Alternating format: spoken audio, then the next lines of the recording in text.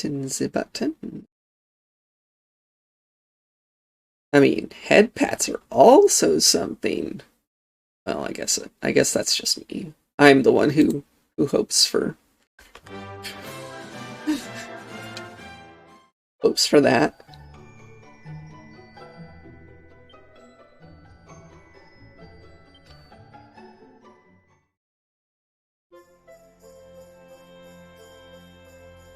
The ongoing search for the rainbow has brought Doug back to his place of birth, Dundrasil.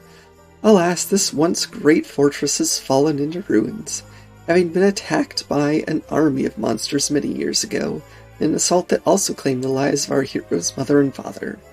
There, he learns that Rab is in fact his grandfather, and assists him in a ceremony to send the departed royals' souls to hereafter. Soon after the ceremony, Hendrik and his men appear, and despite several close calls, Doug manages to escape with Jade's aid. The pair regroup with the rest of the party, at which point Rab reveals that a malevolent mage by the name of Mordragon is behind all the evil in Erdrea, and says that he must be defeated at all costs. On departing from Dundrasil, the rainbow suddenly starts to glow, and all present see a vision of 6 strange orbs floating above an altar in the sky. Surmising these will be what they need in order to reach the World Tree, the friends set off to seek them out. Rab says that they'll need to get out into the open ocean in order to be able to search properly, which will mean sailing through the sea gates of Puerto Valor. Luckily, he knows Don Rodrigo, who's the head of this coastal community, so they make their way there to see him.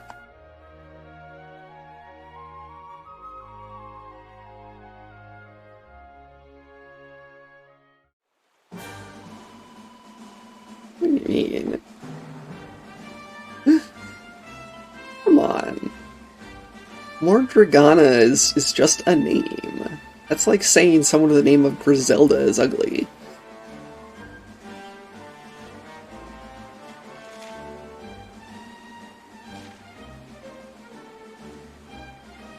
So, during the week I went and reskilled her. She's got nothing left in Allure.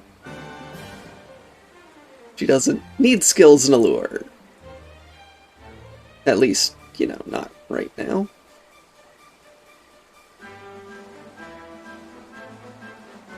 Maybe, possibly, she will get some back later, just to get other skills, but for now...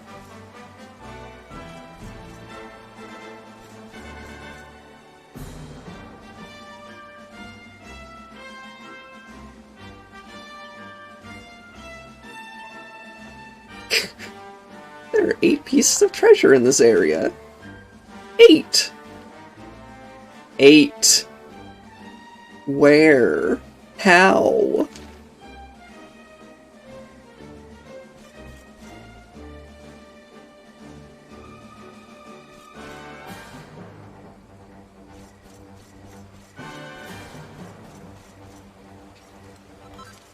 No, I am not going to accept that hip drop is the strongest skill. Or blow kiss. Yes, I did find someone to give the bunny costume to.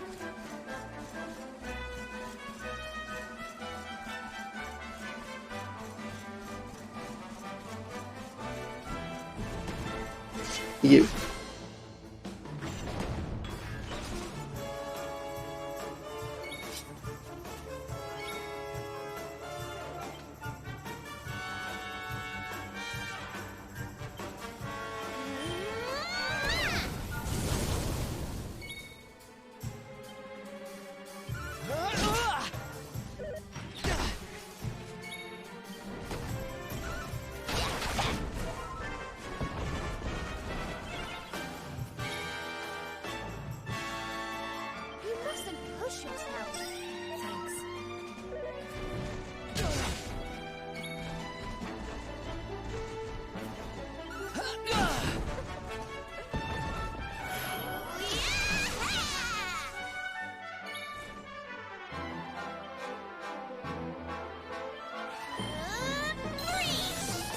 I hope that you feel better, archaeologist. I hope that the lurk is pleasant.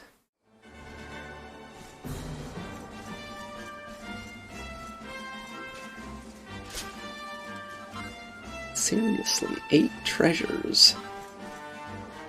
How have I missed them?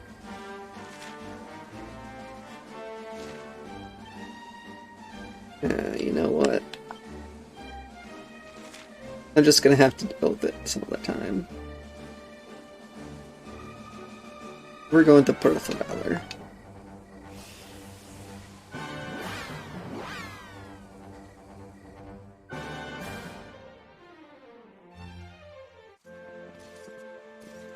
Okay, darlings, I'll see you when you're finished here in town. I need to go and see a man about ciao for now. Rat poison? I love rat poison. What came over him all of a sudden? Don Rodrigo lives in that grand old place over yonder. Let's go and say hello, shall we? Oh, and don't go mentioning my royal past, will ye? There's no point in causing a fuss. As far as he's concerned, I'm just his old pal Rab. Let's keep it that way, all right?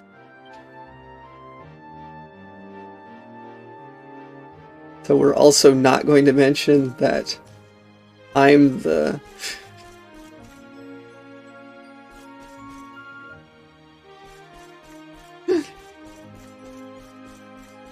that I'm the luminary either, right? Look, hey, I'm wearing gauntlets now, so no one can accidentally look at my hand.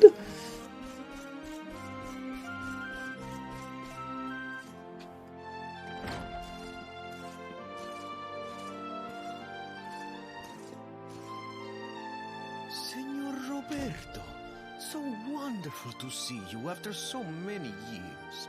And your companions too, of course. Good to see you looking so well, Cervantes. Now, I don't suppose Don Rodrigo's about for a wee chat, is he? Ah, lo siento, senor, so sorry. But I am afraid he has gone to Eliador. He is instructing the guards there in the art of swordsmanship, you see. Awesome. Well, we will never see him again. Ah, now that's a shame. I do so love our wee chats about fighting and horses and fighting. Don Rodrigo will be sorry to have missed you too, senor. He often speaks of your visits very fondly. Well, I'm sure we'll have a chance for a proper chinwag next time I'm in town. Now, there's something I was wanting to ask you, Cervantes. I was hoping to head out to sea in search of more interesting topics of conversation. You couldn't open the sea gates for me, could you? Fighting and horses and fighting horses. It will be my pleasure, Senor Roberto. Can you imagine how angry Don Rodrigo would be if I refused? Wait, what? Just gonna say yes? I will open them right away. If you go on board your ship, you will be able to sail straight through. What? What? This is too easy. You're a good man, Cervantes. Thanks a million. And give my regards to Don Rodrigo, won't you?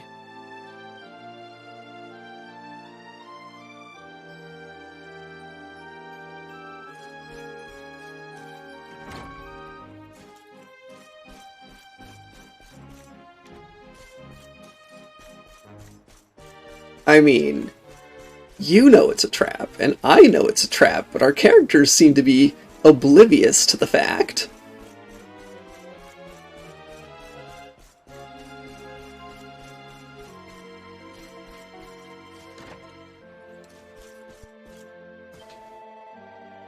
Oh, come to have a look around my new villa, have you? Well, go right ahead, fill your boots. You wouldn't think I'd make enough profit off one little bit of wood to buy a place like this, would you?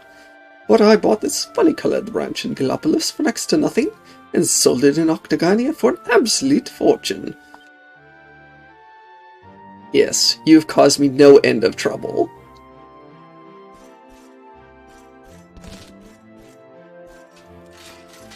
And you have clay pots. Oh my gosh.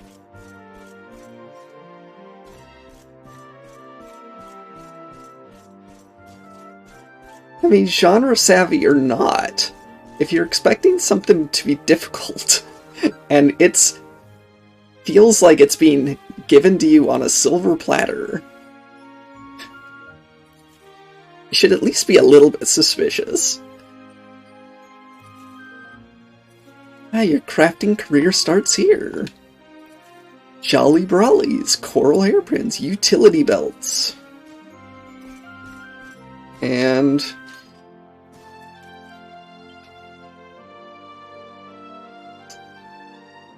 not only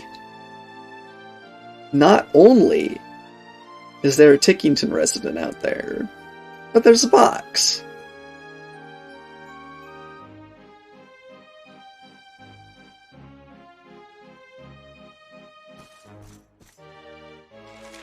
Wow. That's rude.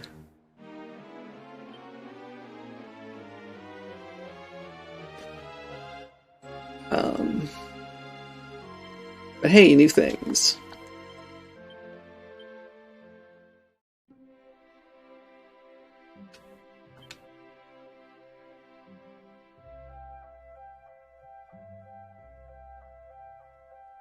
Okay. Well, I suppose it would go great with the red sundress.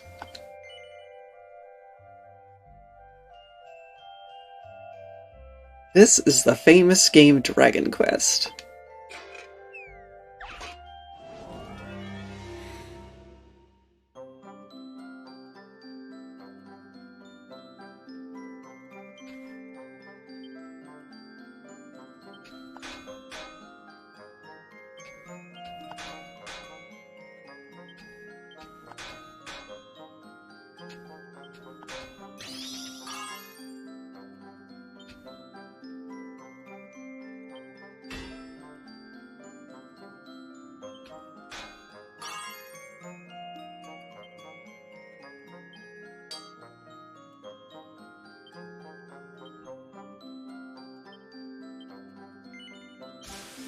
Wait. It didn't turn out weird. By the way, welcome on in, the Pink Plunder.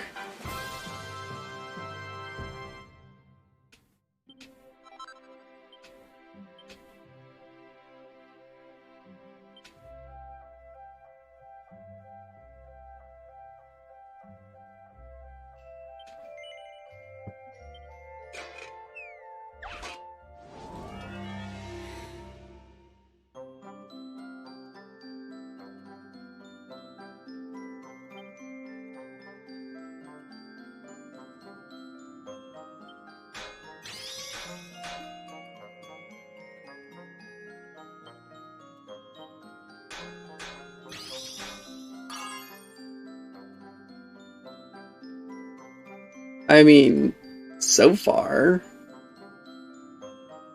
there's been the one dragon in the sewer, and then there were a couple dragons in.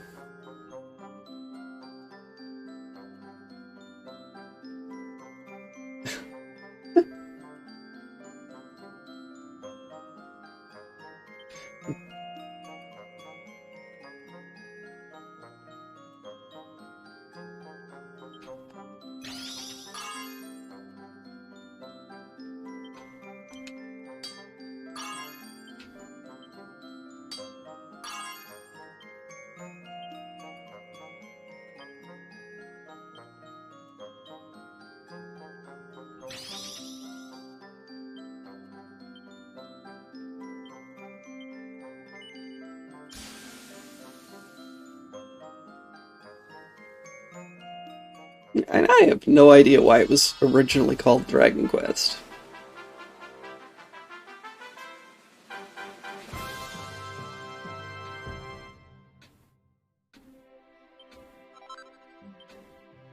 I know that in the first game, a green dragon was the first boss, shall we say.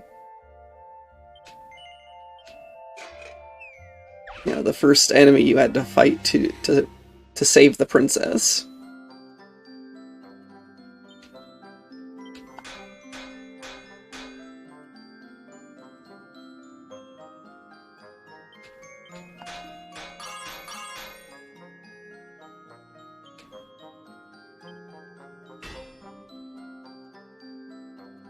I was afraid of that, but I did it anyway.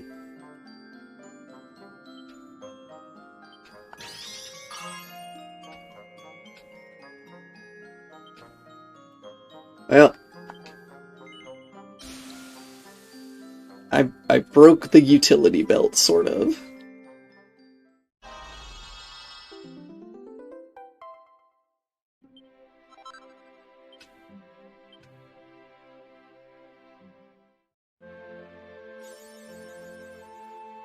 Ooh, 250 different types of items.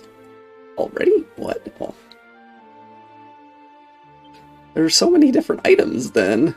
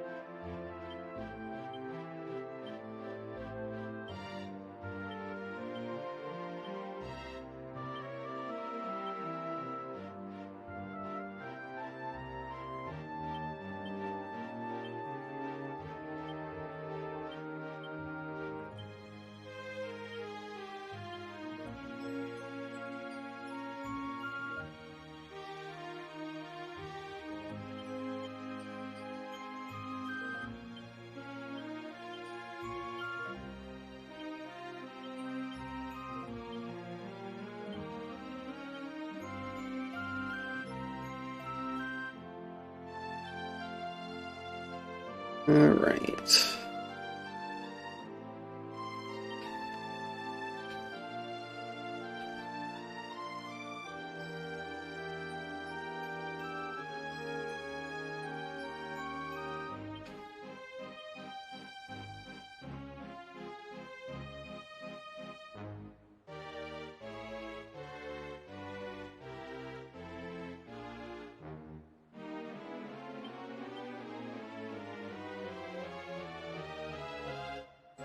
You do finally get a new wand. Shield? No.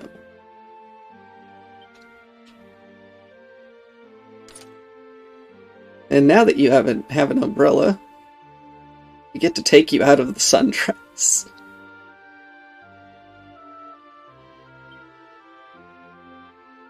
And you get to match your sister. You're both wearing green.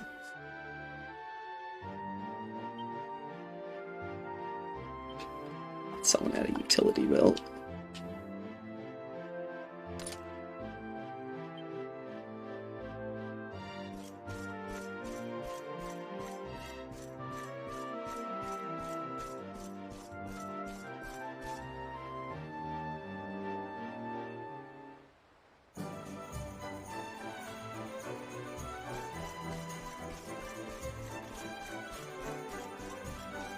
That felt kind of dark.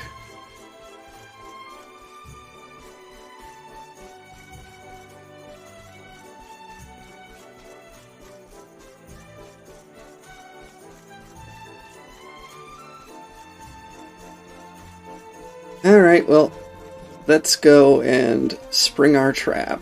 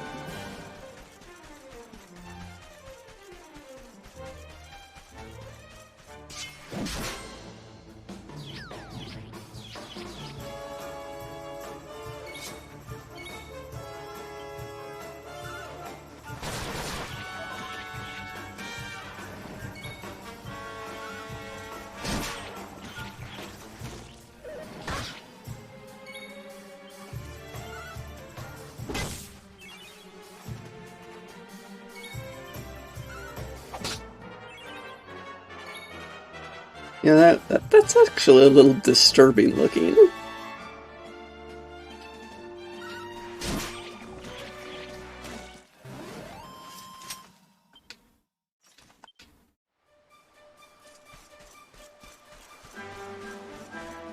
The creatures in the game are so weird because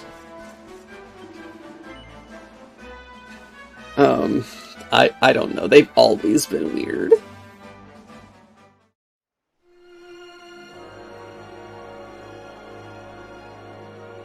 Alright, here we go.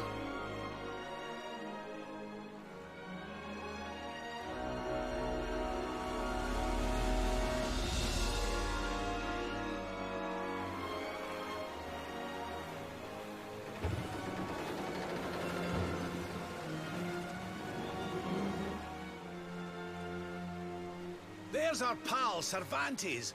Give him a nice thank you wave, everybody. Hi, Cammy. Thank you for head pats.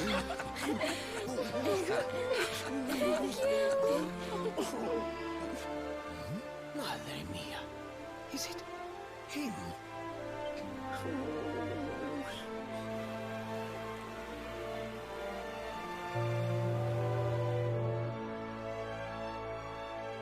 Really, I was expecting them to say, "Whoop, close the gate.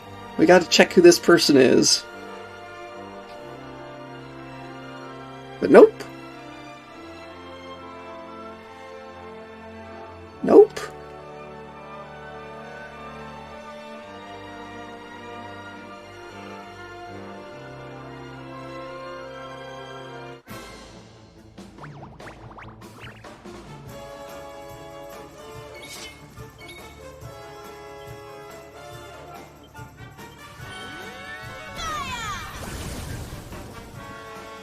Alright, Ro. Yes, I am still enjoying Dragon Quest.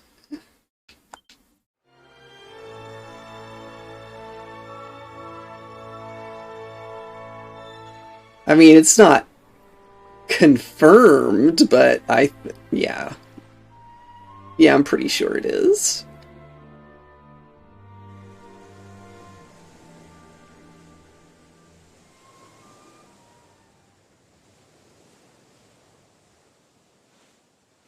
Ugh, where did all this horrible fog come from? I can't see a thing.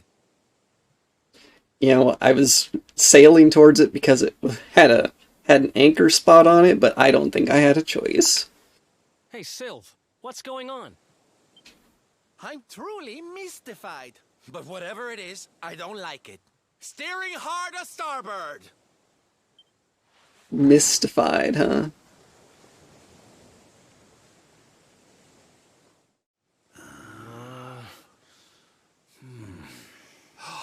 The mists are clearing.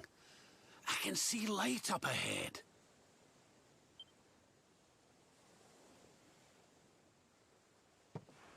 Where in the world are we?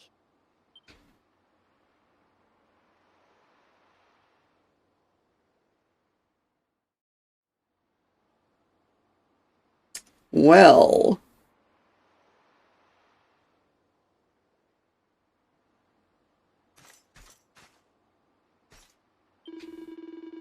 Alright, Doubleface, but the ship's stuck on a sandbar. We ain't going nowhere for the minute. Me and Silver gonna see if we can't push the old girl free. You lot just sit tight. Everything can be sorted in no time. Sorry, honey, but I haven't a clue where we are. This island doesn't appear to be in any of my maps. I want to wave goodbye to this forsaken place as soon as possible. But so long as the stallion's stuck on that sandbank, we're staying right here. Yes, we didn't have a trap, but we got trapped. Something's not right about this place. No wind, no waves. It almost feels like time stopped altogether.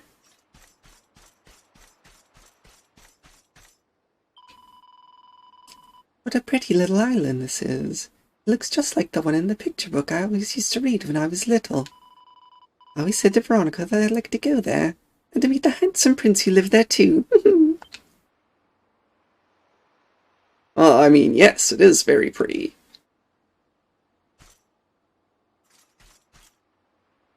It's not like there's bones.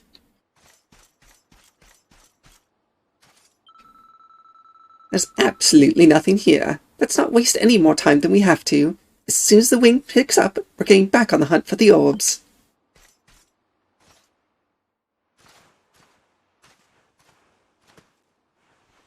What a strange place. It's almost like being in a dream.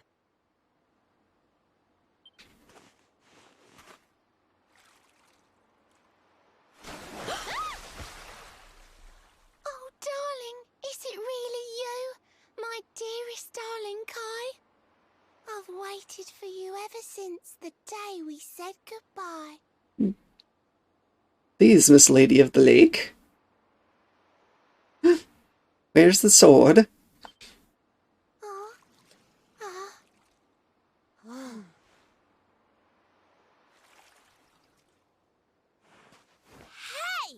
What do you think you're playing at, scaring us like that? And there's no need to look so disappointed to see us.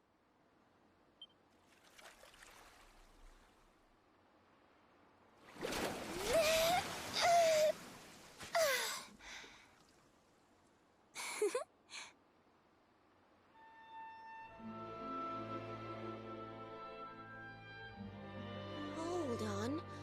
Are you a mermaid? No. No, she's not, Veronica. I thought you were supposed to be the intelligent one of the party. That's strange. You didn't scream or try to catch me in a net. You're different from most other human beings that I've met. My name's Michelle. I'm sorry if I gave you all a fright.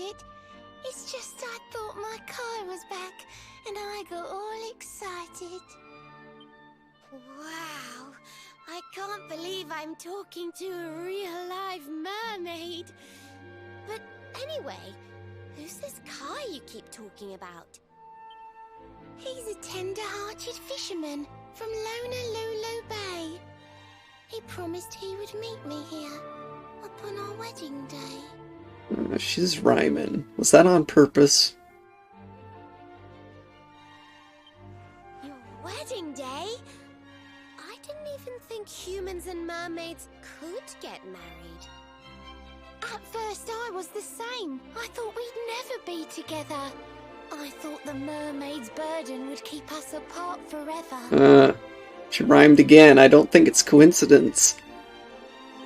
For if a mermaid leaves the sea and makes the land her home, if ever she gets wet again, she melts away to foam. But when I told my Kai I couldn't come to live with him, he said, "In that case, Shell, you better teach me how to swim." And so I got the blessing of the Queen beneath the sea. He's going to come to Nautica and live down there with me. Oh, that's wonderful news. Congratulations. But he's supposed to meet me here so we can be together. And I've been waiting for him now for what feels like forever. I know he'd never break his word. He's not that sort of person. But the longer that he stays away, the more my worries worsen. I know it's rude to ask you, but I beg, I plead, I pray. Could you go to Lonalulu and make sure my Kai's okay? Lonalulu. So you're from the bottom of the sea, where the giant pearl from the story went. I wonder... Aha! How about this? If we go and check on your fiancé, will you take us down to see the Queen? To pay for such a kindness, it's the least that I can do. I'll sing my song and safely sink your ship and all your crew. Is there a safe way to sink ships? If anyone knows the truth about this giant pearl, it's the Queen of the Sea. If it leads us to another one of the orbs, it's worth helping. Wouldn't you say? Yeah, let's do it. I'm sorry. I had a sudden urge to stretch my legs.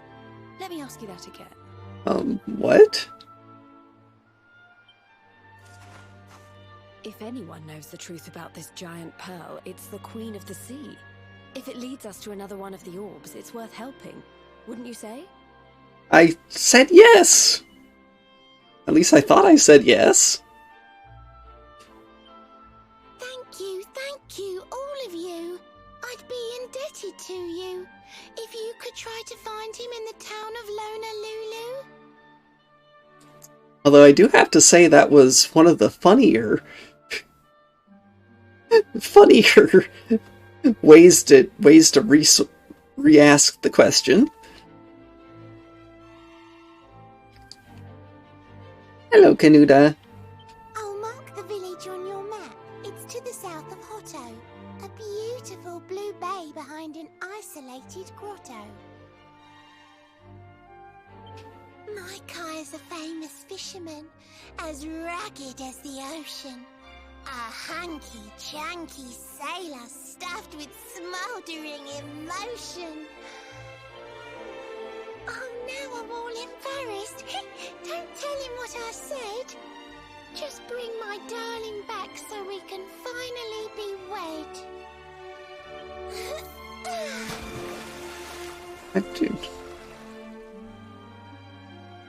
I'm wondering why the voice is so bothersome.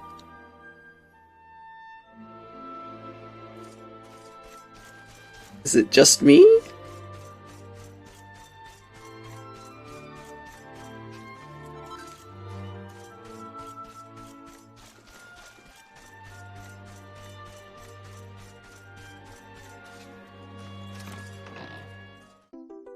Hey, it's a mini medal.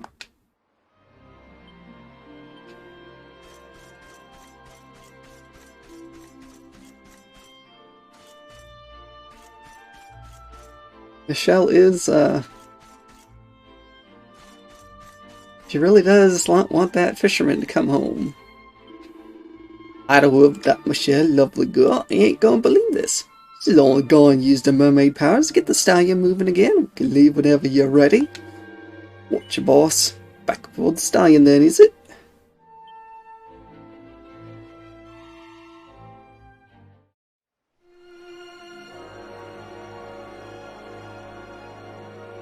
I mean, I suppose so? Wow, that's a long ways away.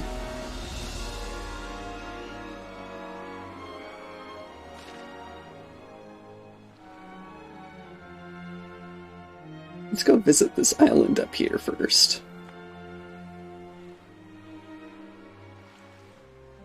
Why? Because I can.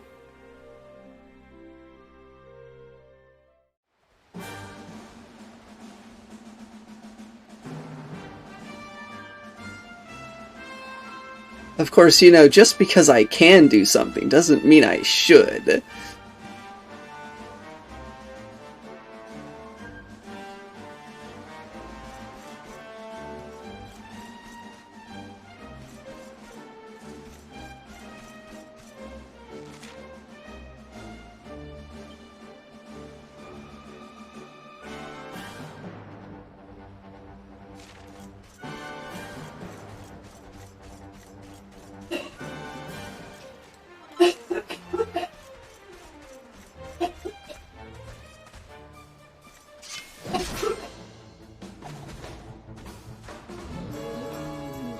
Oh, we got bunnies too.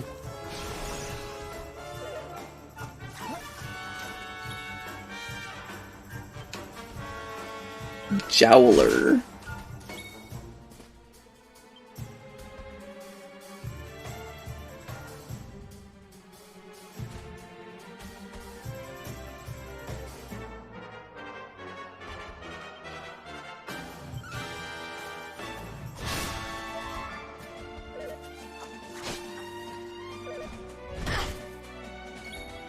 No.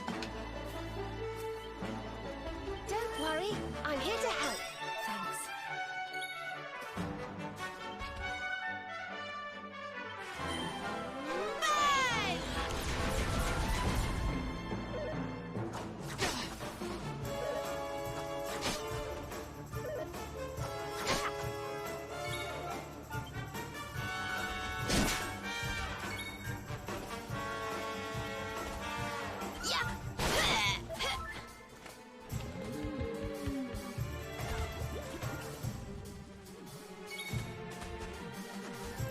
Yum!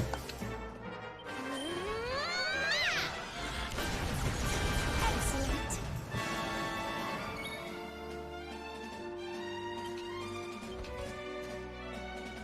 You mustn't push yourself.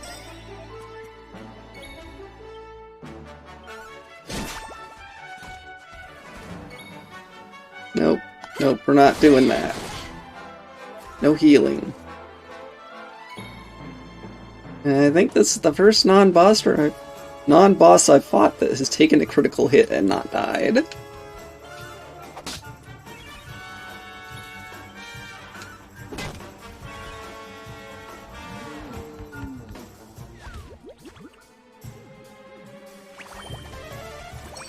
Oh, come on.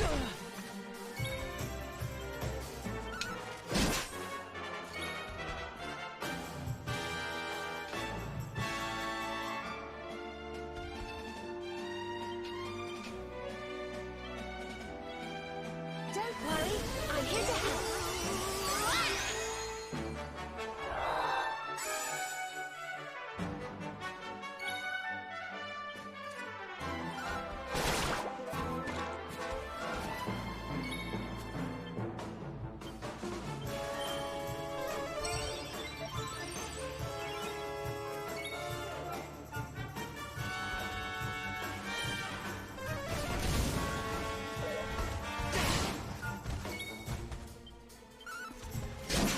Kick to the face.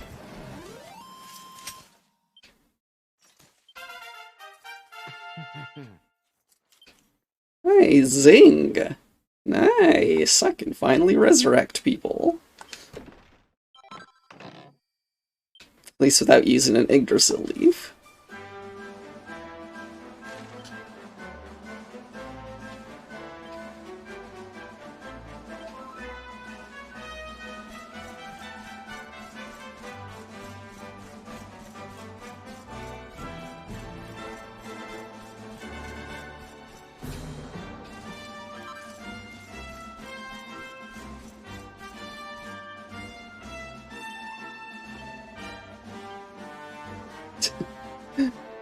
So much treasure in such a small space.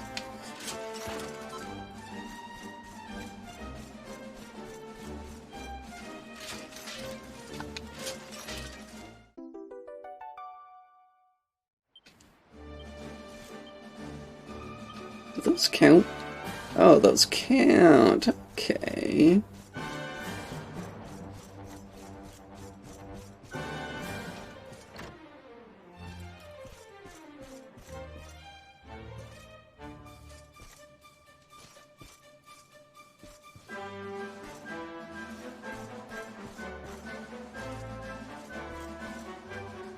What are you talking about? We can defy the will of God. All we have to do if we want to get resurrected normally is go to the church and pay the goddess a donation.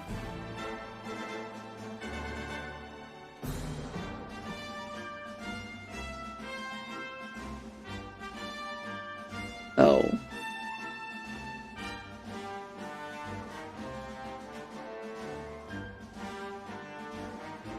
Okay. Fine, fine. Sometimes I do say innuendo that I don't intend. I'm not taking it back, though. Venturia? I often we got folks like you coming here. This island's a place for hermits, exiles, and other assorted outcasts. When I was younger, I got up to all sorts, pirating, pillaging, and the like. Now I spend my days just staring out to sea. Ain't no place for a globe-trotting traveler like you. I reckon it's high time you were on your way.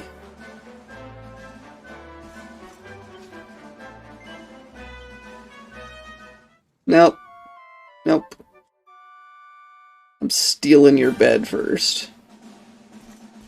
Okay, now leave.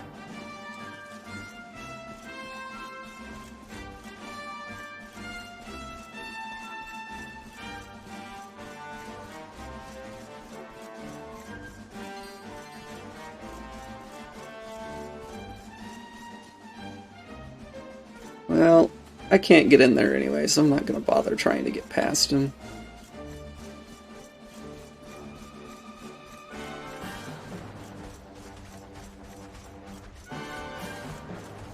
Bye!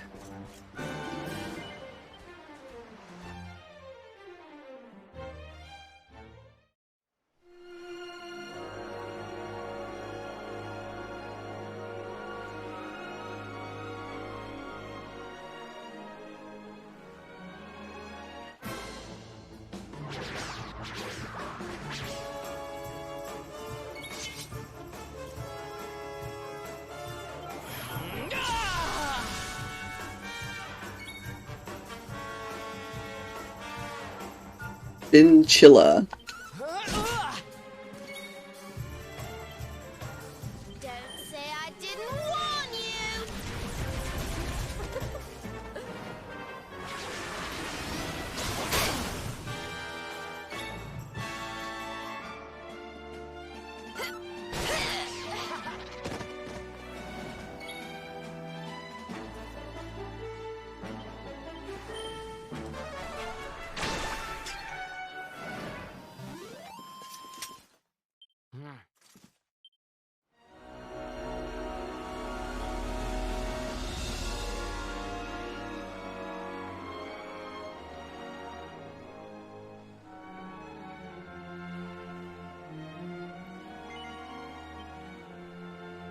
But, you know, we've got another small island to park on before we get back.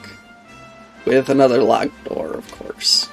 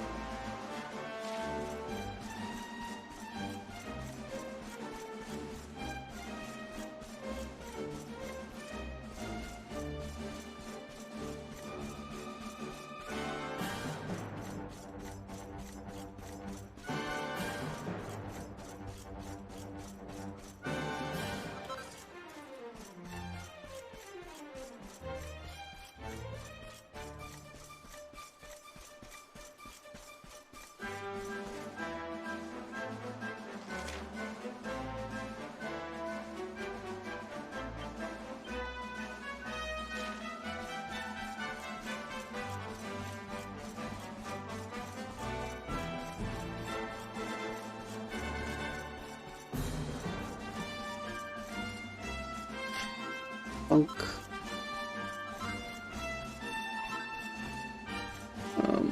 Wait a minute.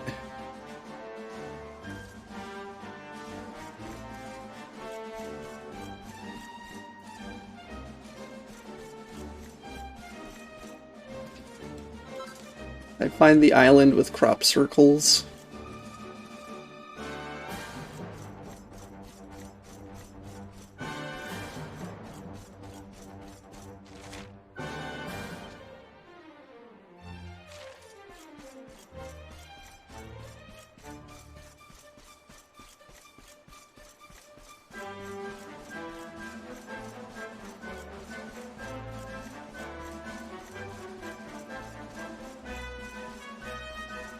Oh, yeah, this is just looking less and less pleasant the further I go in.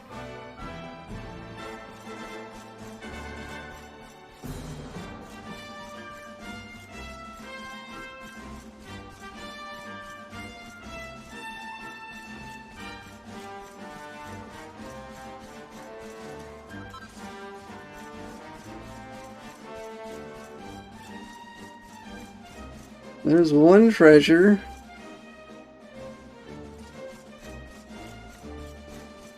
And you know what? If the other treasure's anywhere around these folks, I don't care.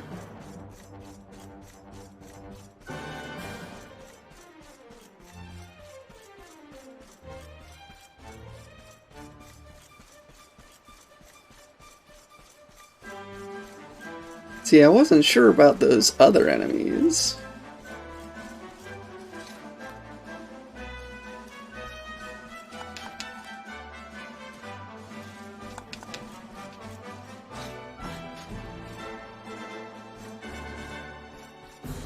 Ah, here's the other treasure.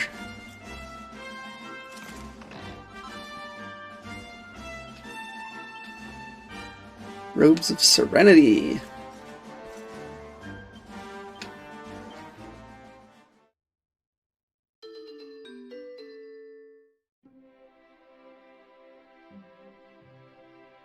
I was talking about treasure, Cammy.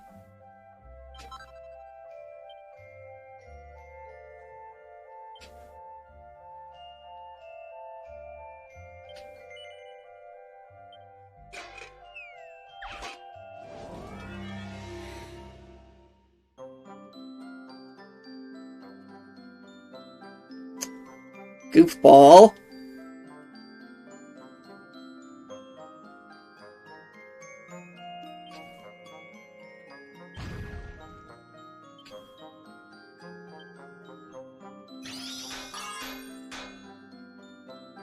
I only hit it once.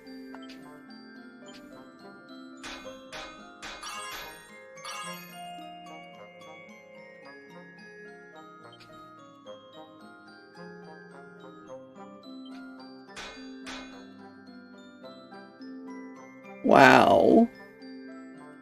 I think I broke it.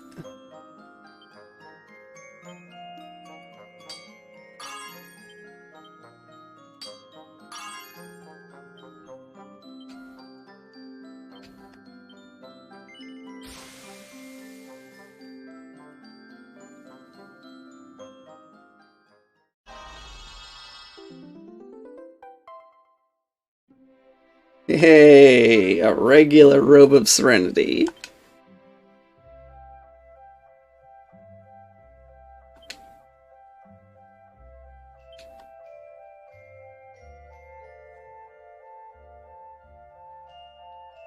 Alright, where'd it go?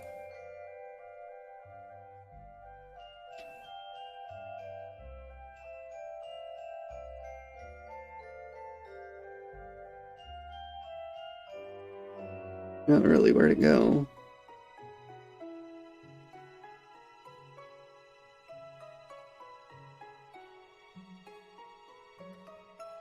Did I or did I not just make a Robe of Serenity?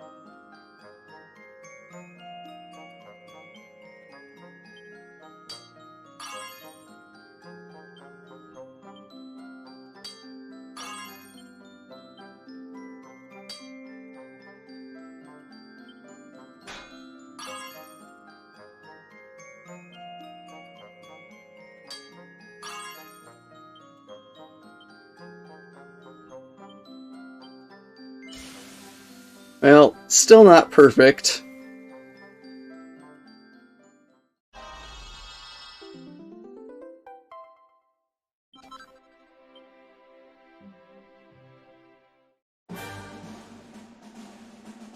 But it was better.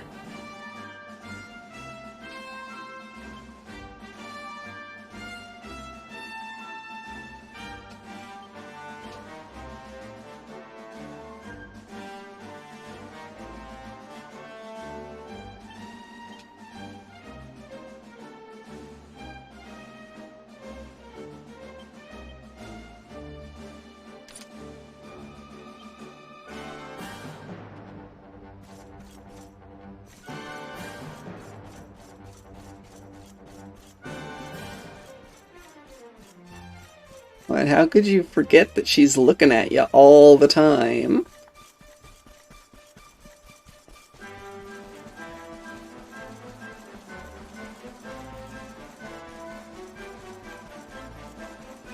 Veronica's got her eye on you.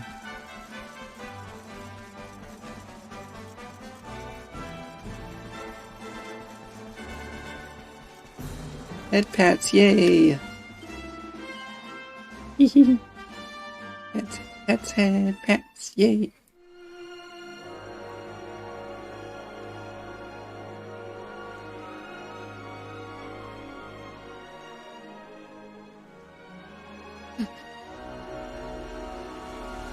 Excuse me, my eye is up there.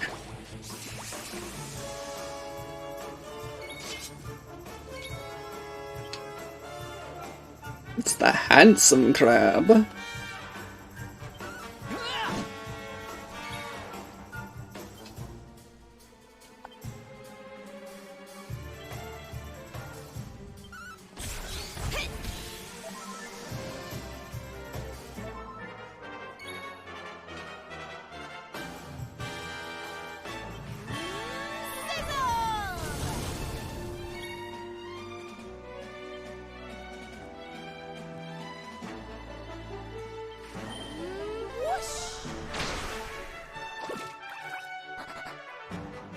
Where you going?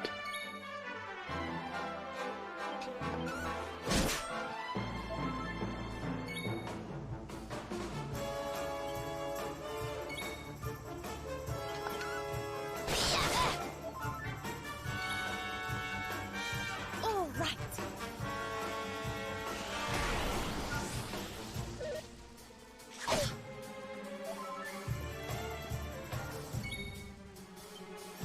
What do you mean it doesn't look handsome?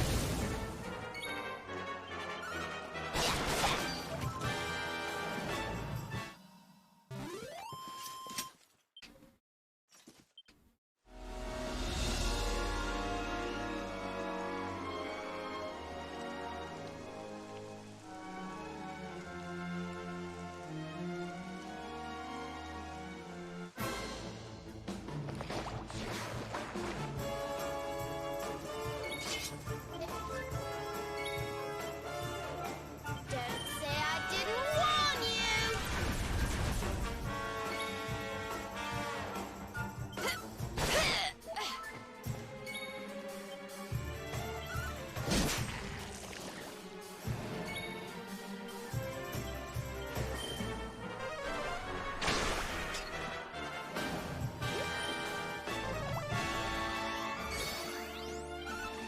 I don't think your raised defense is gonna help you, sorry.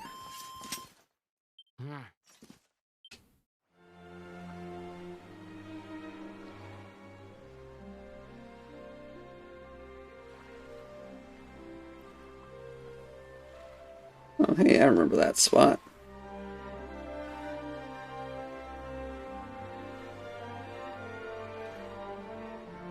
And, what is that?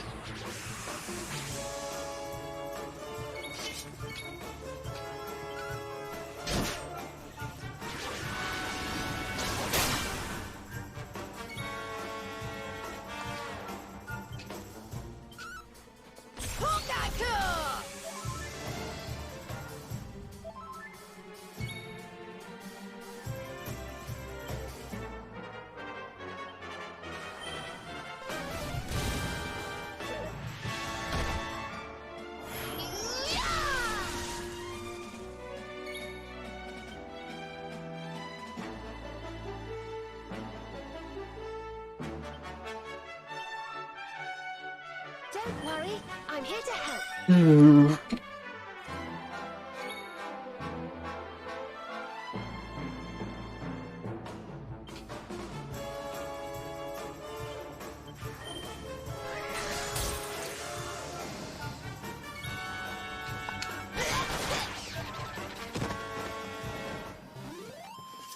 Easy peasy.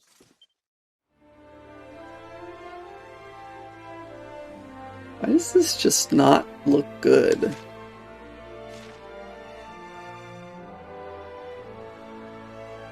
Hello? Aloha, travelers. Don't stop here. These waters are dangerous. Sail on, sail on.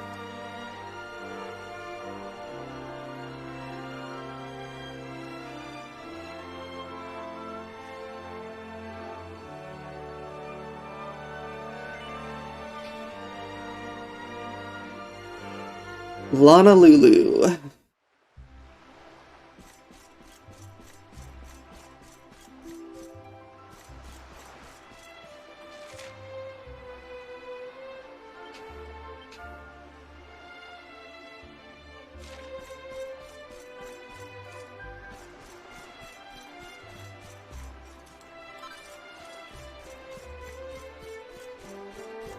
You know, I can't help but think, but a well right next to the sea isn't gonna help people.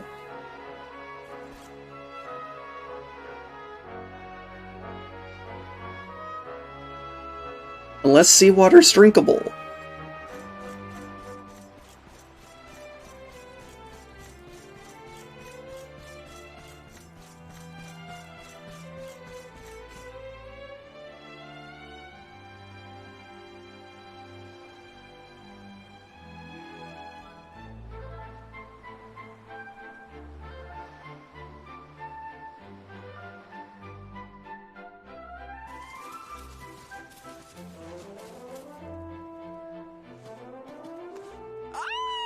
Here we are in beautiful Honolulu, a seaside paradise that Shell tells me is home to the prettiest pearls in all the world.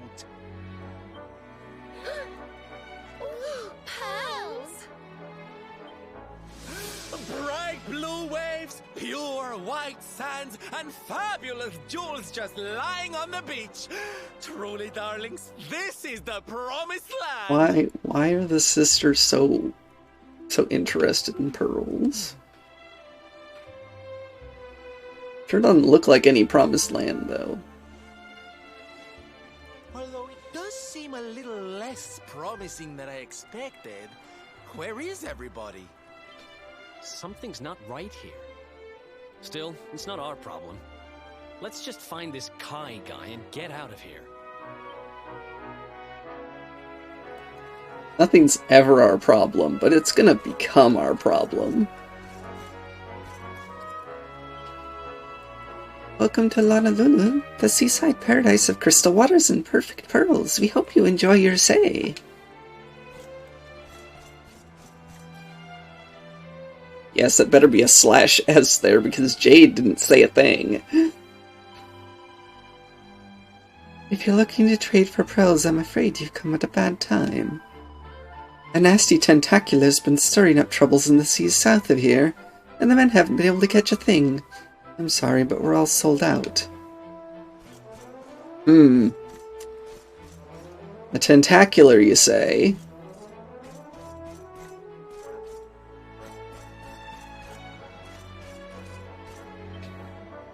Oh, you looking for Kai? I didn't know that boy had any friends. You should go see his ma. You usually find her up at the church. During the day, anyhow. As soon as the sun sets, she runs on home and refuses to come out until it's light again. They're kind of a weird family.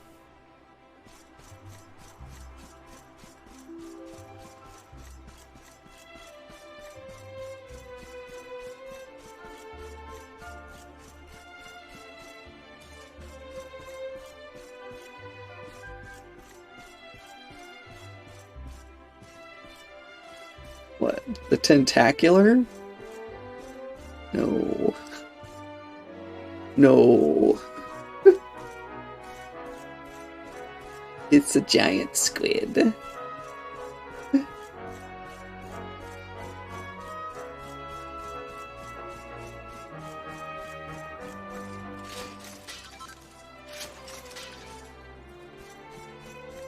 Oh, ultra. Of course. Yes. Of course.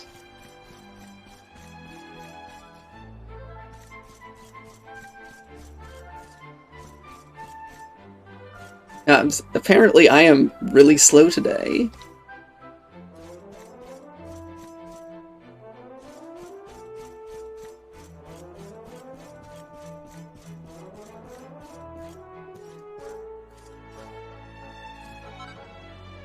Hey, my first pearly pieces.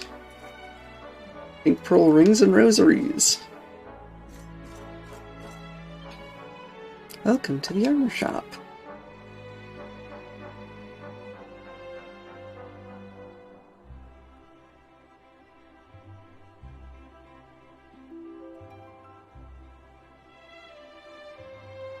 Welcome to the armor shop where we need nothing.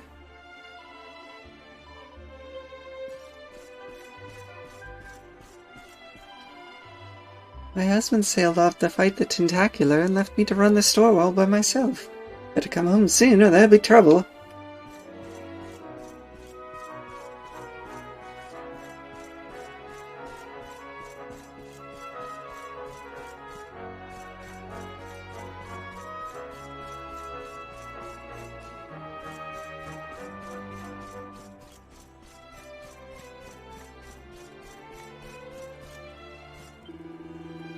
On his way this far, flung backwater to buy some of their famous pearls, it seems a certain giant squid has other ideas. It's making a nuisance of itself off the coast and stopping the fishermen doing their job. Now they're completely out of stock. Did you come here looking for pearls too? I'm afraid it looks like all we can do is pray that the locals finish off the horrible thing quickly so they can get back to work. Oh, speaking of praying, there's a little church behind the village elder's house atop these stairs if you ever need one.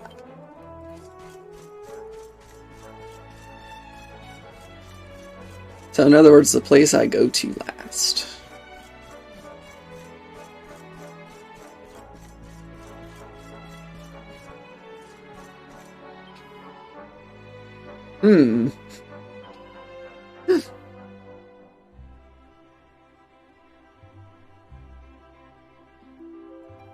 Whoa. My.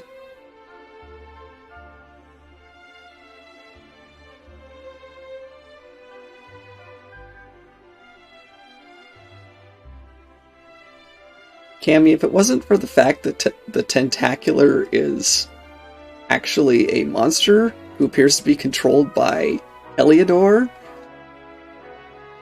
I would say yes.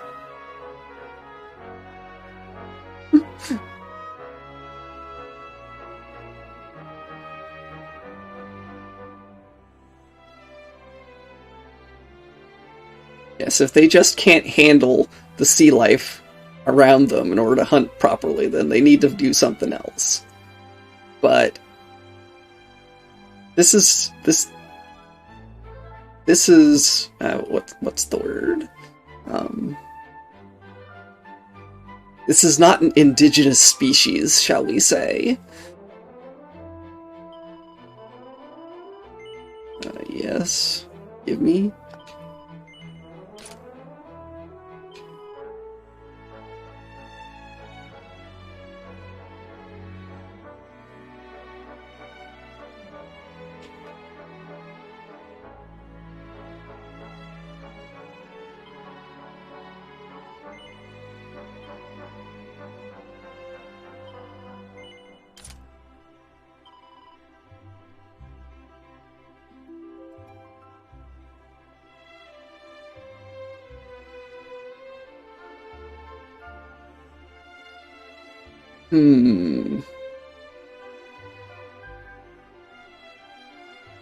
Do I get the lightning staff? I mean, what else am I using the money for, after all?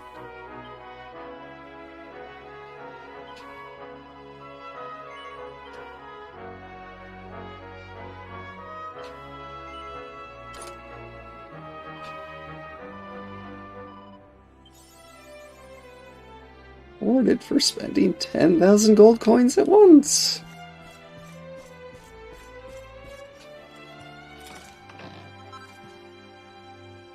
Building a blade of blistering brutality.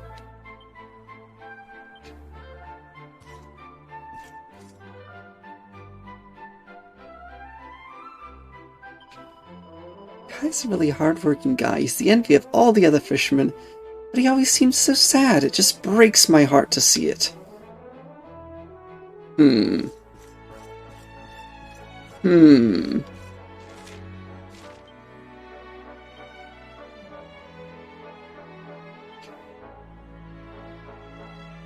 know, the sword doesn't look very sharp.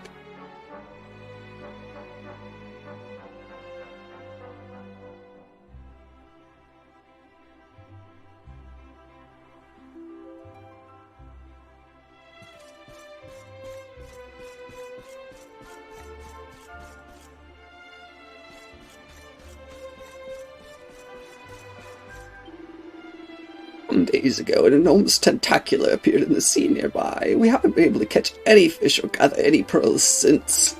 All the able-bodied men have sailed out to drive the monster from our waters to protect our livelihoods. As kahuna of this village, I wish I could have sailed with them, but I'm too old and frail. I would have only gotten in their way. So you were the small kahuna, one might say.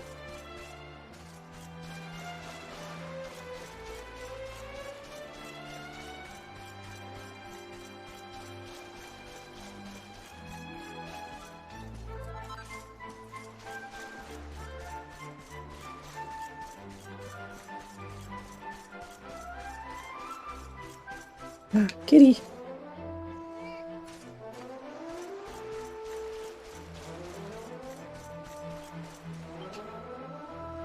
These scary monsters called mermaids in the sea.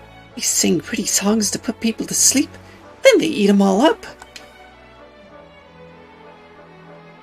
What?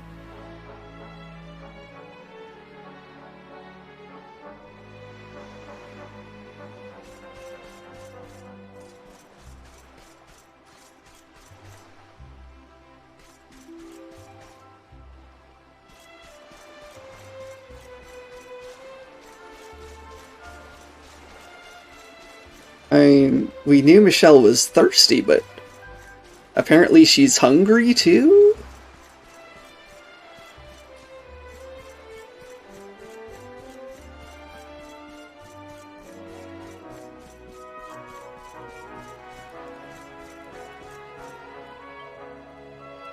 The fishermen of Honolulu are the life and soul of this village, and the lifeblood of this bar. I've known every one of them since they were little cakies. You're asking if I know Kai? Sure I know him. Quiet kid. To tell the truth, I never liked the idea of him sailing with the other men. If you ask me, that boy's trouble. What? What, Elkia? At least I intended it this time. Kai and me? We don't really get along. I thought you gotta try to be so serious. Guy needs to loosen up in his head once in a while.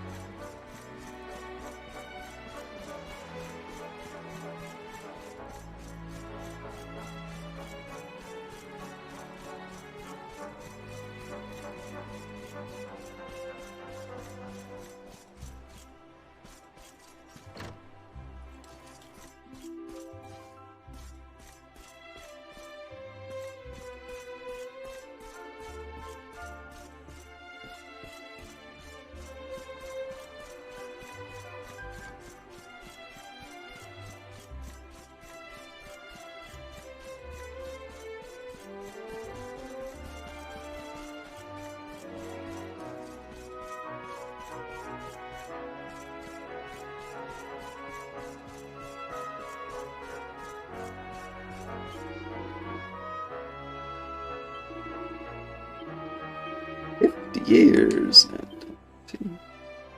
Thinking sense.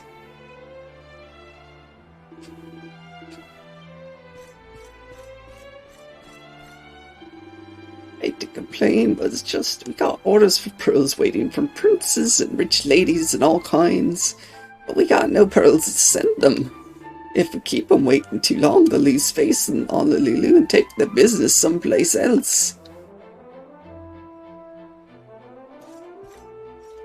To where? Heliodor, right? Heliodor's gonna start selling pearls.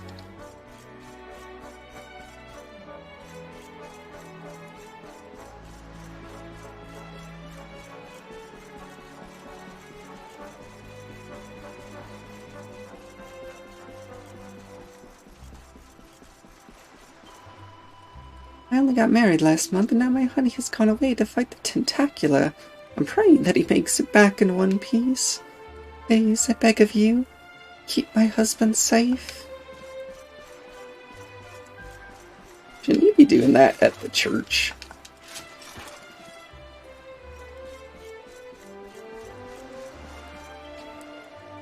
That's a crazy woman who lives in our village. She's totally purple.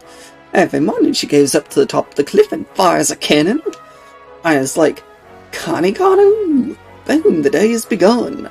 I don't know why she does it. Guess she just has something against sleepyheads.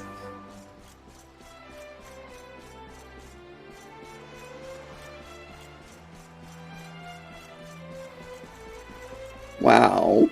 I would not be happy.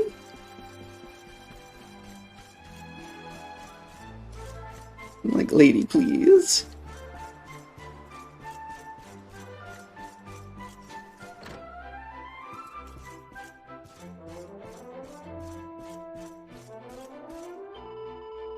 So lucky to have such good kids, even when their mama's sick. I can rely on them to keep the business going. I don't know what I did to deserve them. I'm so thankful I could cry. Yep, nothing screams capitalist hellscape like kids having to run the business because you get sick.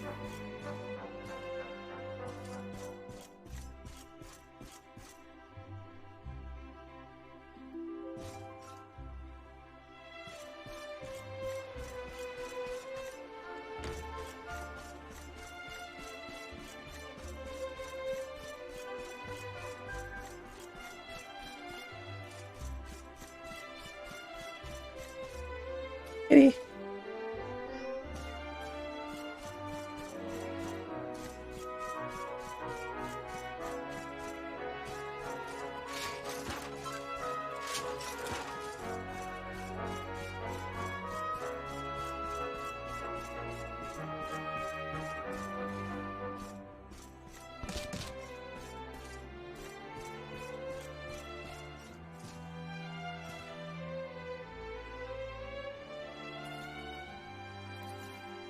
I mean, this is true, yes, but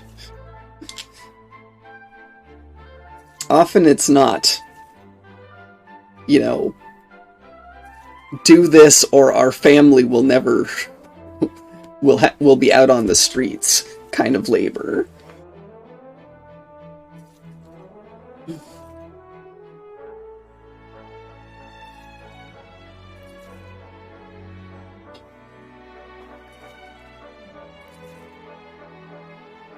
The kids are often asked to do household chores and such.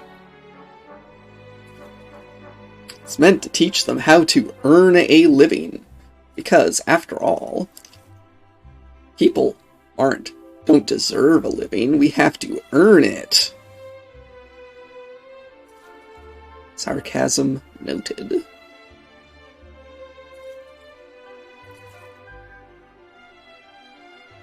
The deadly denizens of the deep.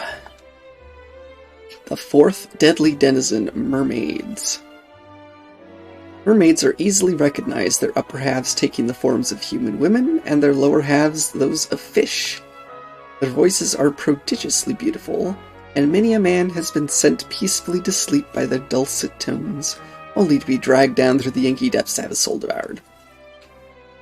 Should you ever spy a beautiful woman in the water while at sea, do not call out to her, no matter how tempted you may be. For she is almost certainly a mermaid, and want nothing more than to sing you sweetly to sleep, a sleep from which you will never awaken.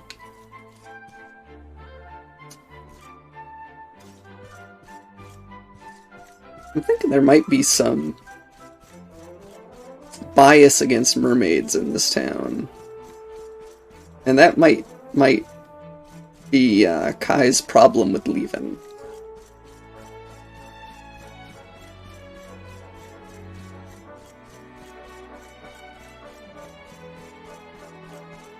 I mean, certainly yes, but I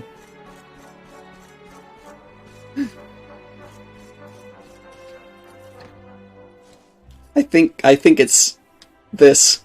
If you see a lady in the ocean, she's not in danger, so don't try to help her, kind of thing.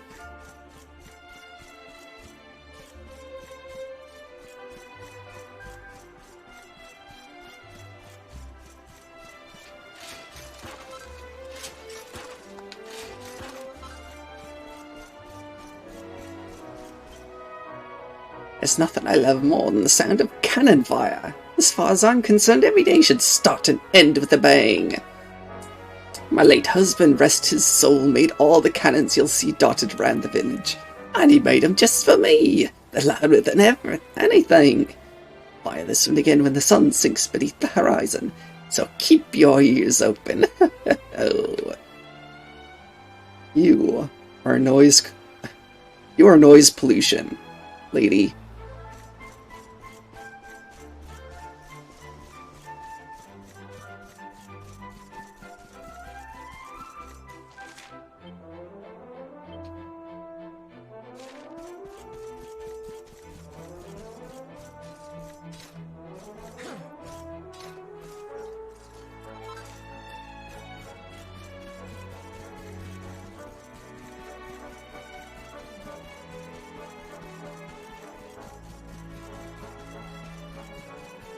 Well, since her husband's dead, apparently she has to use something else to get banging.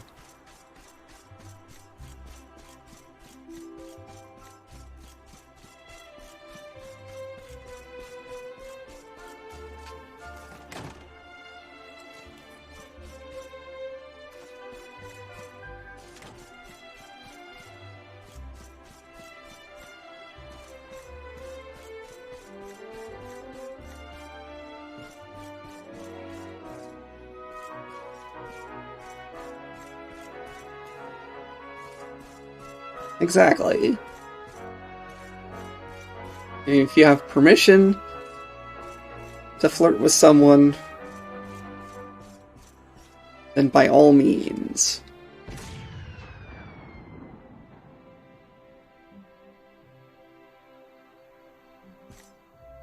But you shouldn't go flirting with random people.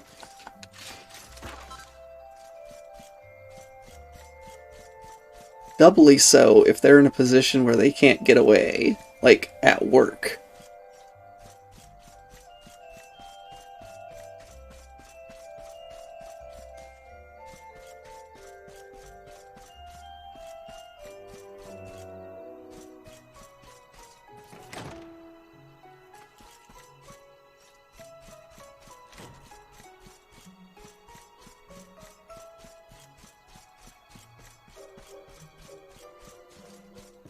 You also need to remember that just because some people are acting a certain way towards someone else doesn't mean that everyone's allowed to.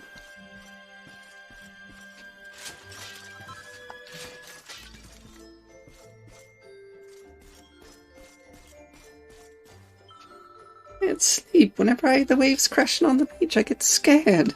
Makes me think of my pa out there fighting the tentacular. I hope he's okay.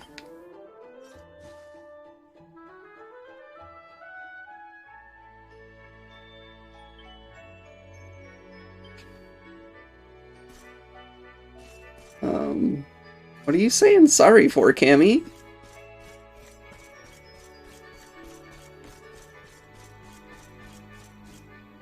I'm confused. The dear place is such fun, the time just passes by. I wonder what I should do next. Huh? Oh, Cammy. The apology is appreciated, but I don't mind if you flirt with me.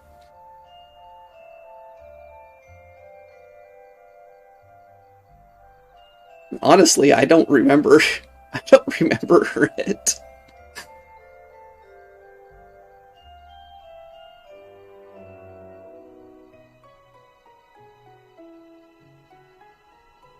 My ace ass just missed everything.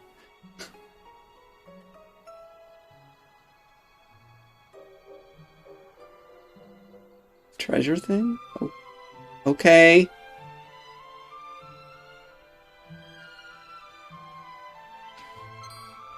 Tickle-tock-tock, if it isn't the luminary himself. How long will you stay? Actually, never mind that. I'll tell you my password if you promise not to tell the mayor I was slacking off.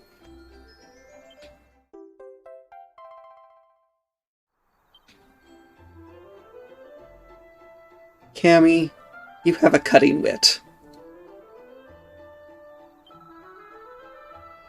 You can use that password I gave you to visit another world in the Echo Chamber in Tickington. There are Mortacles out there whiling away the hours searching for passwords, you know. Be sure to take a moment to talk to them if you come across any. And with that, I'm clocking off and trundling back to Tickington. It was lovely meeting you. And good luck with the rest of your adventure. Tick-tock.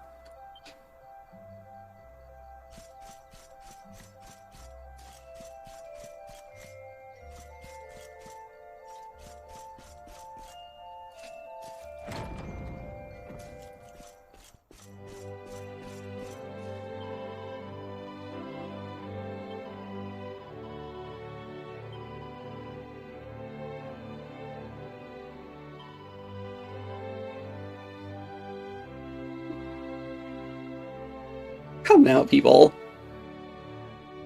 tease Cammy so much that she disappears.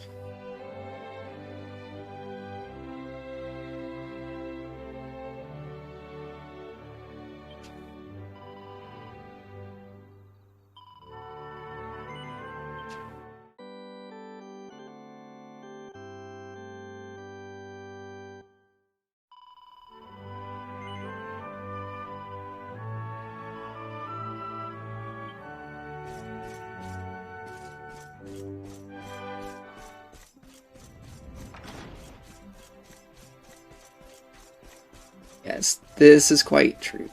Cute. Cammy is very cute, Doge. Dogi. Doggy. I don't even know how to pronounce that word. Come to think about it.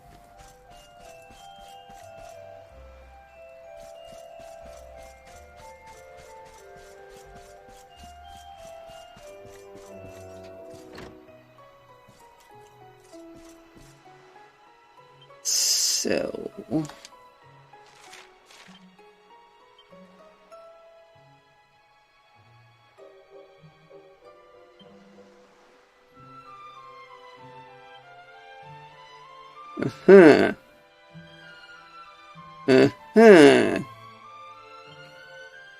Well, at least they give you a hint for ones you miss.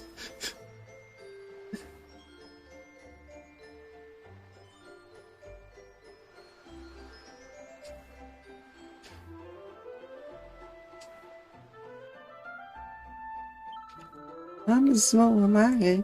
She's not feeling too good. I'm looking after the inn for her. She told me exactly what to say. Here goes.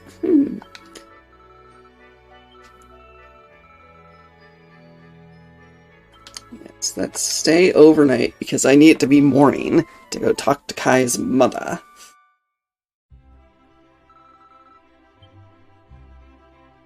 What? No sound of cannon fire as we wake up?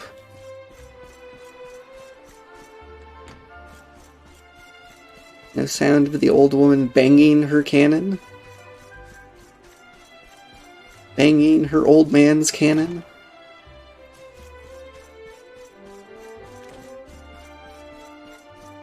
Her husband's cannon, I should say. Look,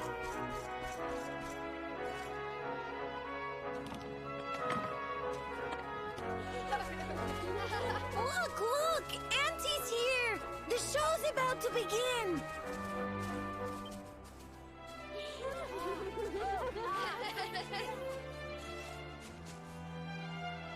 Are you all paying attention?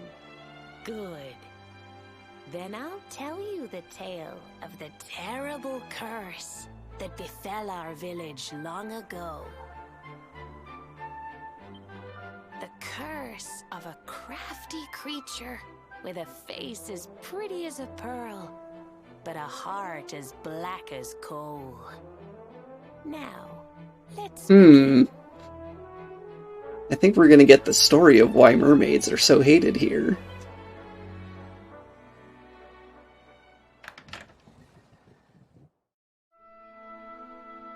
Once upon a time, a master fisherman lived in Lonalulu.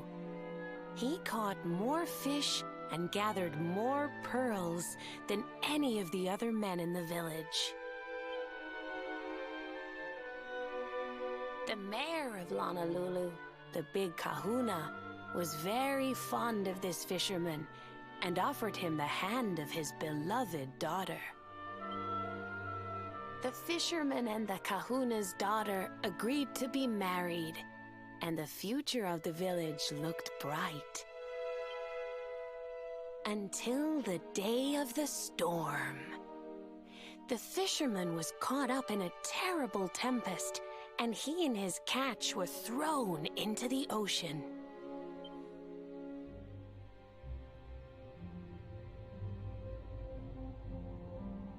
As he sank through the water, he saw the pearls he had gathered shining like stars all around him. The light faded, and he prepared to meet his maker. Wait a minute, what's going on here? But instead, he met her, A mermaid more beautiful than any creature he had seen before. She held him in her arms and whispered in his ear, "I will give you your life if you give me your soul." Okay. Many days passed and the fisherman did not return. The people of the village thought him dead and held a funeral for him on the beach. But just as they were beginning to sing his soul into the next world, he appeared, exhausted but alive. The kahuna's daughter was overjoyed to have her beloved home and stayed by his bedside night and day, nursing him back to health. But the fisherman was no longer the man she knew. All day he would stare out to sea, muttering over and over, "I must marry that mermaid."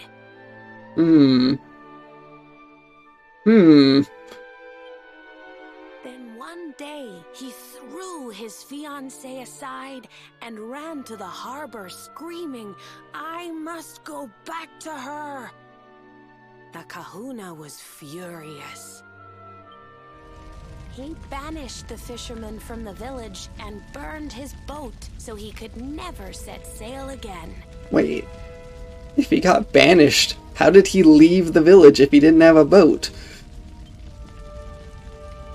And so, the man who was once the pride of Lonalulu spent the rest of his days alone on Saikiki Beach, haunted by the mermaid who stole his soul.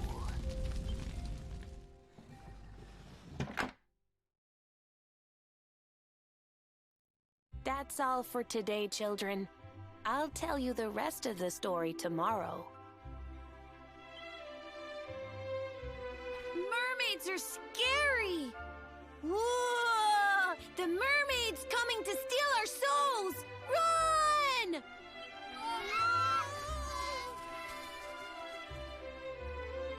Aloha, friends.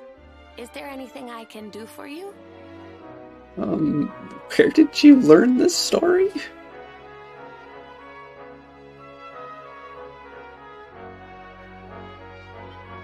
Maybe.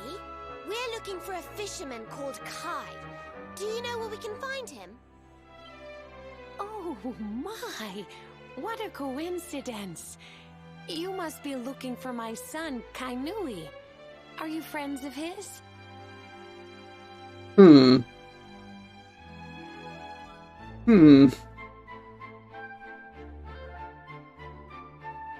Is this story not in the past?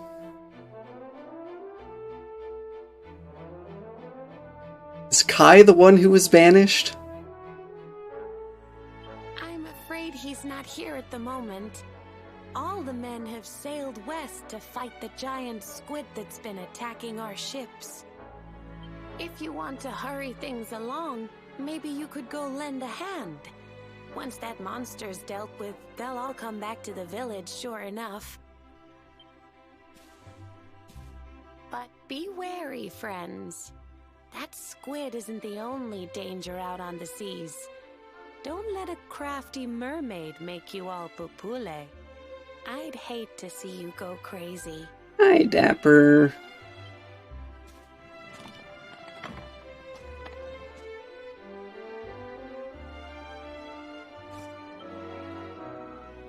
Everyone in Lonalulu knows the story of the mermaid's curse, the one from Auntie's picture show. Mermaids might look pretty, but underneath it all, they're super mean. It's all just an act to trick you into giving them the things you love the most.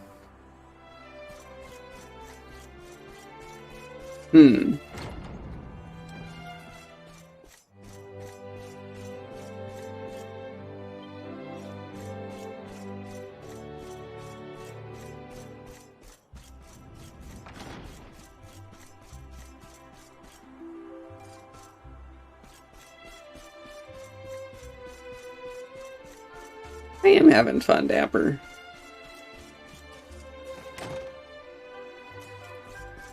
And yes, Elkia, you are likely correct.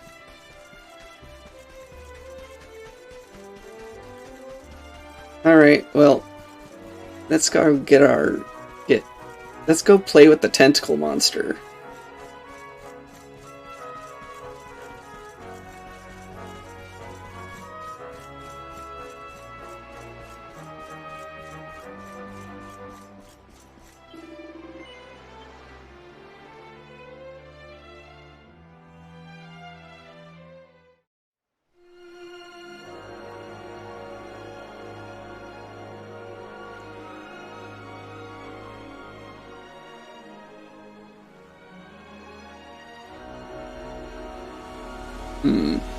There were 3 boats here before.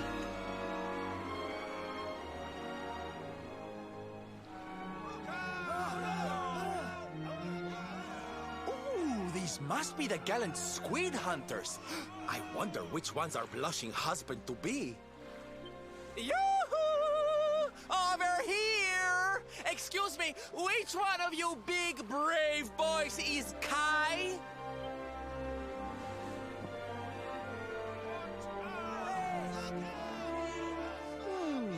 They look like they're saying something, but I can't quite make it out. A good view? I love you?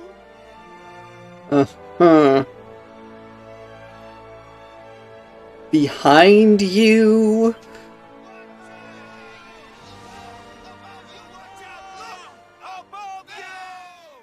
Oh, above you? Wait, what? Look out! Up there!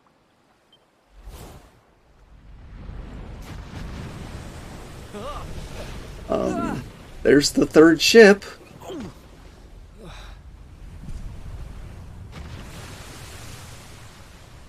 It's our buddy.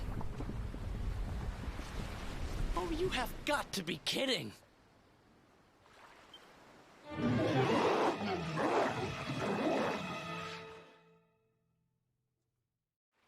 Hey, you know what? Last time we ran away.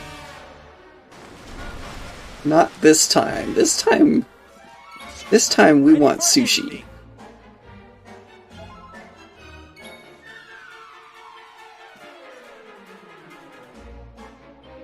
Think you're tough, do you?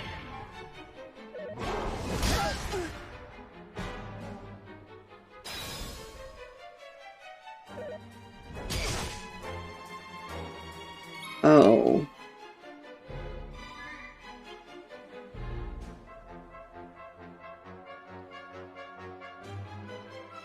Oh. The tentacles are separate. Of course they are. Jade!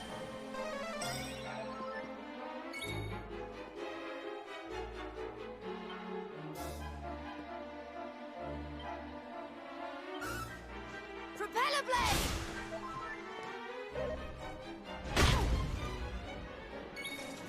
Ugh.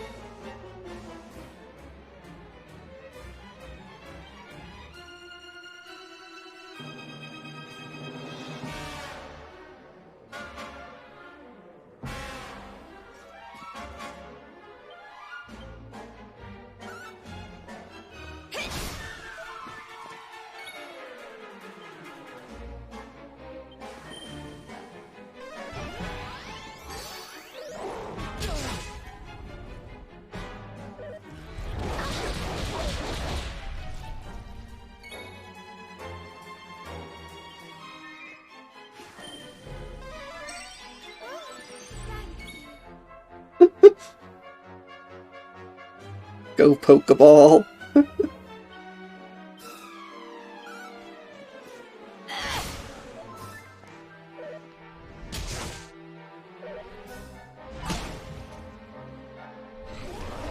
Oh no, really?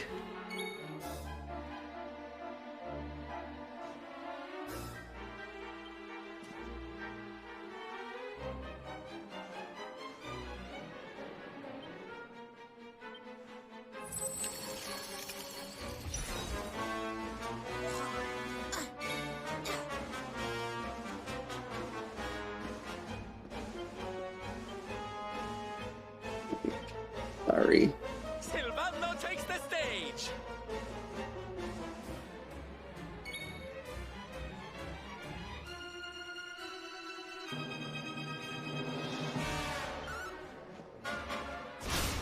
I need someone who can heal multiple people, and you're the only one who can do it, Syl.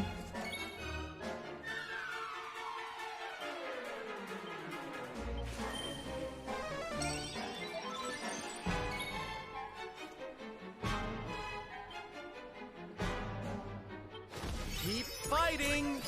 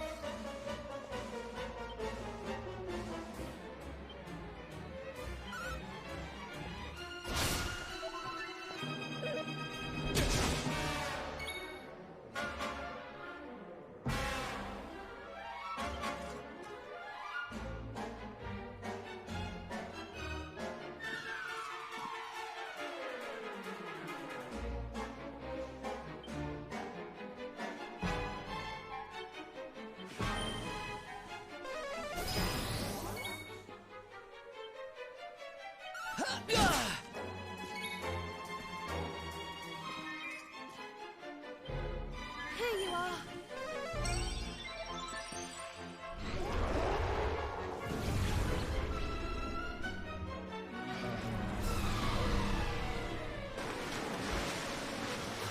Really?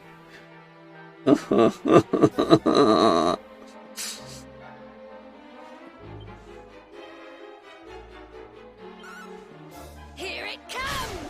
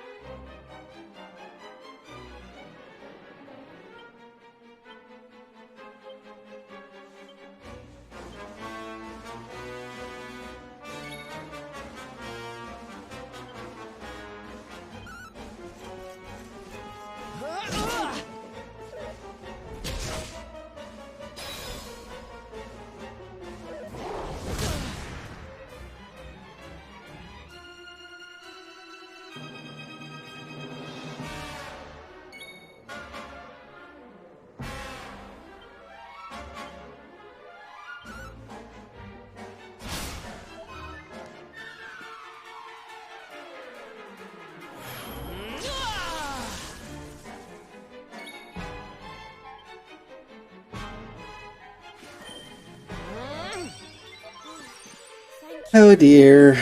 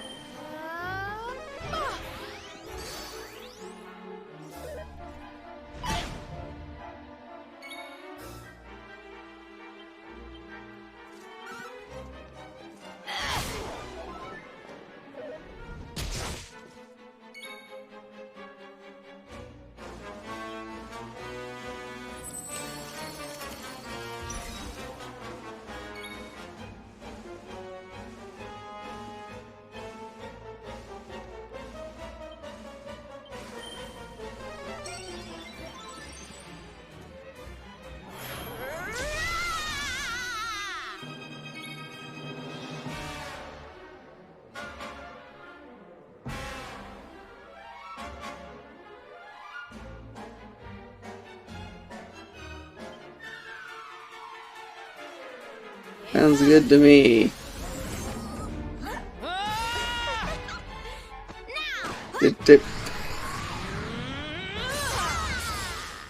Did they really just do what I think they did?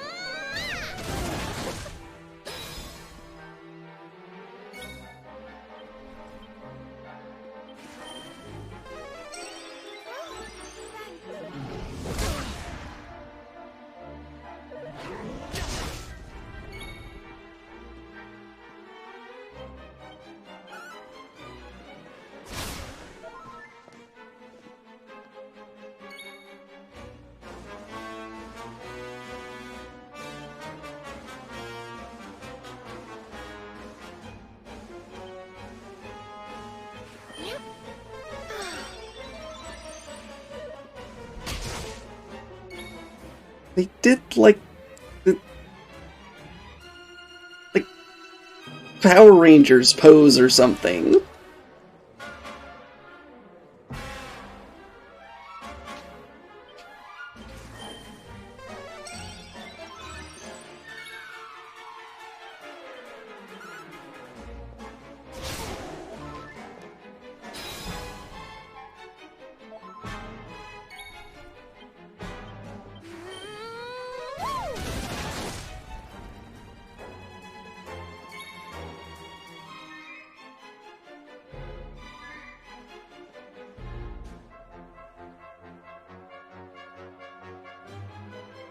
Run that already?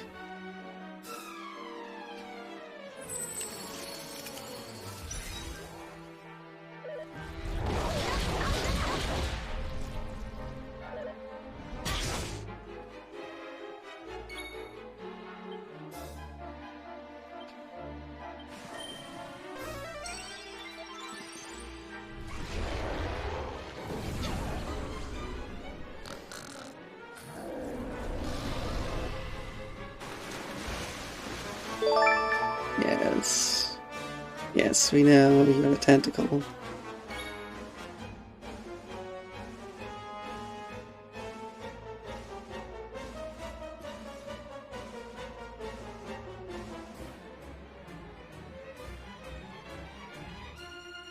Astra, thank you so much for the follow. Appreciated.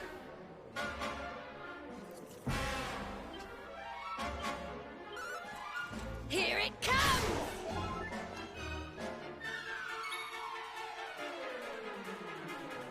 Astral Cause.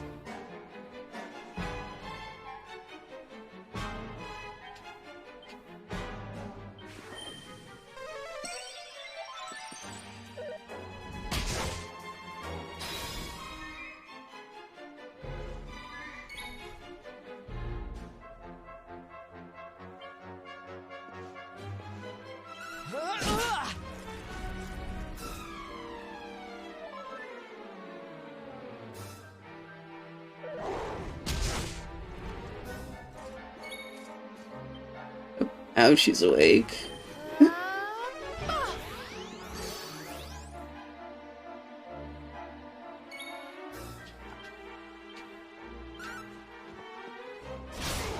Oh dear.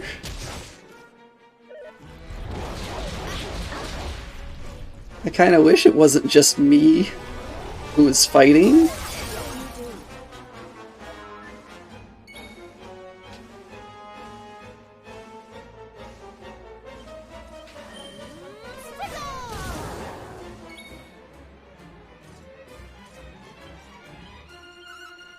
Here it comes!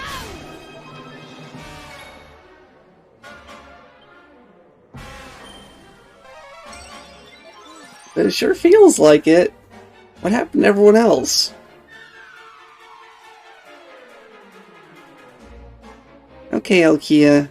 I hope you're able to.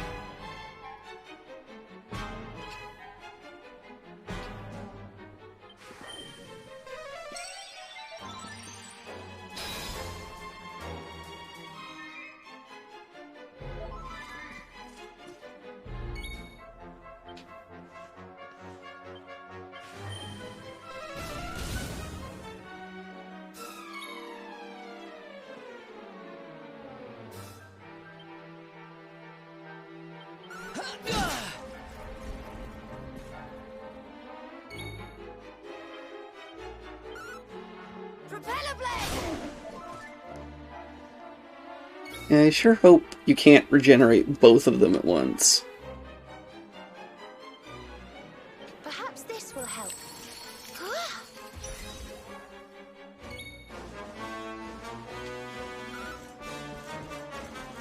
Hey, your name finally changed color.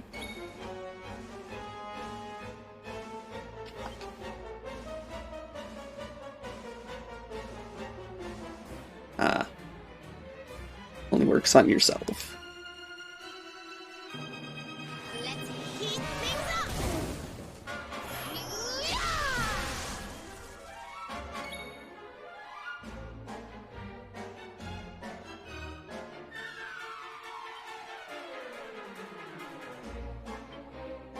Jade. Thanks.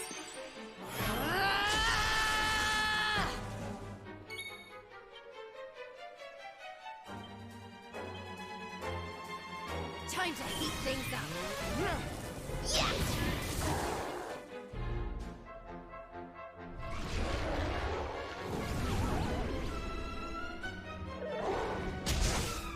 Lovely.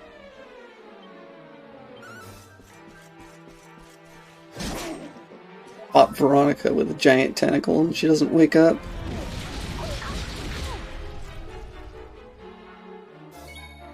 Ah, that one did.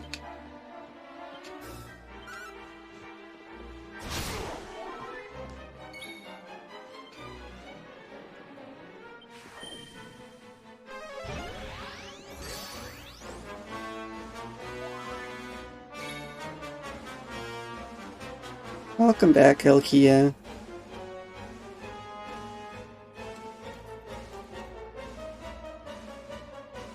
Veronica was asleep and got slammed with the tentacle and just stayed asleep.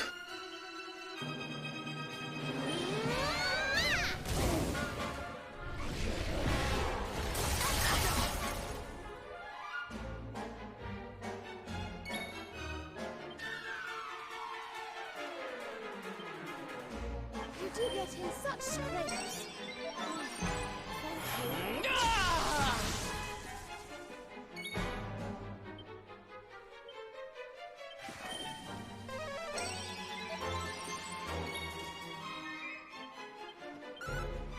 Propeller blade!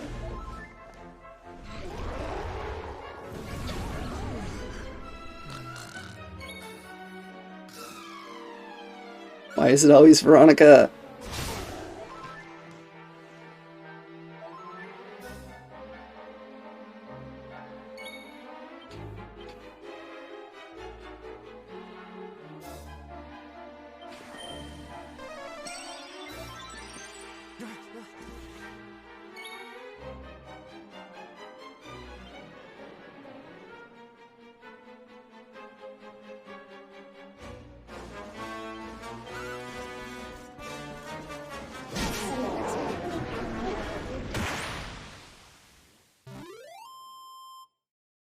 You know what, Elkia?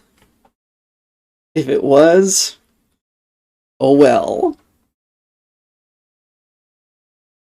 Though I guess it would kind of make sense, wouldn't it? Not bad. I just keep getting better. More heal.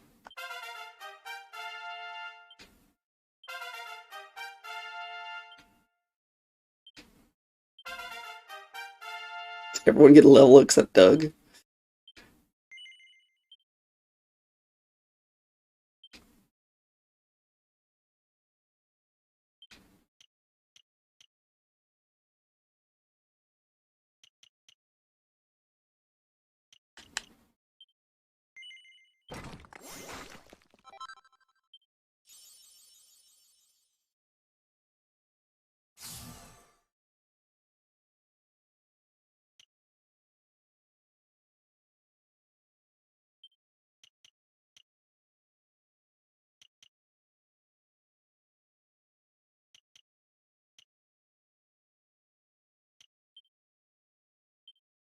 Aw.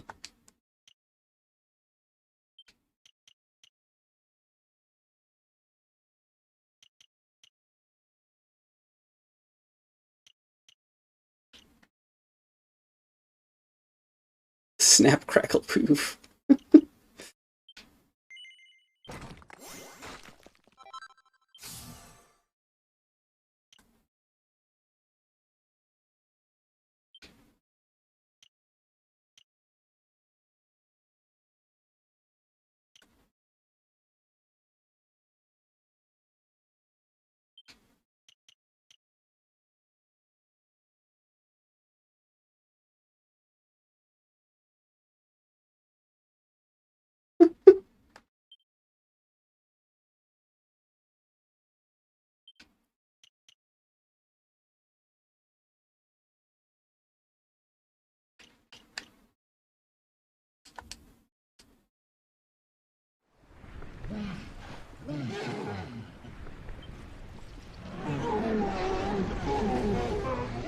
Payback.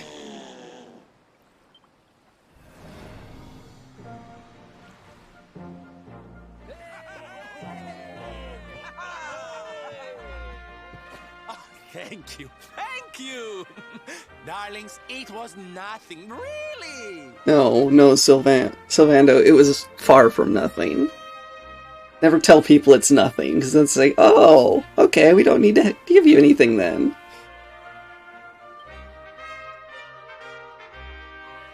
Mahalo, mahalo. Whoever you people are, I can't thank you enough. But I can sure feed you enough. Tonight we're gonna have a luau to remember, and you're gonna be the guests of honor. Get ready to drink, dance, and fill your belly with fish till you fall down. Come one, come all to Lonalulu.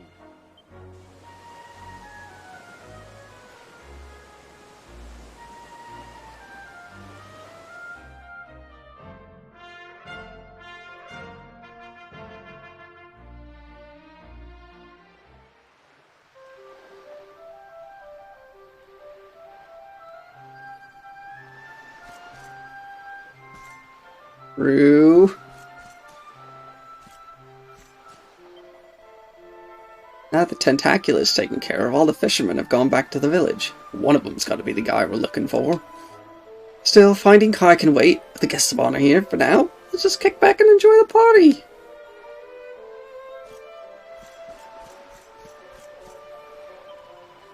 Your friend's a real cutie pie and strong, too. You can whisk me off my feet any day of the week.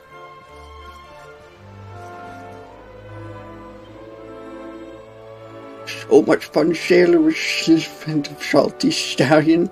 It's my best mate. I think you've had more than enough to drink there, Dave.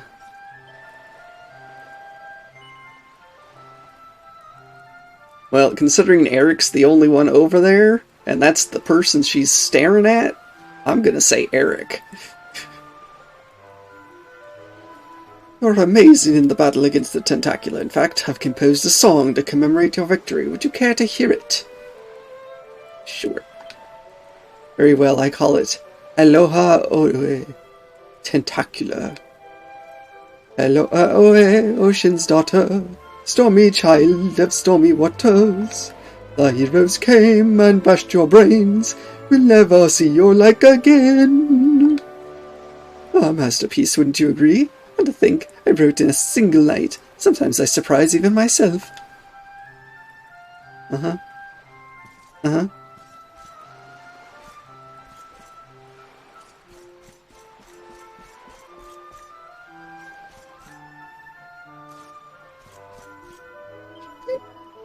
I may have you tasty beverages like this still speak with the spirits.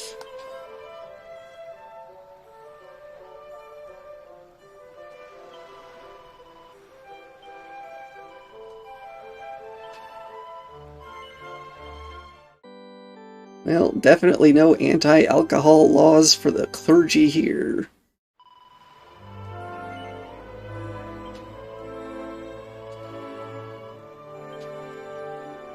Apparently no overdoing it laws either. Oh, I'm stronger than the stormy seas and swifter than the ocean breeze. Catch me if you can. I'm a Lonalulu man.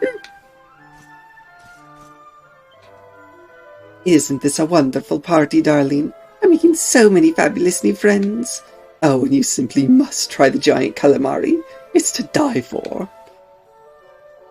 Yeah, no. No. I am not in the mood for giant calamari.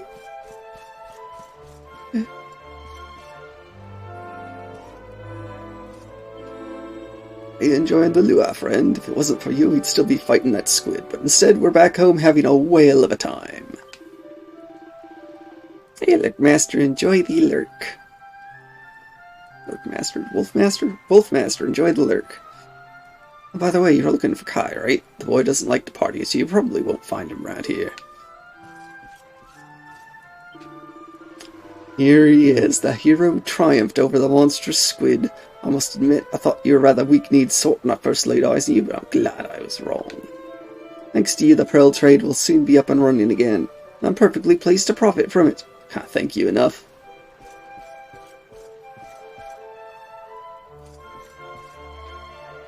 These boys sure are keeping me busy tonight. I'm working wiki just to keep up with them, but I wouldn't have it any other way. And it's all thanks to you, friend. You're the hero of Lonalulu. Now you drink and be merry. Yeah, we're the hero until they find out that we're friends with a soul-sucking mermaid.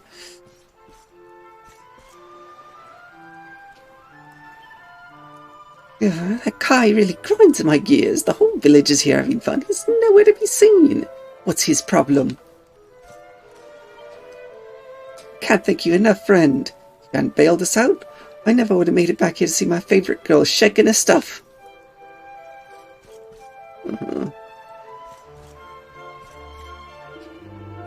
Stinky Teptocula ripped a hole in the side of my ship, but Kai said he'd fix it up for me. Oh, he's a good kid, and a great fisherman. Count on him for pretty much anything, except maybe cracking a smile. It feels so good to finally let our hair down after all those days of worry. Thank you, friend.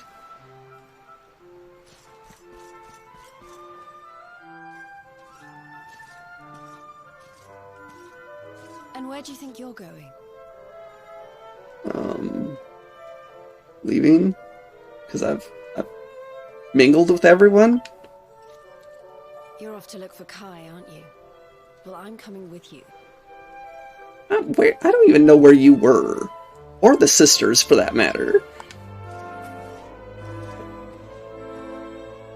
Oh, hello, Veronica. What are you doing out here? Ugh! Those stupid fishermen said the party was only for grown-ups, so they couldn't let me in. Is every bar in the world full of stubborn idiots or something? Anyway, you're going to look for Kai, aren't you? I've got nothing better to do, so I might as well join you. Did I just miss seeing her and Serena? Oh well. Here we are having the biggest luau generation, and Kai still won't join in. Made some excuse for having to go down to the dock to fix his friend's boat.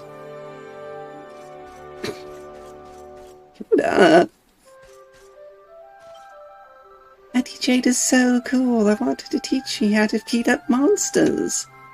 Veronica's nice too, but she's kind of immature. Wow, Auntie Serena's your friend, huh? So lucky. She's so nice and kind and pretty. I wish I could travel around the world with a lady like her. What's going on over here? Oh, there's Serena. Serena's so kind and gentle. Can't my wife be more like her? I'm helping to treat the wounded sailors, but something's rather strange is going on. They keep coming back to me with new injuries. I've been asking them all their names, by the way, but I haven't come across a Kai yet. I hope he isn't too badly hurt to come and see me or anything.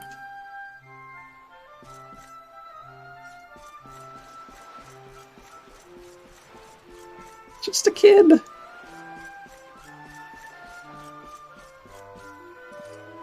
I didn't see you before, kitty.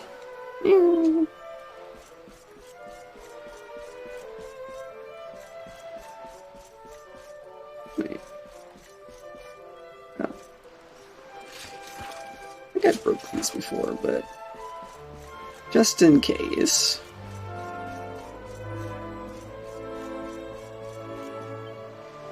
Hey, you're the guy who beat the Tentacular, right? We owe you that one for sure. Should get back to the luau, but the rest of the men will be missing the guests of honor already. Unless you got some business with me. Looking for a guy called Kai, huh? Sure, that's me. Kai to my ma. Everyone else just calls me Kai. What do you want?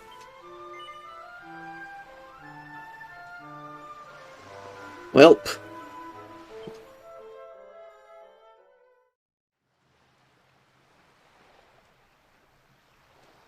Sorry, but I'm not the man from your story. You must have me mixed up with somebody else. Look, the hat's even the same from his mother's story. Don't give us that nonsense. We know you're the only Kai in Lonalulu.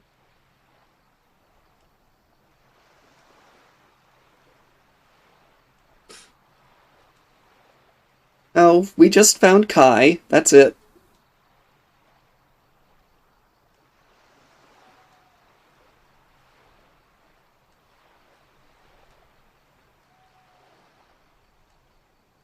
If you never meant to marry that poor mermaid, you should never have proposed to her. Hey, go easy on the accusations, will you? People here got no love for mermaids. If they think I do, I'll be in trouble. The Kai you're looking for is my grandfather, Kainoa. I take it you've heard the tale of the mermaid's curse? Oh. Yes, your mother told us all about it. But I can't see what an old fairy tale has to do with anything. That's why she feels like she's been waiting forever. Oh dear.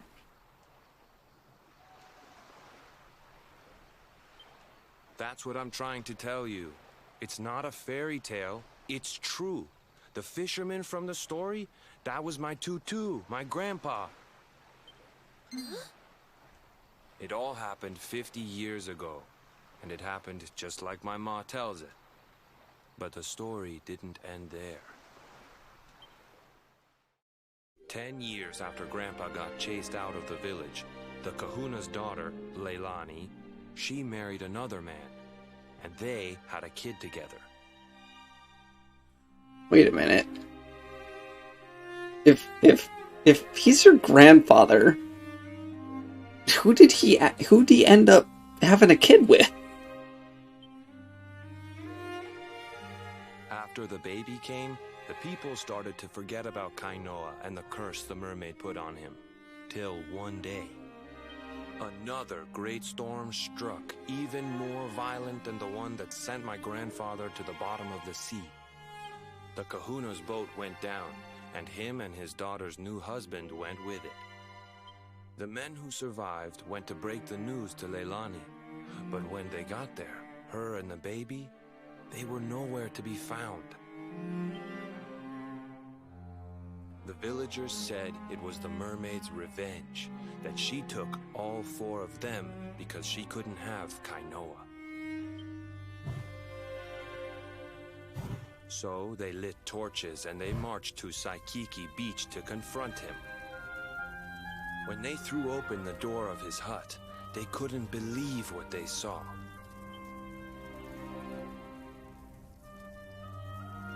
He'd been living all alone for the last 10 years, but there he was with a baby in his arms. And the baby, it was dripping with water.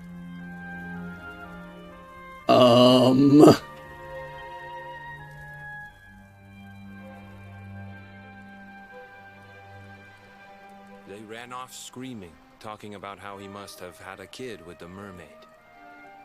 And that was the last time anyone from the village went to Saikiki. Wait, but that baby must have been your mother, which would mean she was half mermaid, which would make you... Cooley! Don't even say it. My mother is a human being. My grandpa found her abandoned on the beach and raised her as his own. He never had a kid with a mermaid. That's just a stupid rumor made up by a bunch of superstitious fishermen.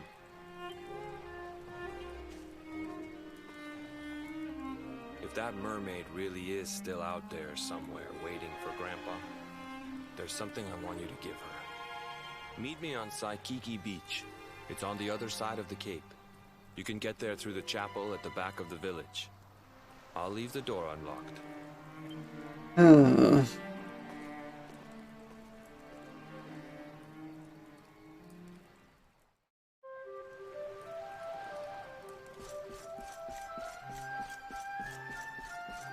I don't feel good about this.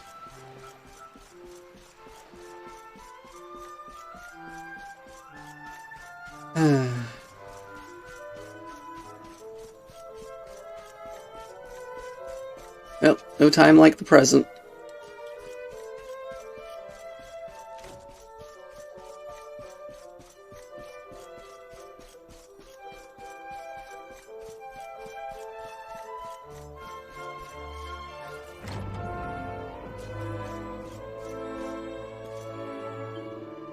If you're looking for Kai, just missed him. He was here a moment ago, but he ran straight through that door without even saying hello. The poor lad looked a bit upset. Something happened. The son just passed through here. He's always been a quiet boy, but he looked like he was biting his lip more than ever. Well, leads to Saikiki Beach. It's home to the village graveyard, where the souls of the departed are returned to the ocean. Kai knew he always hated that place. How would he go there now?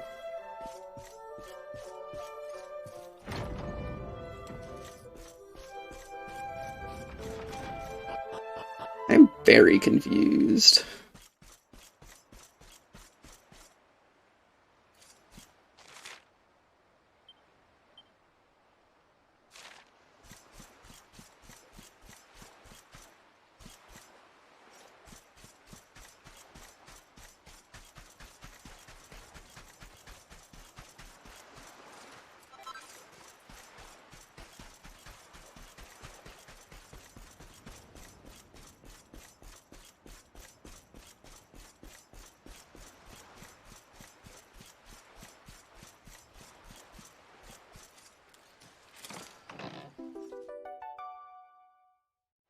Hello, AC. Greetings and salutations.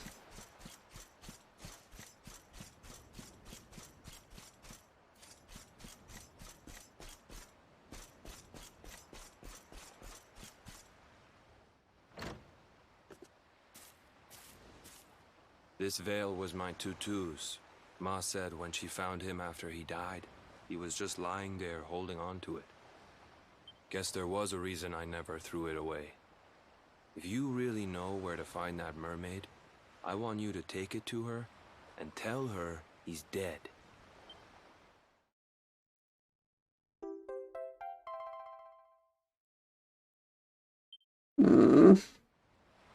Look, I'm sorry if I was kind of short with you back there, but it hasn't been easy for me and my ma. After Grandpa died, they let her go back to the village and marry a local guy. But it didn't stop folks talking. But she rose above it, turned it into that story show of hers. And now that's how she makes her living. She's a smart woman. Tough, too. I hate that mermaid for what she's put us through. And I don't want my kids to suffer like we have. The Kahuna's finally letting me sail with the other men. The curse is nearly undone. Please, take the veil and let that be an end to it. Yes, I see. I mean, you're saying you hate the mermaid for what she's done, but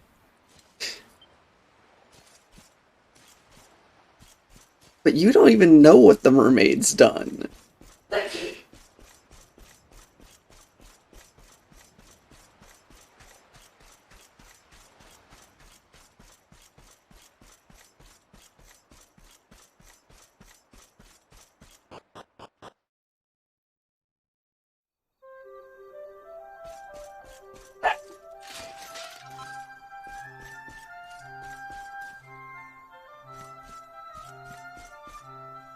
Yes, they're sneezing in the background. I apologize.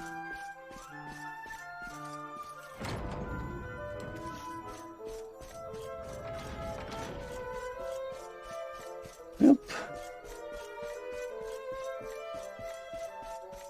Time to pack it up, everyone.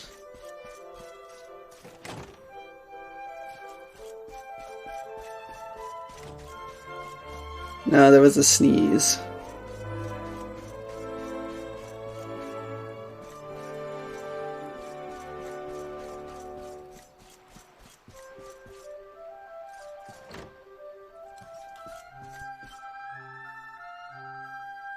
Vampire going on Moon Knight over to the dock, and guess he's left to look after the inn again.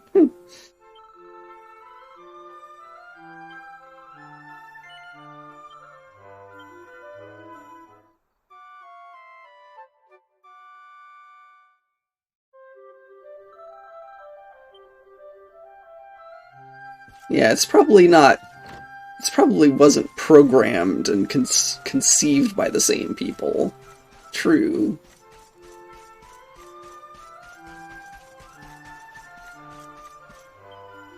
He's been even moodier than usual since he came back from the squid hunt. I'm kind of worried about him. Did he get hurt in the fight with the tentacular or something? I did not have this stupid idiot. Hope he's okay. Well, apparently there's some people who care about him, no matter what his mysterious past is.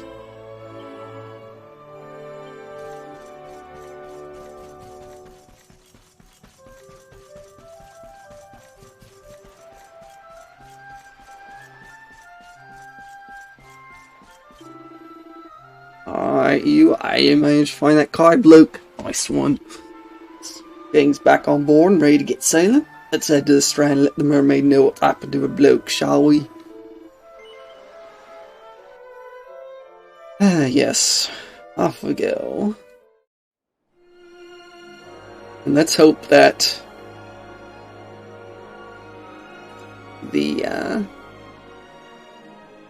let's hope that the mermaid doesn't sink our ship for real.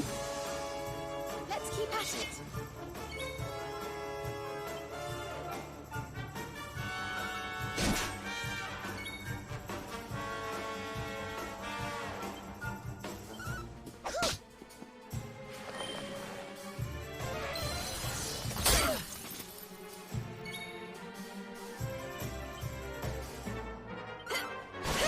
How wonderful.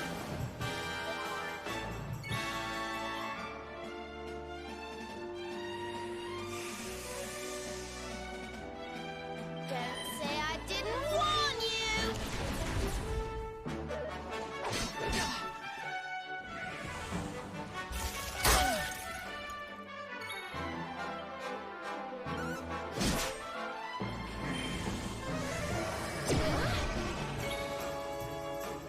Hey.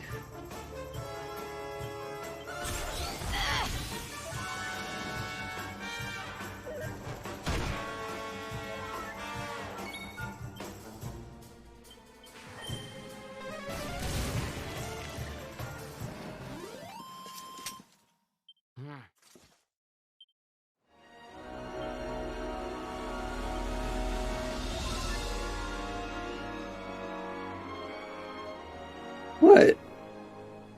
They saw her casting.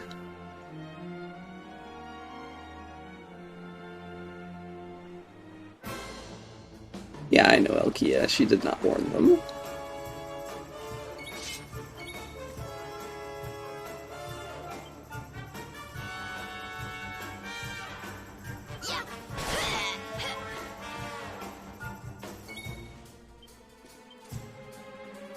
Let's heat things up! Yep.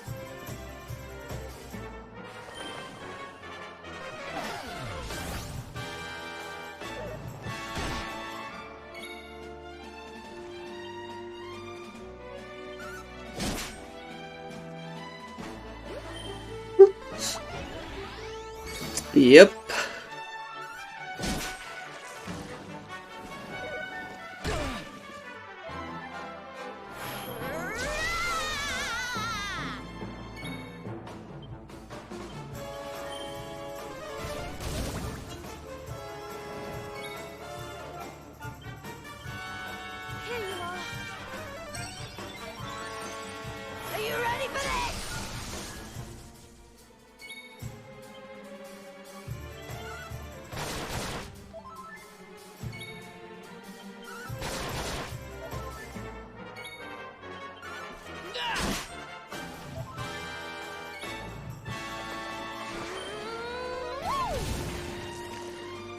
I do have to agree that the slimes are adorable. I wish they didn't have to be enemies all the time.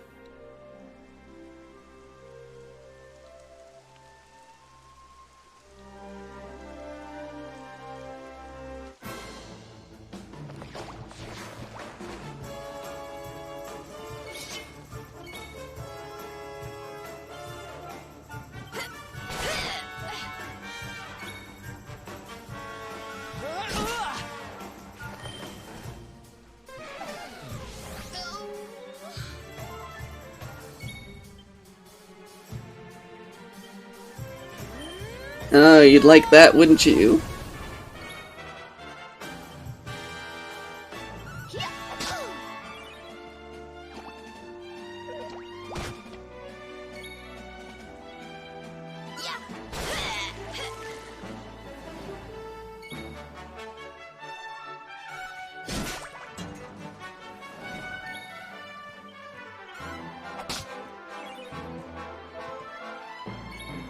Are correct. If I had one of those slimes, I would be adorable.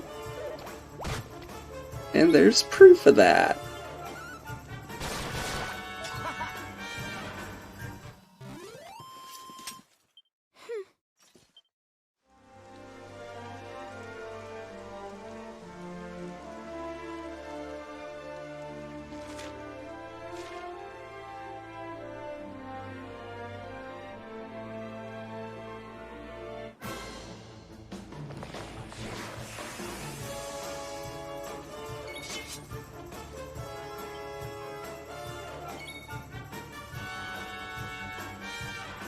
You all.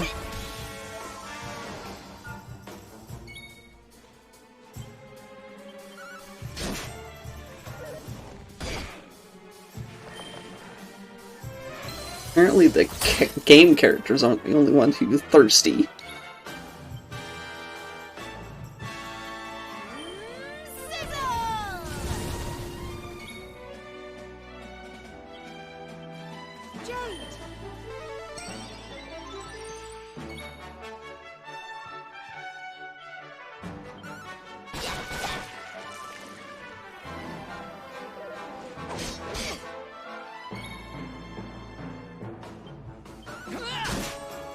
Oh, I don't know if I'd want to wear that particular one.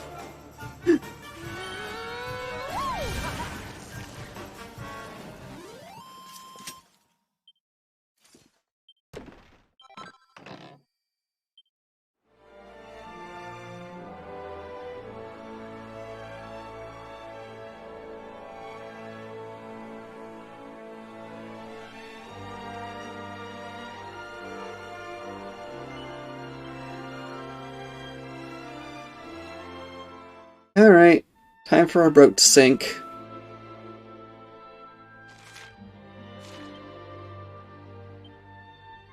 And probably not in a good way.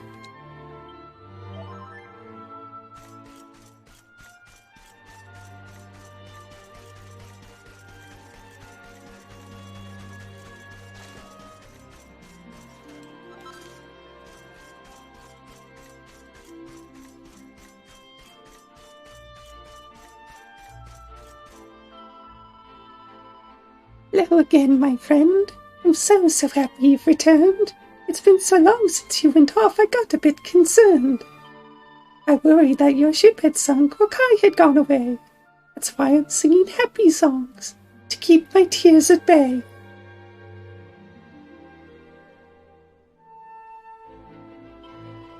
But you didn't need to know that. Seriously, shut up, Shell.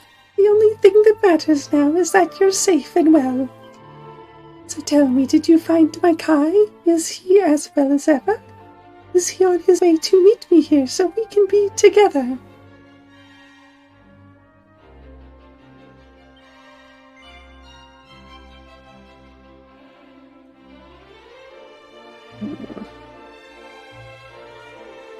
No. My Kai is dead? Can't be true, I don't believe a word. It's ludicrous, ridiculous, preposterous, absurd. Hold on a minute. That thing you're holding in your hand. A net of pearls and seashells on a pretty coral band.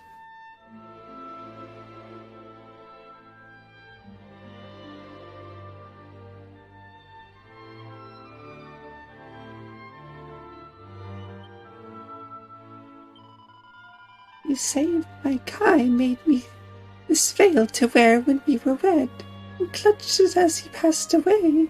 You saying that he's dead? No, please no, it can't be so. I know he'd never break that promise that he made to me. There must be some mistake. How can my Kai have passed away? I've nursed him back to health. I simply won't believe it till I've found out for myself. I need to meet the Kai you met and hear it straight from him. Take me to Honolulu if you can sail and I can swim. Michelle, this is not a good idea. They're gonna spear you. What's that? Why don't I come aboard? Thanks, you're very kind. There's a lot to think about. I'll follow on behind.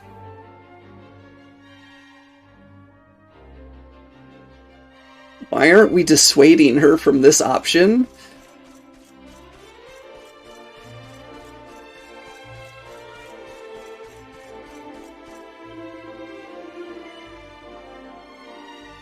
Sorry, but here we can buy. Oh, Michelle told you. So heading back to Honolulu or what? Lovely jubbly. Leave it to old Dave.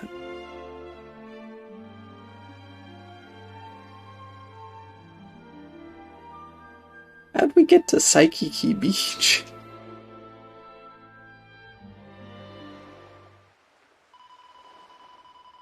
If the locals see a mermaid, it'll fill their hearts with fear.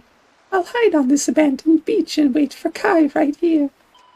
I'm sorry to keep asking, but this is my final plea. Would you please find that man you met and bring him back to me? Okay, well, at least she knows that she can't.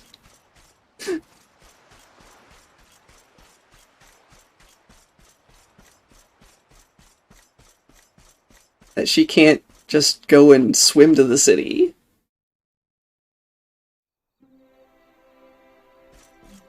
However,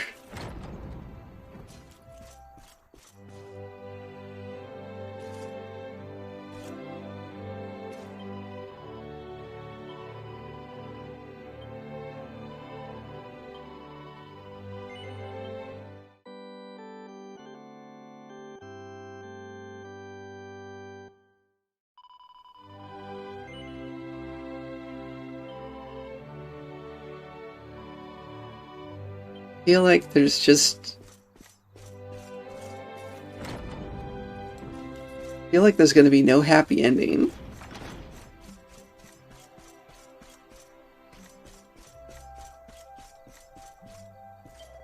Oh, Thriver, you're looking for Kai again.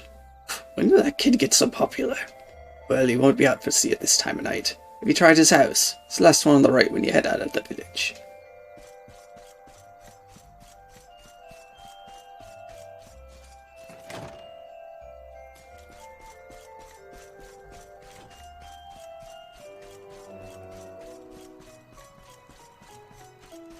Take a break, huh?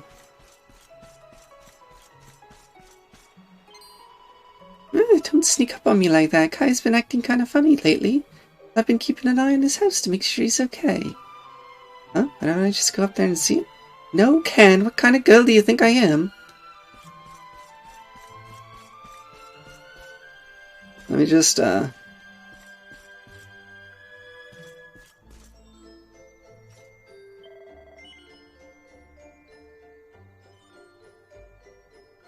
do you mean, got up? I don't know what that means.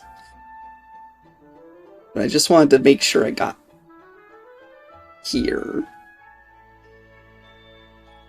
So he doesn't disappear when time flows. No, thanks, friend. Sorry for making you take care of that for me. I should do something for you in return. Fix up your ship. Go get you some pearls, maybe. Just say the word. Huh? You want me to go to Sakiki Beach with you? Why would you want to go to a lonesome place like that? Well, if you're sure that's all you want, I guess a promise is a promise. Lead the way.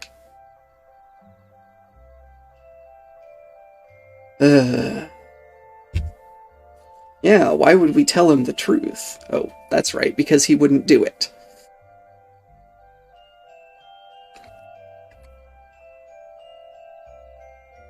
But yes, break.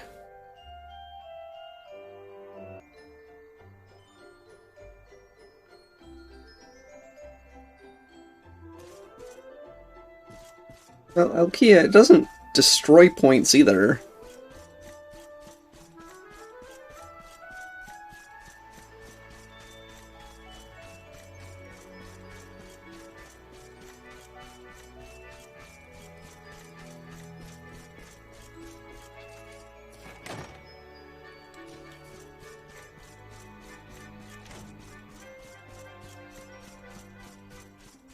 I mean, unless there's one or two in the rounding errors.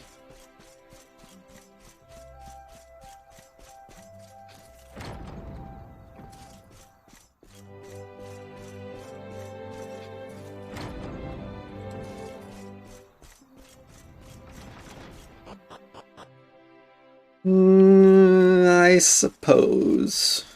Maybe. I'm not sure what happens in that case. Why have you brought me here? That voice! It's music to my ears! I feel like I could cry.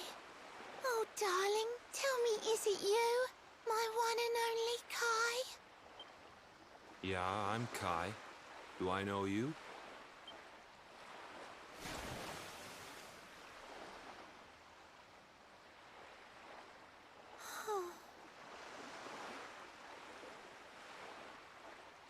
What? You're a mermaid. Quick, grab his collar. Silly me. I'm always far too quick to jump for joy. You don't know me, I don't know you. You're not my darling boy. No, I'm not. The man you loved, he was my grandfather. But he's not here anymore.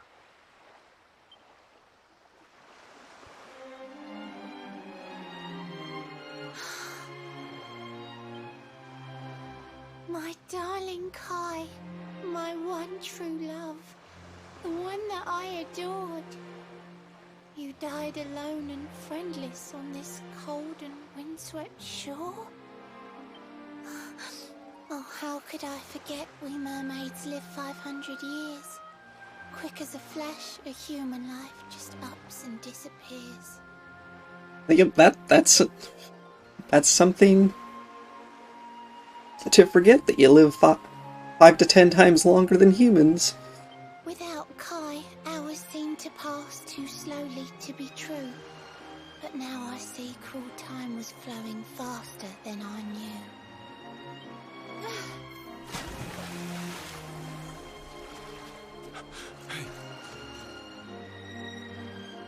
Wait. Thanks for finding Kai for me.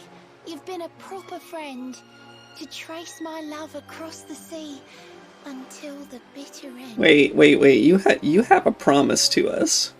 You can't go and kill yourself.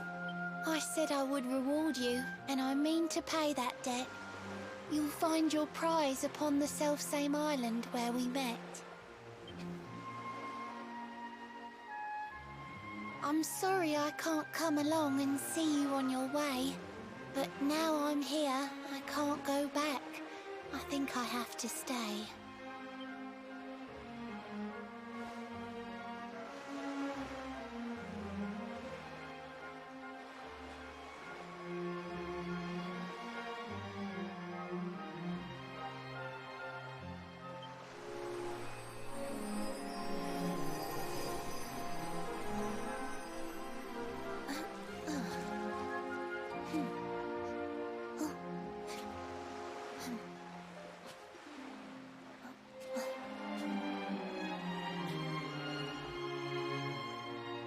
waited for you so long, through sun and stormy weather. But now it's time, at long last, we're going to be together.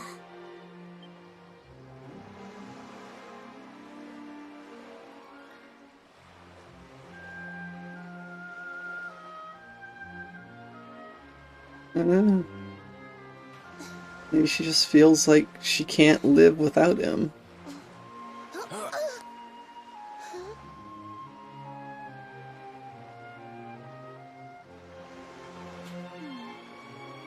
You've got your granddad's hands, you know. So soft yet strong and honest. The hands of one who'd never ever make a faithless promise.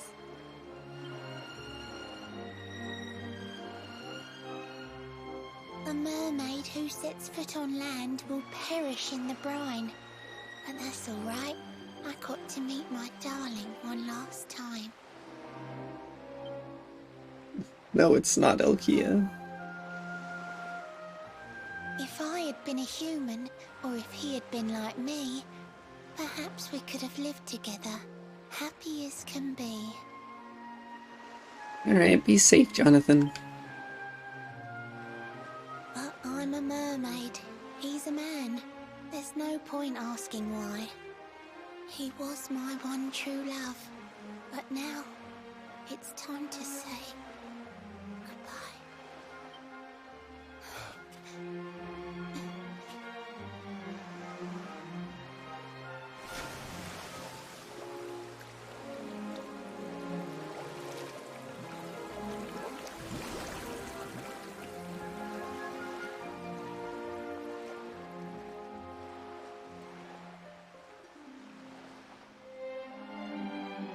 I can't stop thinking I've seen her somewhere before. Of course! Grandpa's cabin!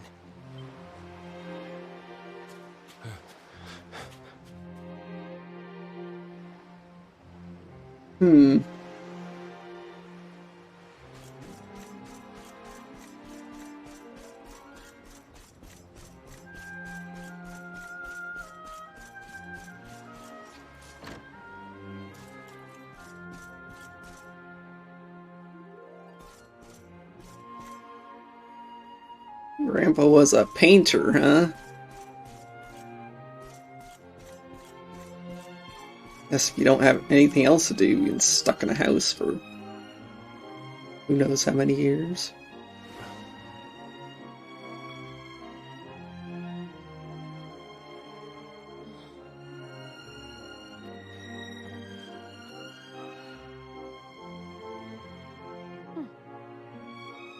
What's this?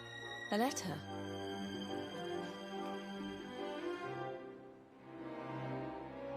This is Grandpa's handwriting. Dearest beloved, ever since you saved me on the day of the great storm, the dream of one day being reunited with you is all I have lived for. But now I fear that dream is over. Forgive me, my darling, but I cannot keep my promise. Some years after my boat was burned and I was exiled to this beach, the fishing fleet was hit by another great storm, and many people lost their lives. The Kahuna and his daughter Leilani's husband were among them. One night, not long afterward, I saw a woman standing on the cliffs. She had a baby in her arms. It was Leilani, the woman who was once to be my wife.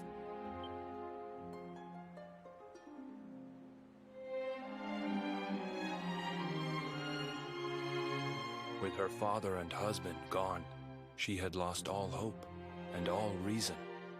I called out to her, but in her grief, she could not hear me. Before my disbelieving eyes, she threw herself into the ocean. I tried to save them. I did everything I could, but only the baby survived.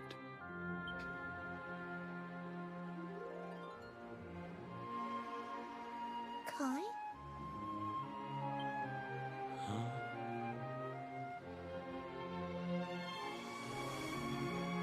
You're sure you're fine to row back home? You're not in any pain? I wish you'd let me keep you till you're fighting fit again. Don't worry about me, Michelle. You fixed me up real good. I'm fitter than ever.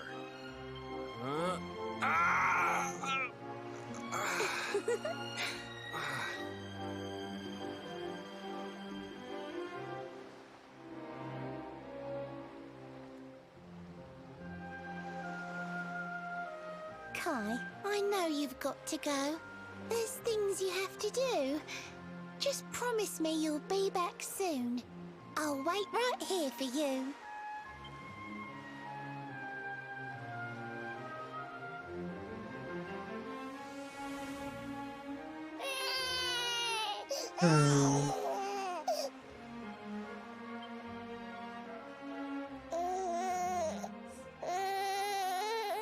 Of course.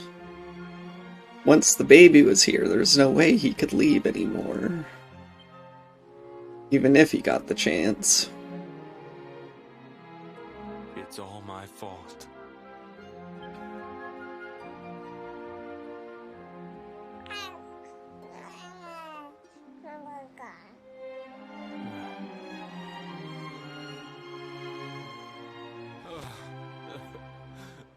I'm sorry, Michelle.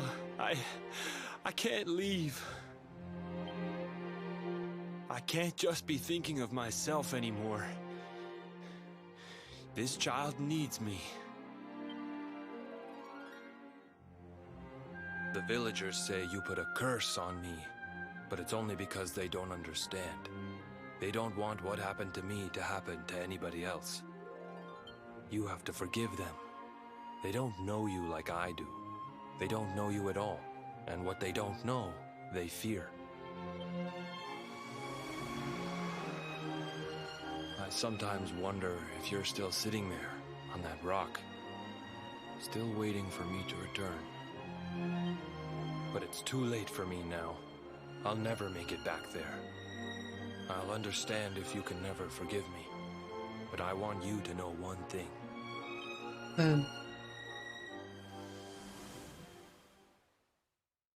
I love you. I always will.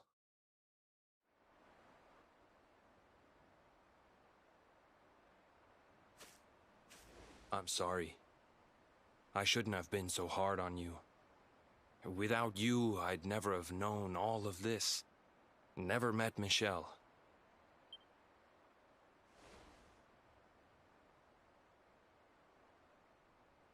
All this time, I hated that mermaid for what she did to my grandfather. But now I see how he really felt. He wasn't cursed. He really loved her. Yeah. It was the townsfolk who didn't want to understand.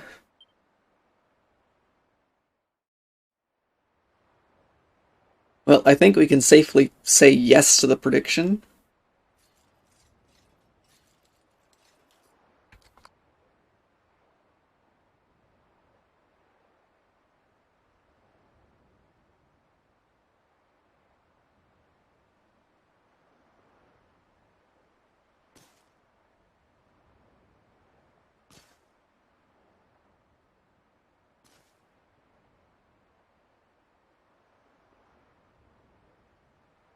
I mean, they would have gotten along had...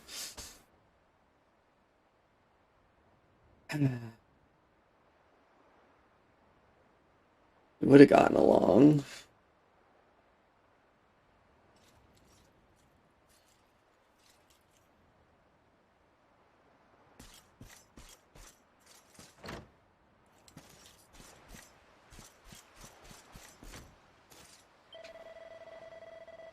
Sorry for making you do all that stuff for me and my family, but thanks.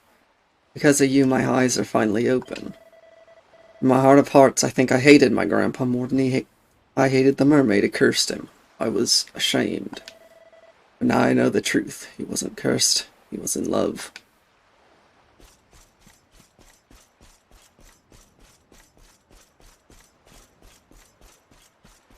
But how am I supposed to sink my ship now without a mermaid?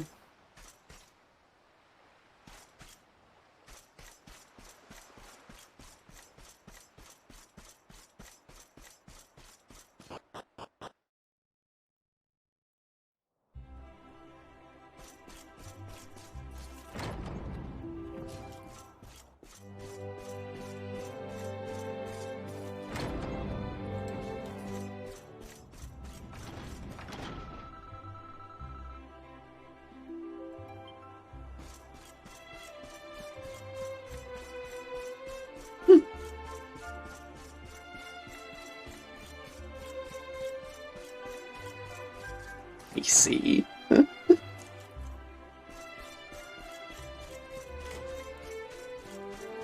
Did she leave a kid too?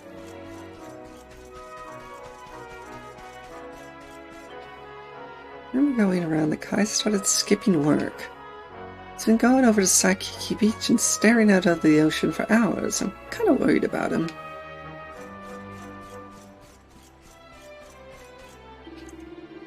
You've been to Saikiki Beach, huh? By the look in your eye, I'm thinking you learned the truth behind the tale of the mermaid's curse.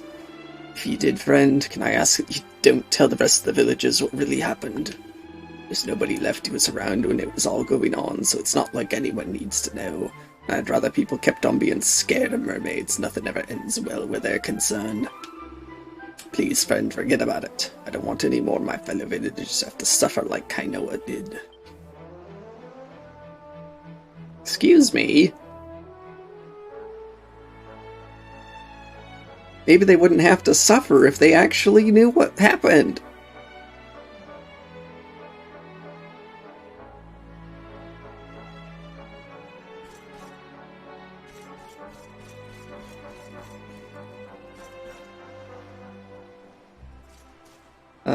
Yeah, Cammy, just get your points back.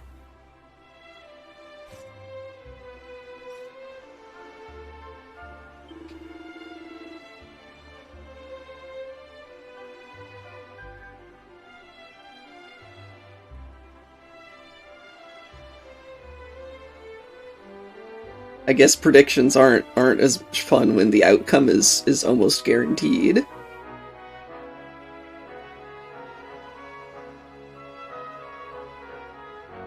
Merchant friends has recently gone missing. I must admit it's got me quite concerned. Last I heard, he was on his way to visit Romnon to see the famous fresco that can make him out a millionaire. Nobody has seen him since. With the tentaculars out of the way, my stall is back in business. If anything catches your eye, just let me know. Well...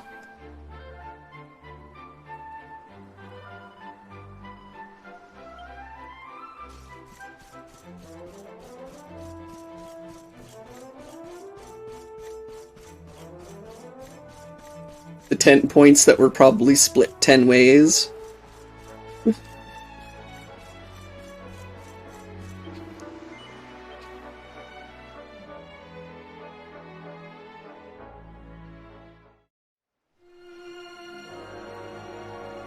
Alright. Back to the mermaid shawls, beach, whatever.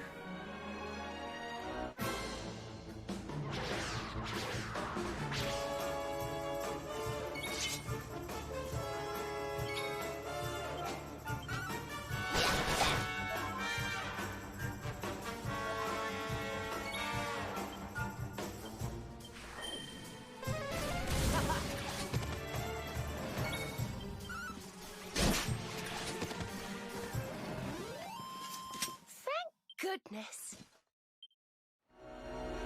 It was pretty sad. But, you know, not all stories can have happy endings.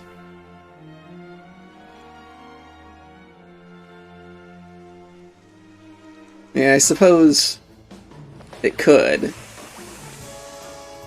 It is, well, whatever the people want to write.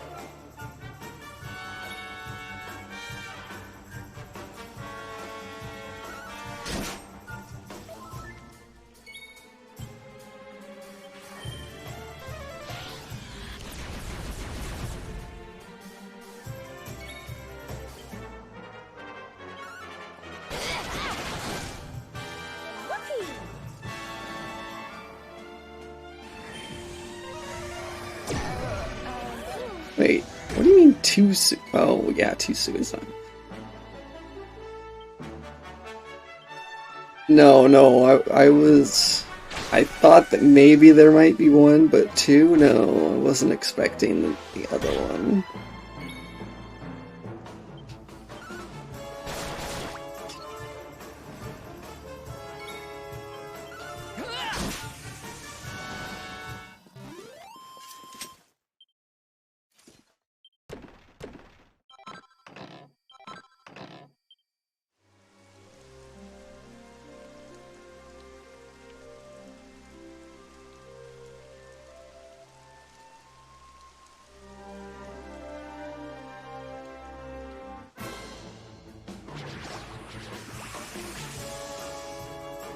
At it!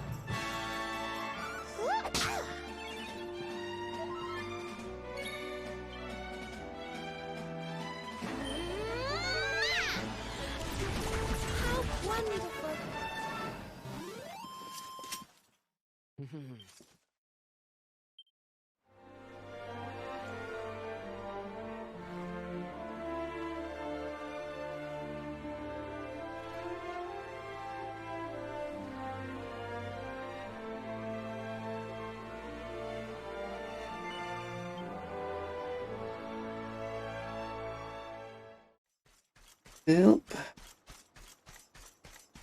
Oh look, there's a box here. I guess this is what she left before she left. Lorelei's harp.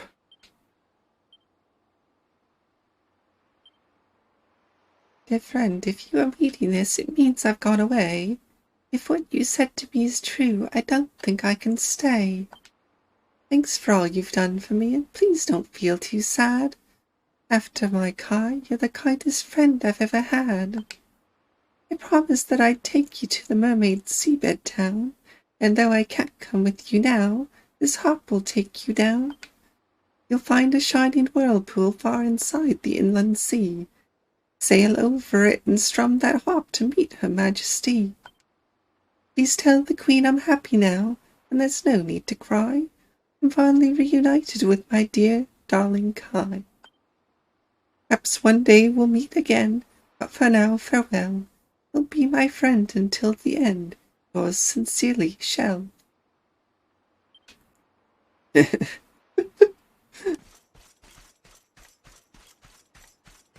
She said she would sink my ship safely. But, I mean, ship did sink. Michelle X Kai is gone.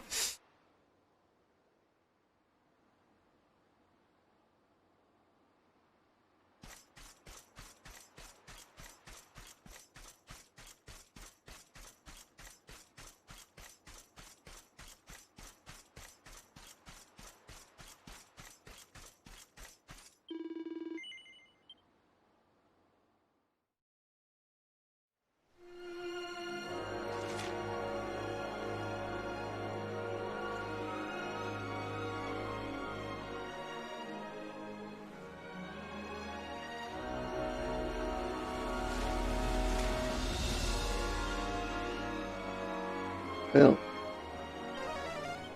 we're gonna go to Tickington because we got a new password.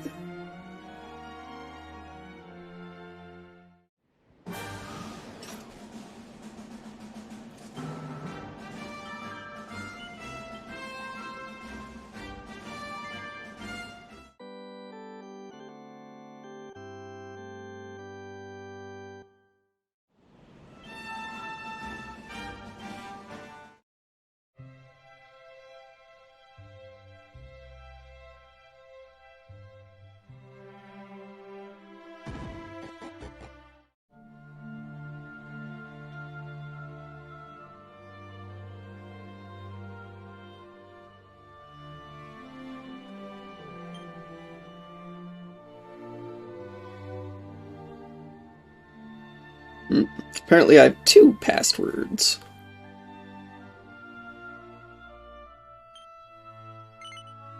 Erdrick's future home. Or did I do this one? I just don't remember.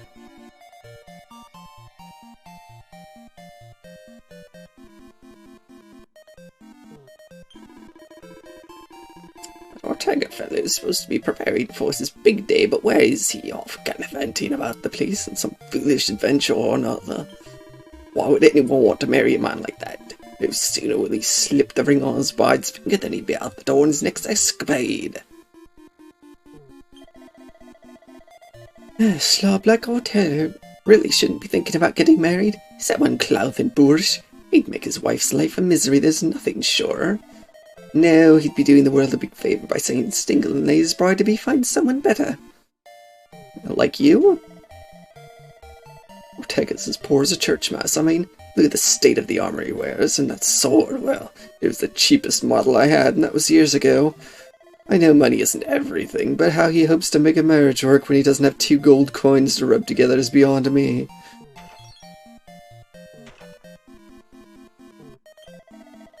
I'm dead against this wedding. It's a terrible idea. I mean, a horrible individual like Ortega really shouldn't be getting married. What if he has children? They might be even worse.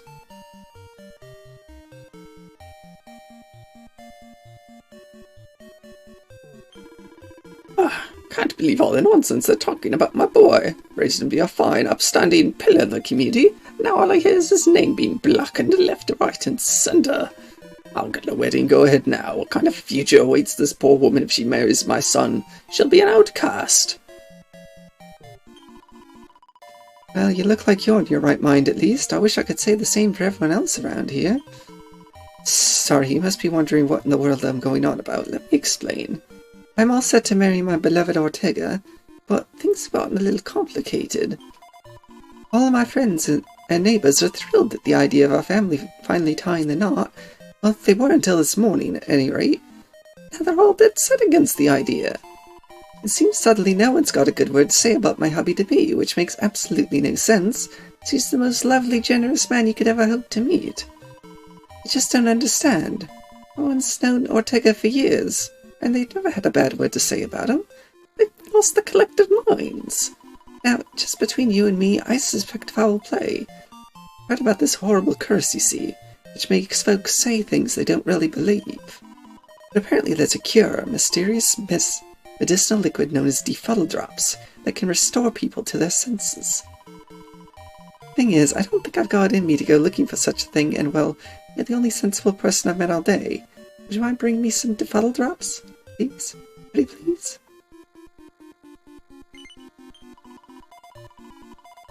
Well, oh thank you. I could tell you were one of those adventurous types who could see all kinds of strange things in their travels, so you wouldn't just laugh at me. Oh, you're just like my Ortega. Now, all I know about Defuddle Drops is that they're found up in the heavens where the angels live. Or so they say. As you imagine, I have no idea how you'd go about getting there, but I'm sure you'll think of something. I'll leave it in your capable hands.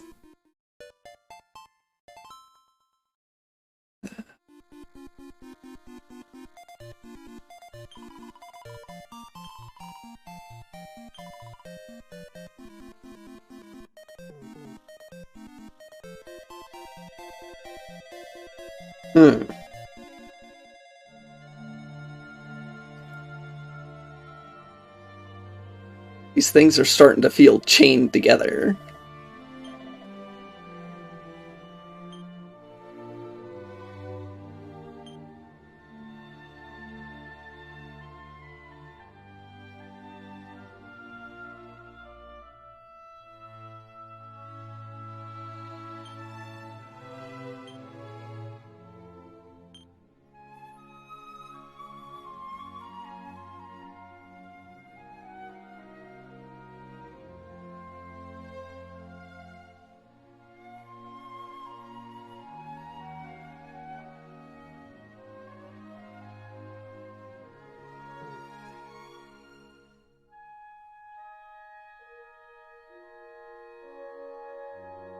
Yes. Yes, there is. This one.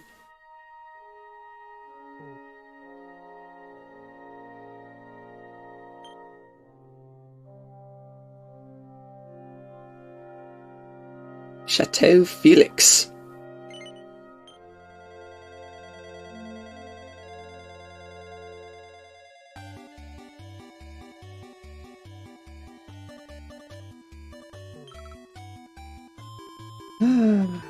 It's a house of kitties.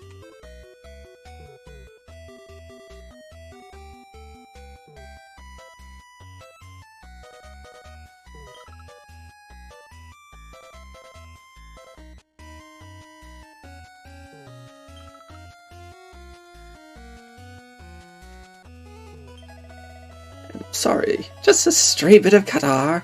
Now, welcome to Chateau Felix, residence of the great saber cat faller, Master Felix. Sadly, he's out at the moment, but if you'd like to see some of the world's finest felines, feel free to have a stroll around the grounds.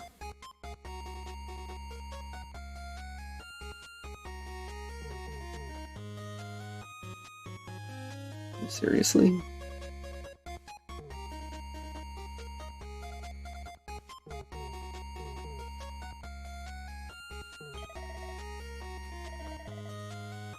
This is it? What?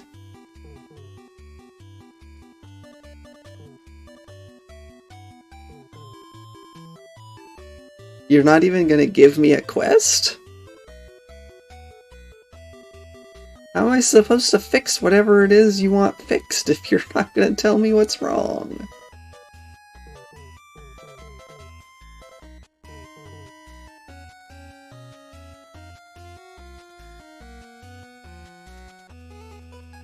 Things are getting obscure.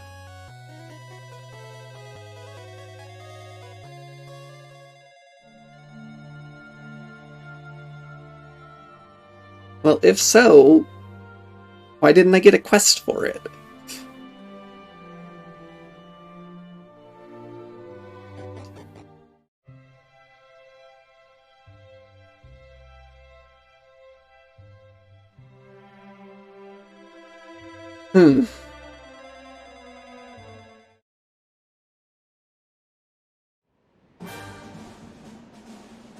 Well, anyway, time for the zoomies again.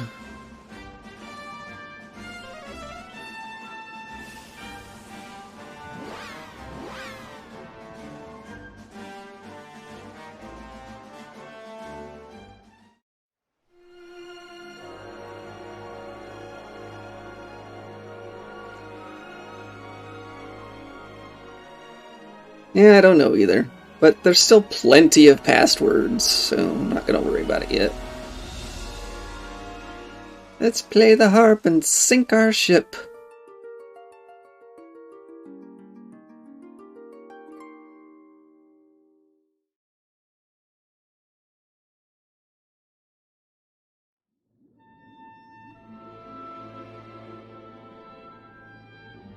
Well...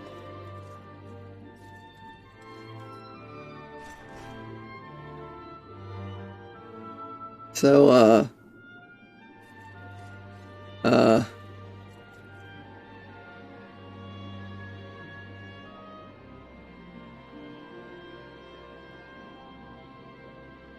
I'm confused. Did we actually sink our ship? Or are we the ones underwater and the ship's in a bubble of air? Sure looks like the ship's the one in the water. But if I'm not the one in the water, then how is the mermaid just sort of floating? I'm confused.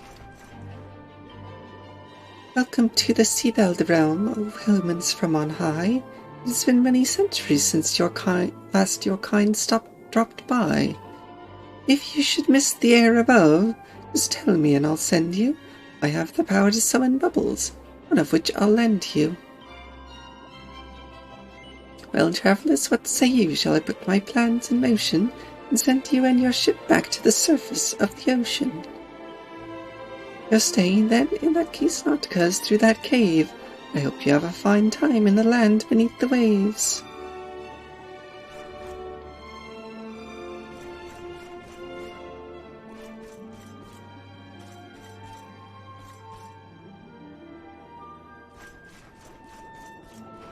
Alright.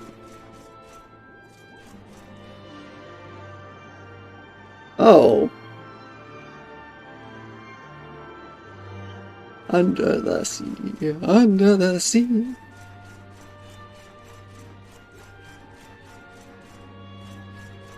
And where it's hotter, under the water, under the sea.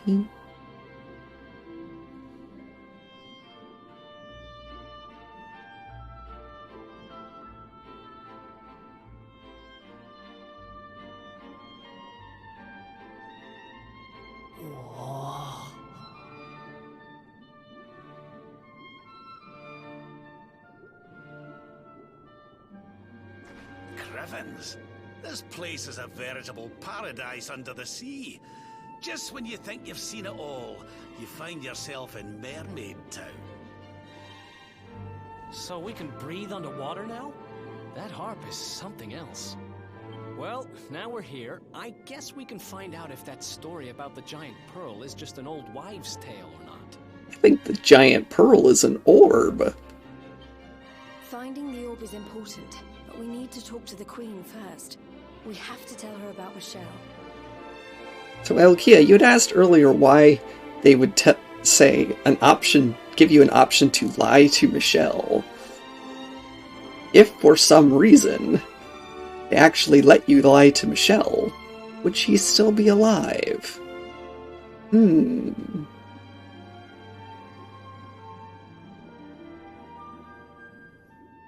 Would she just say, okay, I'll keep waiting, give you the harp, and then you go?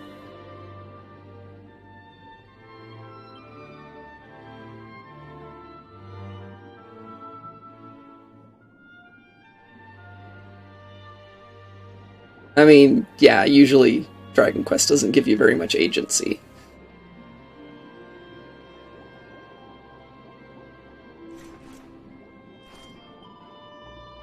Welcome all to Nautica, the realm beneath the foam. Your Queen Marina's honored guests, so make yourself at home.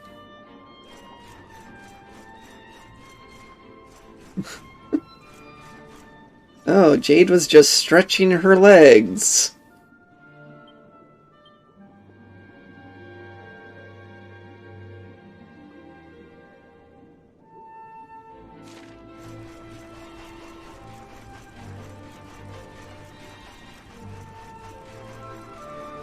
What didn't rhyme?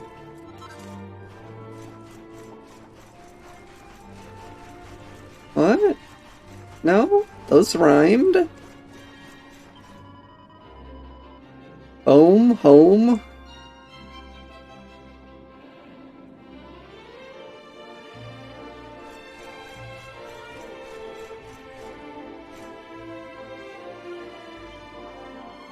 The music of the mermaids has the power to ease your pain. Are you in some discomfort? Shall I sing a soothing strain?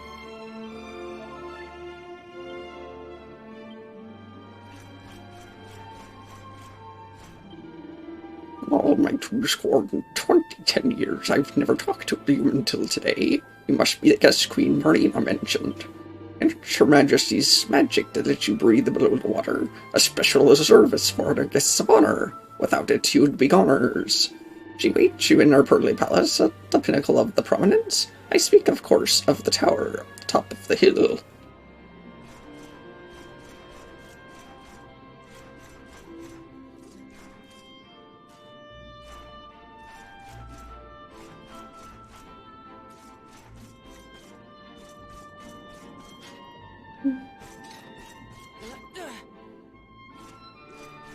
I can jump so high!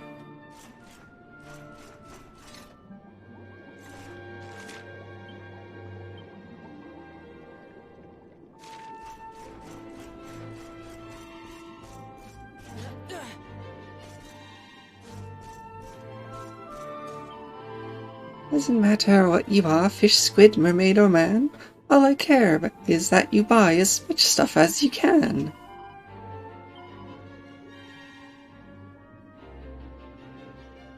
You have any defuddle drops? No?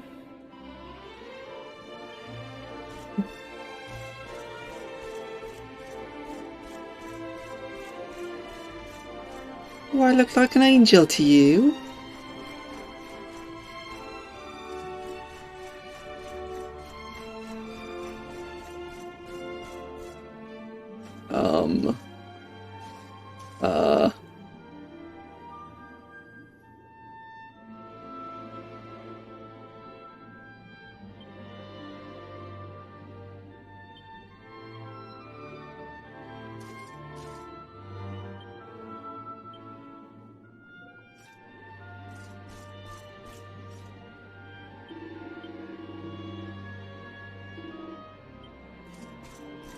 Why is there a shark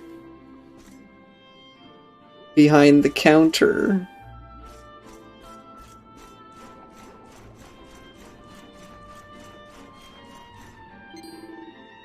Humans, what are you doing down here? If you eat us, we won't give you eternal life. All you get is eternal strife. We're looking for an enormous orb-like pearl? I don't know what you mean, but my wits aren't that keen. If you want someone keener, go and see Queen Marina.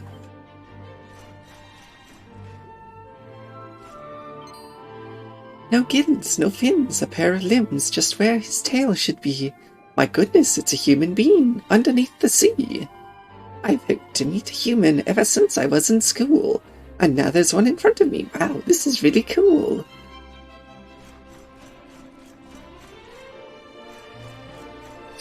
Well, I mean, that was the same house with the bank. So maybe so. What am I doing? Why, I'm fishing for fish fit for a dish to put before the queen. I'm the official maker of Her Majesty's meals, don't you know? What are you looking at me like that for? You humans fish for fish too, don't you? Why can't we?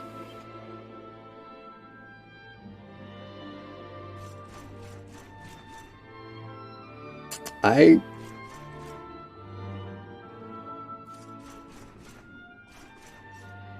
just gonna walk away.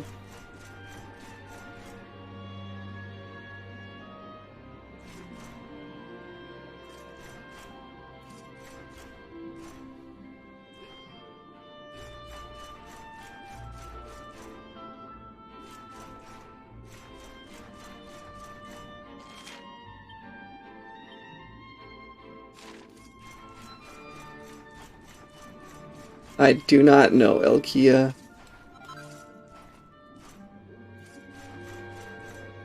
Genetics?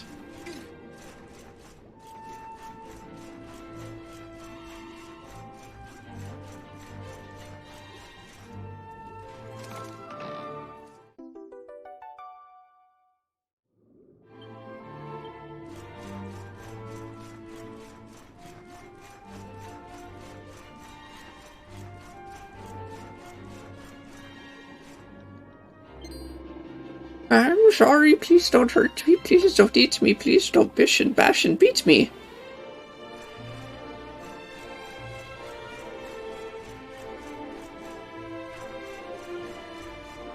Alright, Elkia.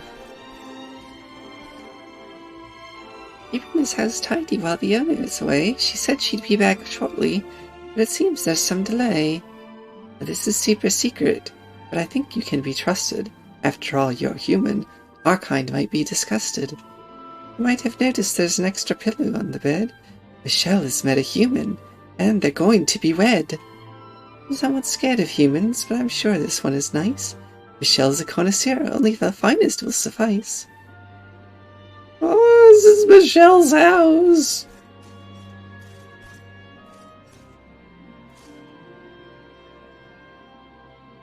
Living with me under the sea. To Kai, my guy, from Michelle, your belle. Oh Kai, I just can't wait to live with you beneath the sea. A few rules just to help you settle in more easily. First, don't panic, take it slowly. Breathe a nice deep breath. Panicking while swimming is a recipe for death. Next, no teasing. Just because a fish looks small and weak, his mom might be 10 times your size, then you'll be up the creek. Third, don't look up. I'm not sure if you've seen how water flows, but waves can often send the current right up in your nose. Fourth, clean your gills. They're like your lungs. Try not to get them blocked. A bit of grit and you'll be in for quite the nasty shock. Last but not least, think of others. Selfishness is wrong. It's obvious, I know, but it'll help you get along.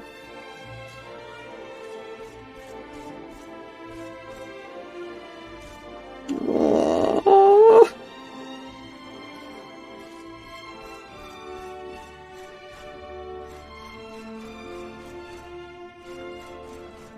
Why?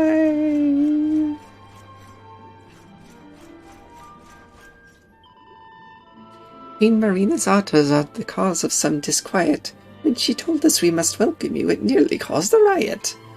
Notice, human beings, if you are mean to harm our realm, I'll take this fork and split you from your heel to your helm.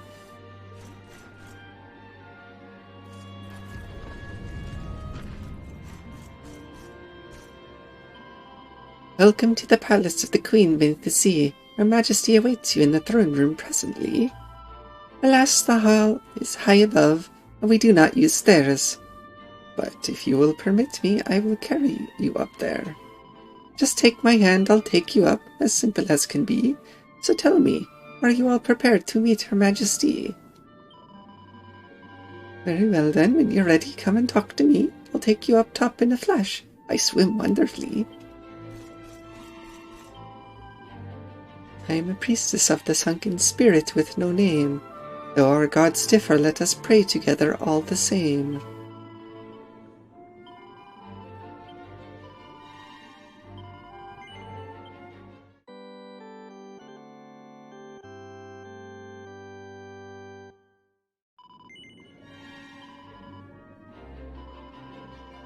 Yep. Let's go. Well then, hold on tight, we don't want you to fall. A moment's swim and we'll be in the Queen's audience hall.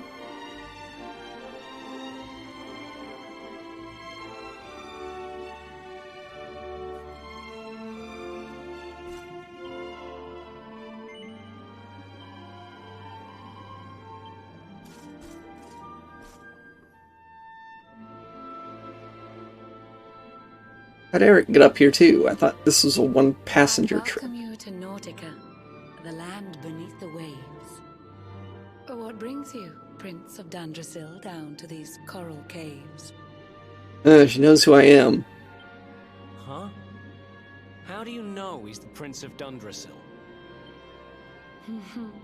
I have a second sight that touches every quarter, by which I keep abreast of all the news above the water.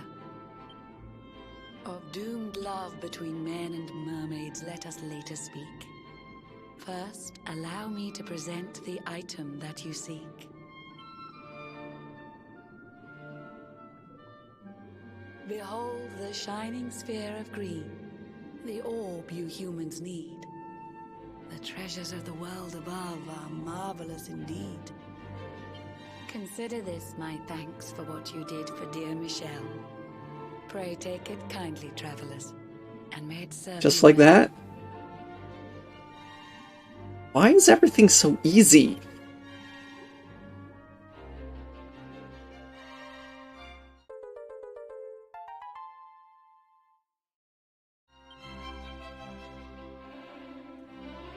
I witnessed the whole sorry tale. It always breaks my heart. The tragedy of man and mermaid doomed to live apart. But while the mermaid's burden holds, such romances are blighted, and love between man and sea maiden fizzles unrequited. For years now I have sought a way to remedy this curse. Alas, my every effort ends in failure or worse. You humans cannot help but seem a fragile kind to we, who live 500 years and more down here beneath the sea. It's a pro tip.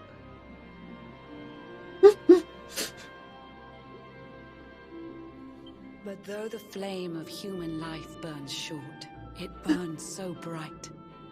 You never cease to struggle. No, you push, you strive, you fight. Yes. That's pro tip, all right. So your kind admire our kind, but we admire in turn. It is the world tree's will that from each other we should learn. It was the world tree's will that brought Michelle and Kai together. I pray that in their next lives they may stay that way forever. So too was it the world tree's will that brought you here today. But now, dear luminary, you must be upon your way. So set sail on the tide of time that flows ceaselessly on. And if Yggdrasil wills it, we shall meet again anon.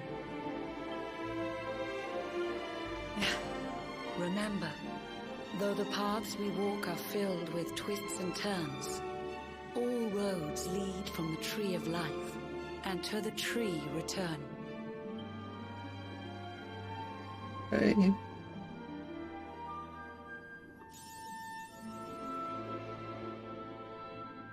We're made for each other.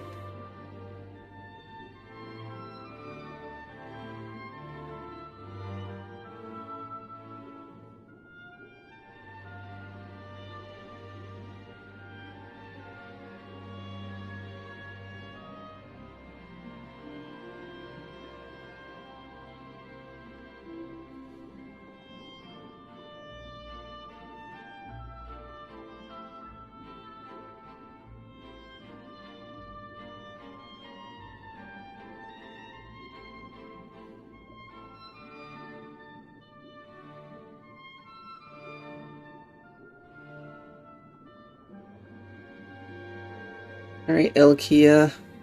Pro tip added. Thank you for your contribution.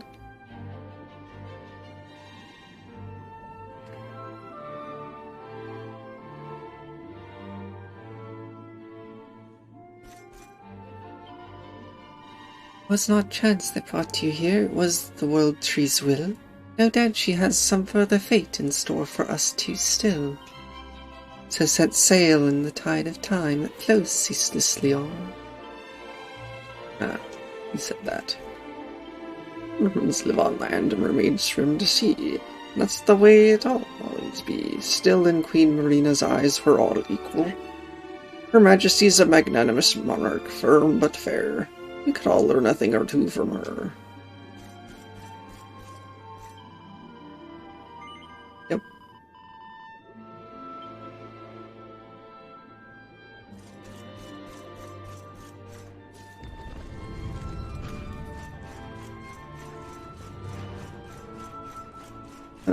Hello? I was obsessed with humans around 50 years ago. When their ships sailed overhead, I'd watch them from below. There was a certain trading ship which brought me so much joy, for in its crew there was a most delightful little boy. His tiny fingers tickled on a large silver strings, and every day from dawn to dusk the darling boy would sing. The songs he sang were nothing like the dirges of our nation. His merry medleys moved me to a state of exaltation. But after just a few short years I heard his voice no more. Perhaps he left the crew and now he sings his songs ashore. I wish to hear once more those heavenly refrains. Could you find him, friend, and beg that boy to sing again?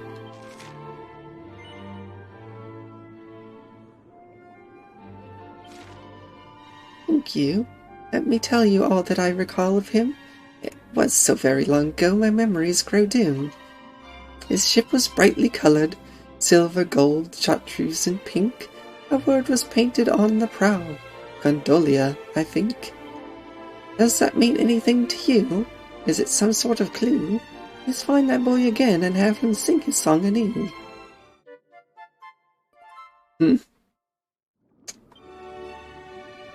50 years ago, he's definitely not a boy anymore.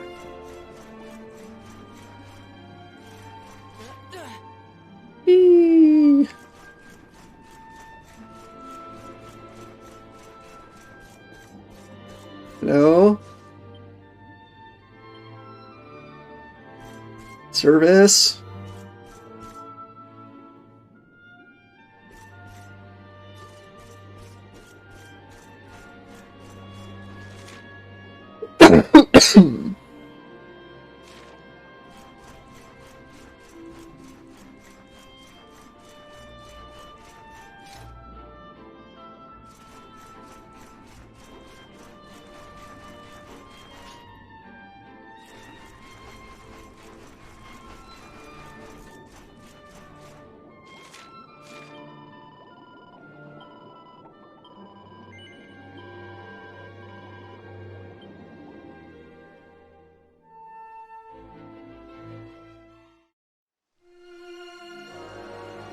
Bloop.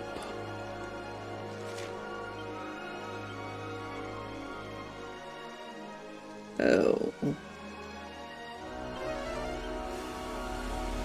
Perhaps someone in Gondolia who used to sing a song.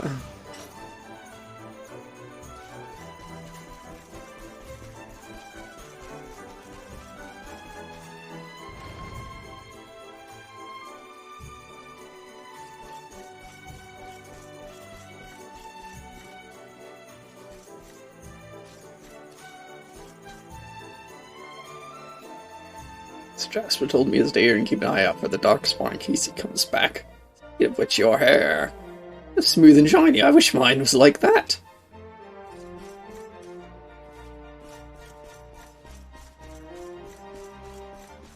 Hey, Nero. No. I don't need a cat suit. I have a cat suit.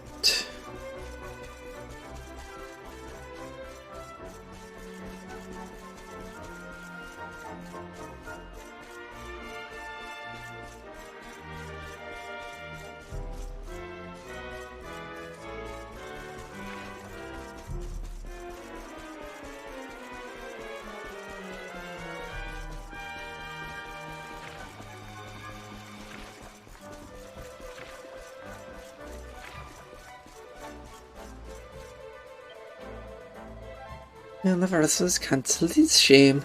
I would be the perfect chance for other people to hear my beautiful voice. Speaking of a beautiful voice, the sailors, they talk about a voice they hear out in the sea. They tell me it's simply bellissimo.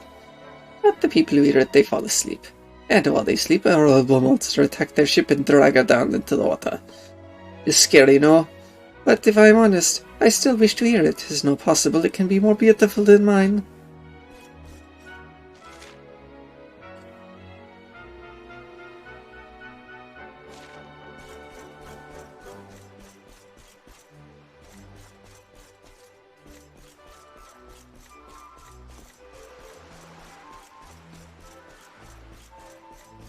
So, why be sorry then?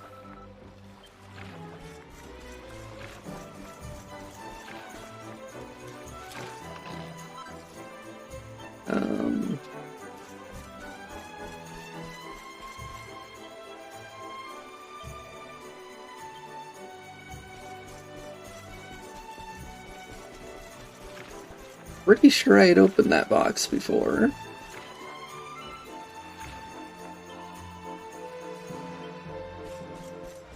You've already given me a puff puff, lady. I don't need another one.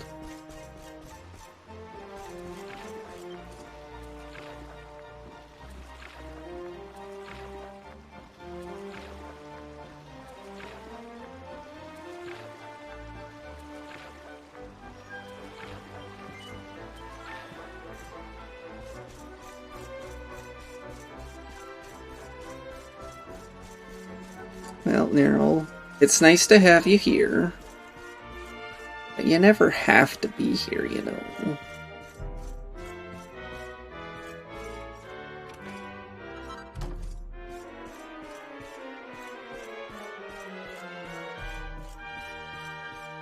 And the blue eye. How about the white dragon? Oh, is you help my boy Placido, see? You tell me so much about you. I'm very grateful to you, Grasimile. When Placido stopped talking, my husband, you say because of the Darkspawn. You say the Darkspawn always bring the tragedy and destruction. But I don't believe him. Placido is merely being a little rebel, a rascal. It's so fortunate you came here to help him. Grazie, grazie.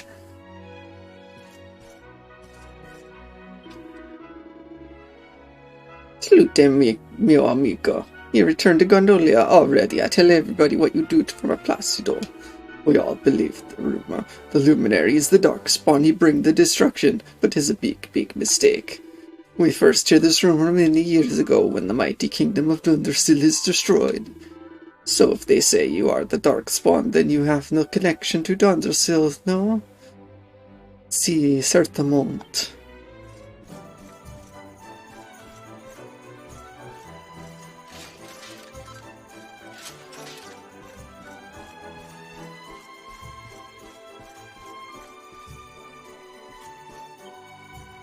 Jasper's a handsome man and a famous knight, though he have many admirers. For me, I never like him. Always he look nasty to me.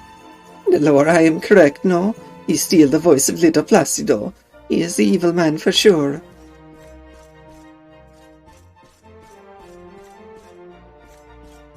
Yeah, I'm really not being too fond of Jasper here. And Hendrix being loyal to the point of being That's a pro tip.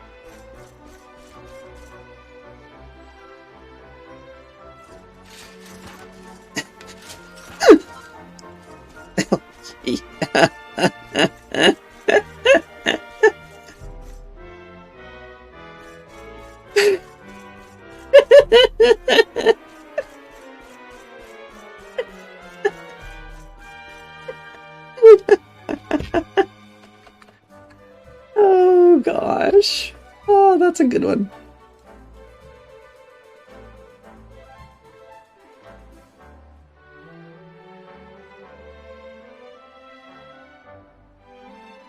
When asked again for Puff Puff the second time, you must rebuff.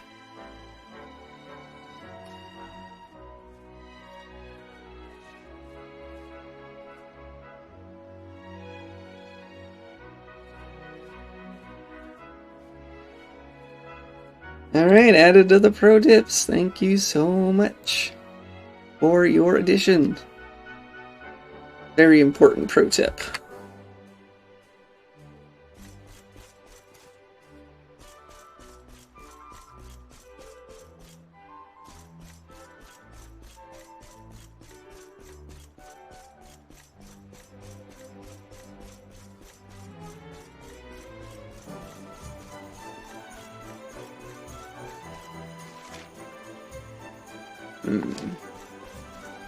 No bar here.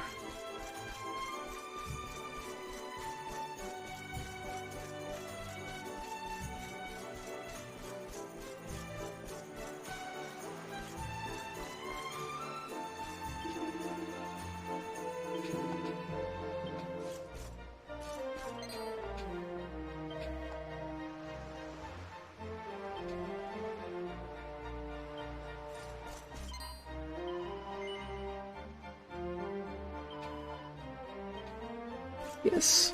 Yes, I'm famous.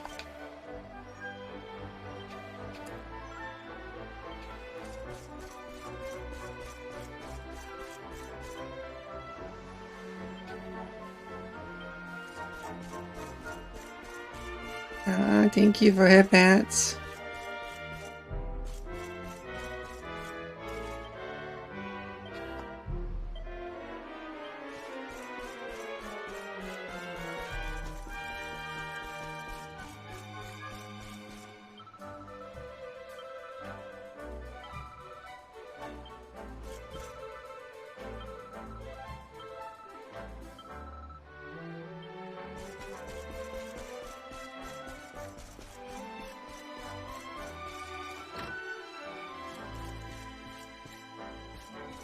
There was a bar, right?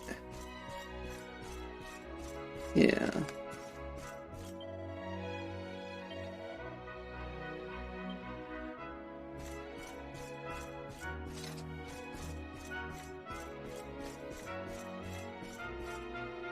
Yeah, just because the ship said Gondolia doesn't mean that the guy's in town.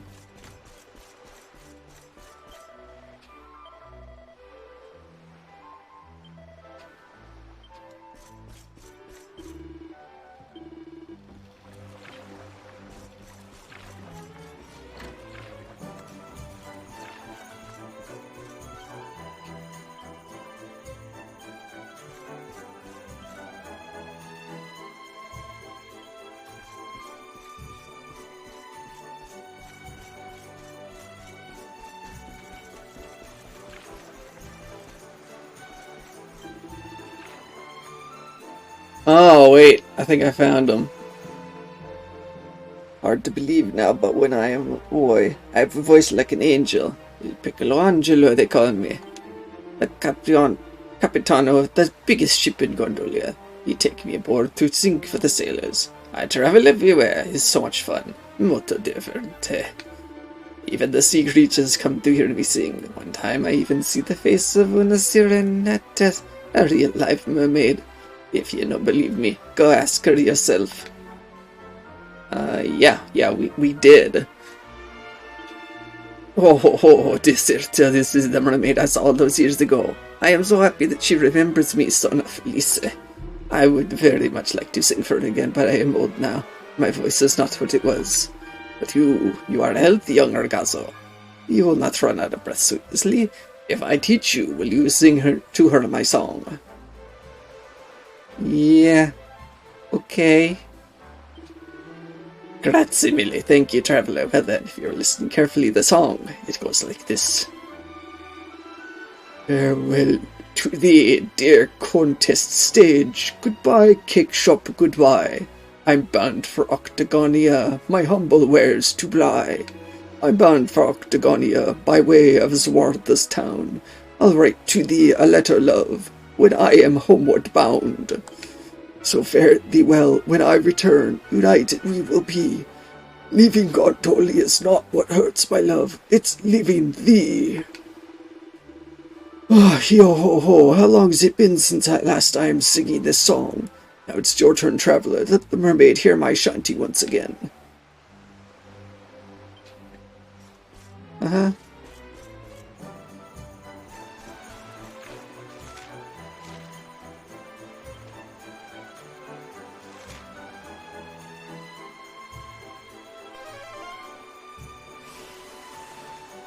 Let's just zip back underwater.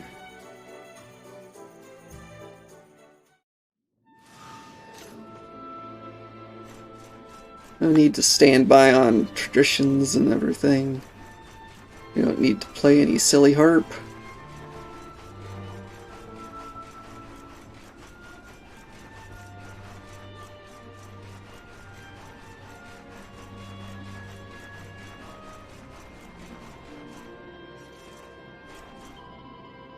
Antonautica, you've been so very long. Did you find the minstrel boy? Did he sing you his song?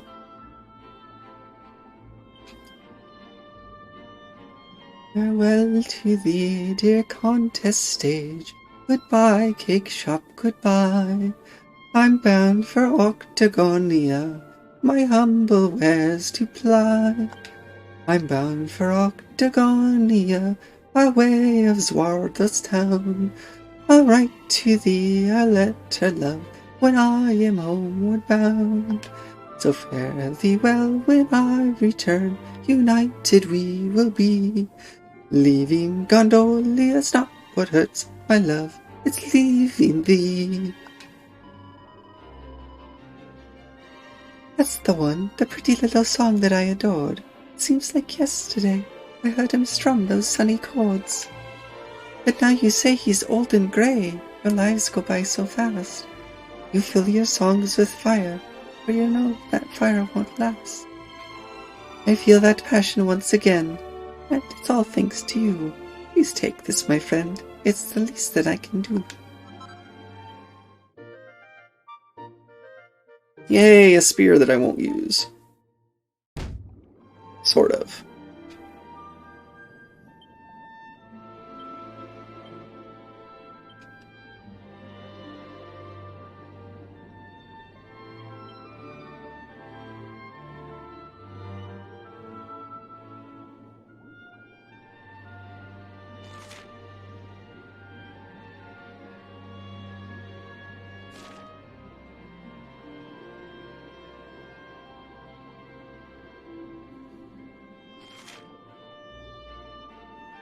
No, I guess I won't at all. Not the same as other ones. In other games. Yeah, figured I was getting it too early for it to be as powerful as that. Anyway.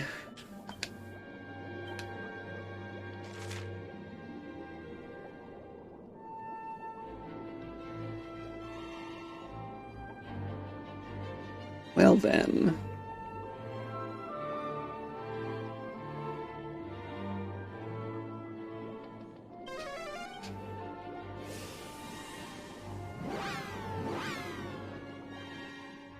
Off we go.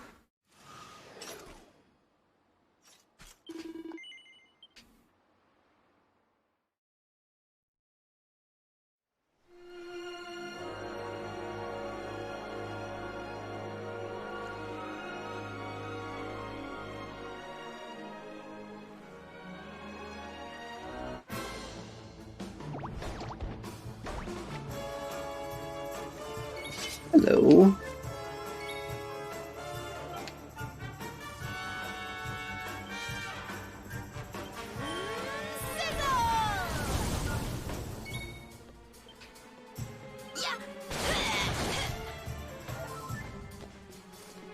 Oh, it's still alive.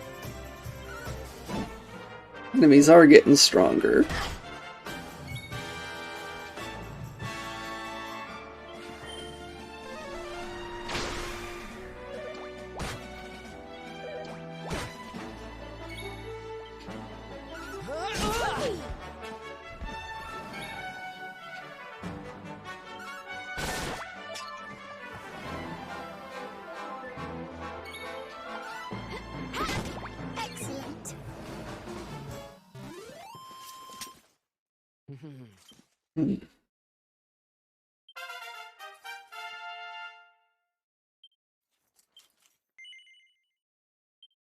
Think there's anything I can learn immediately. 8 points. Not anything I want to do. Wait.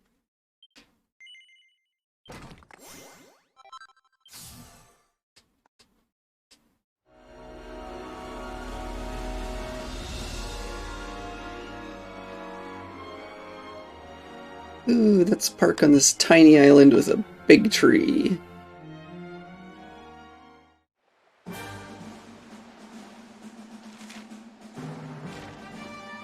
Lots of wood in a small place.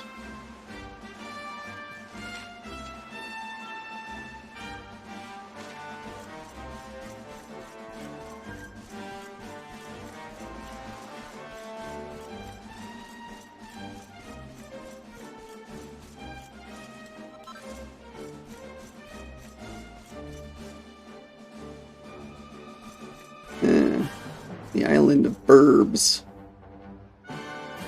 And what the heck?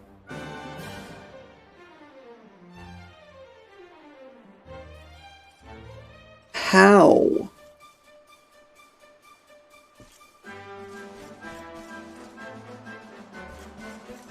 Alright, which of these birds are going to come down here and be a mount?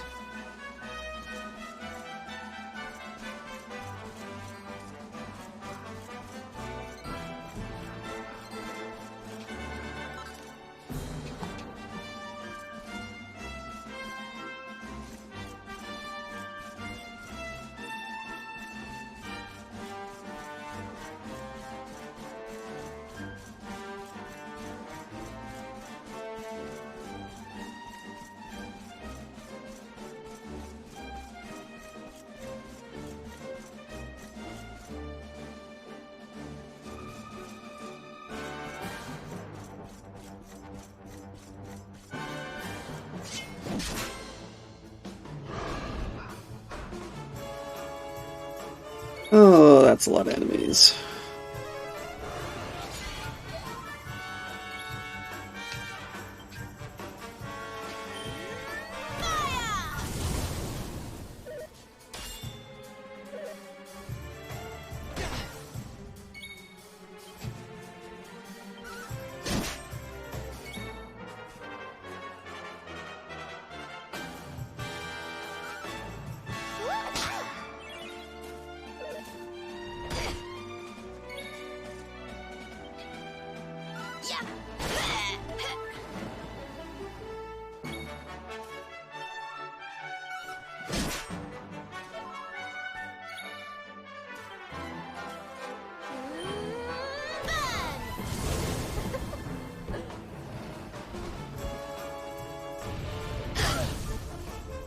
Ow.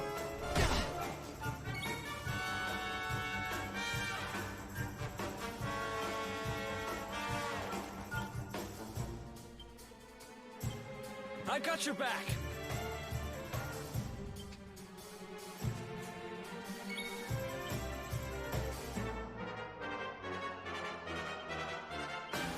Oh, Serena learned Zing.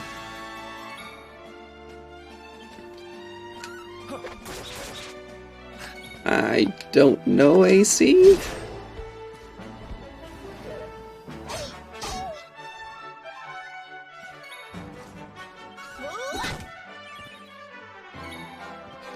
I'm guessing it'll take probably a similar amount of time as it did for Dragon Quest Builders.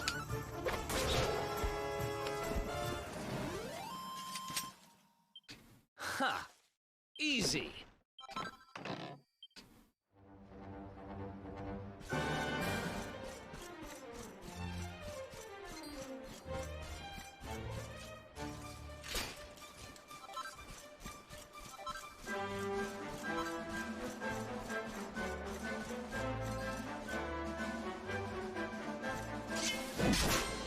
I'm not gonna ride on you. Our work isn't done yet. Ew.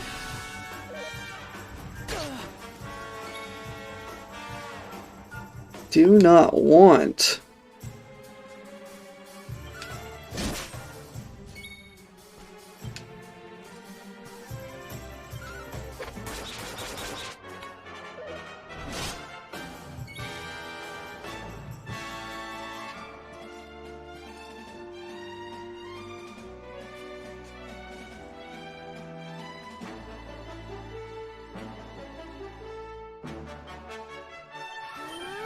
Mid-heel!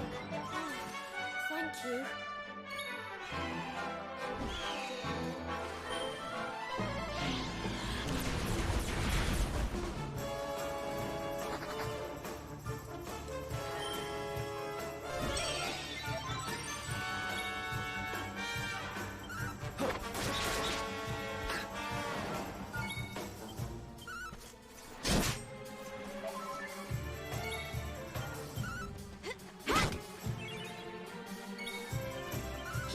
Alright, Veronica, kneecap him. Wonderful.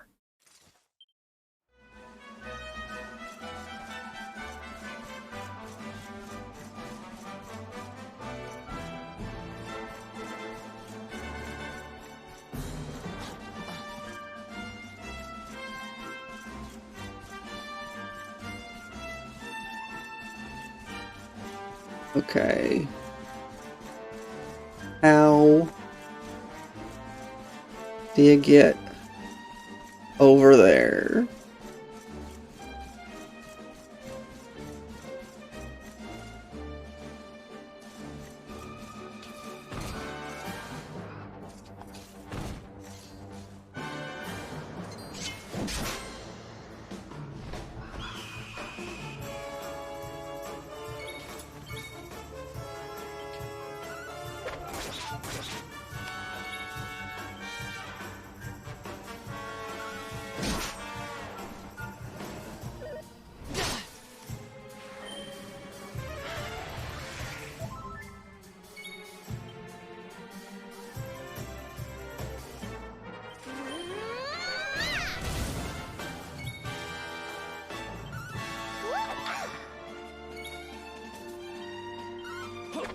Excellent.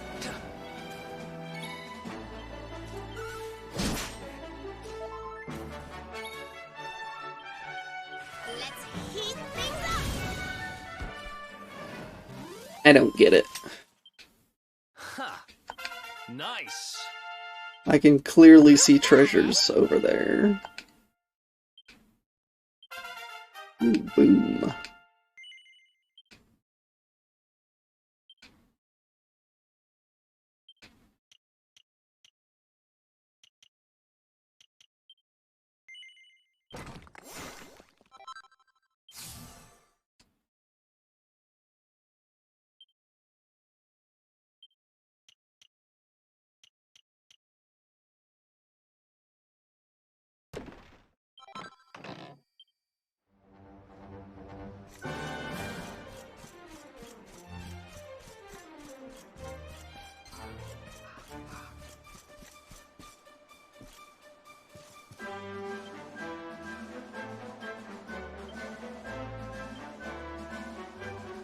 5. Well, I mean, there's definitely 2 over there. I don't know where you're getting 5 from.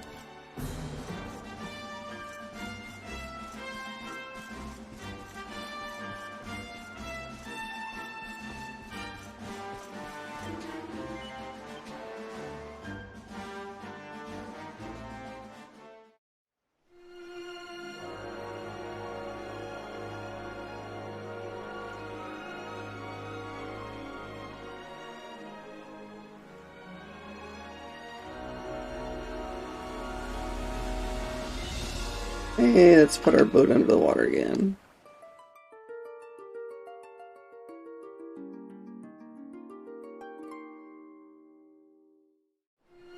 Yep.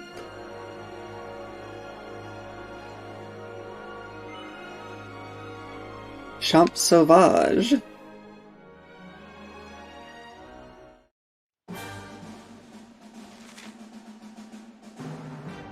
Oh, it's l'Académie de Notre Maître de Médailles. And I know None had been mentioned as well.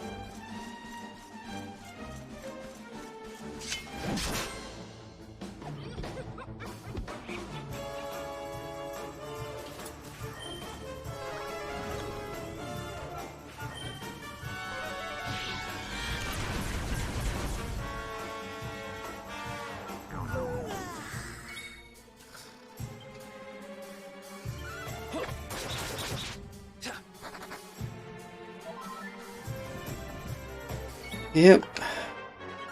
Veronica likes her naps.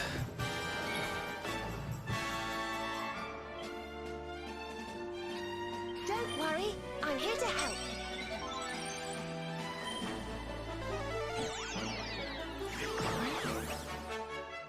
Great.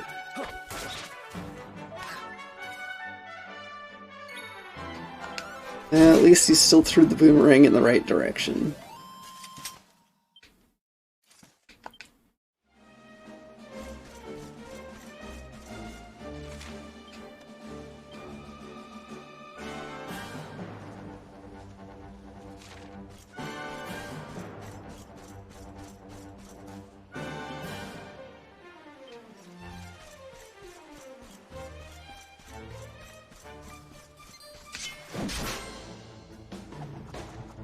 Where you going, bunnies? Let's do this.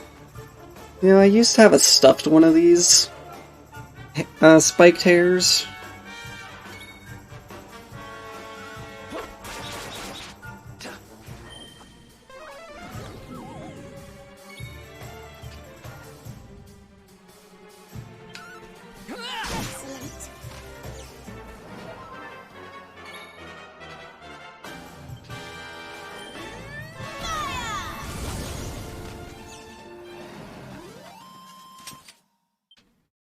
Who else wants some?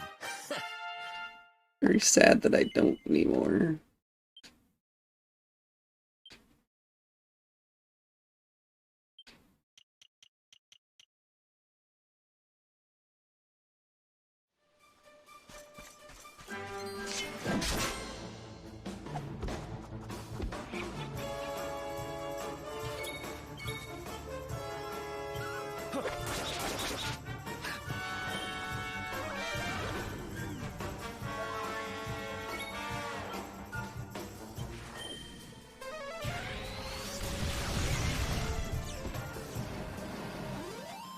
Kaboom! Love you too, Nero.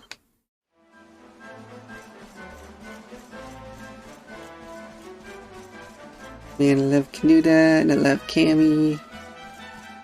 Love Elkia.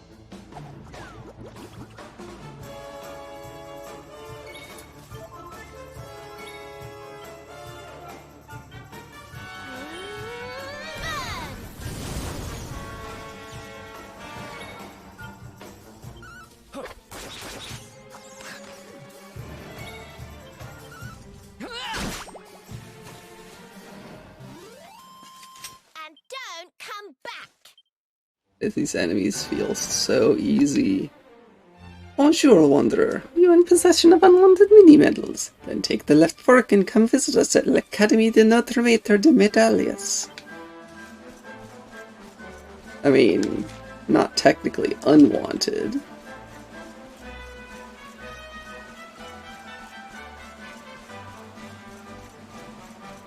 But I would like to get prizes for them.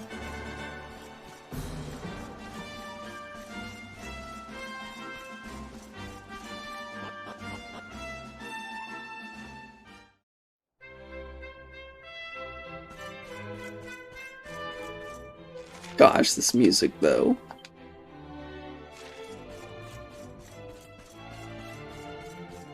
Yes. Yes, I am free tomorrow, Nero.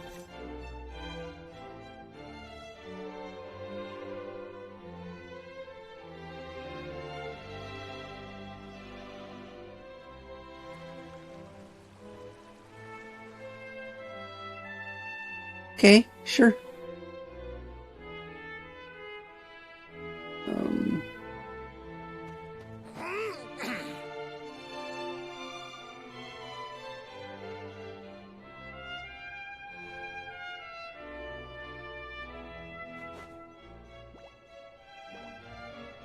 The branches of the birches, daffodils sway and swing. Here among the graceful gardens, budding young ladies sing.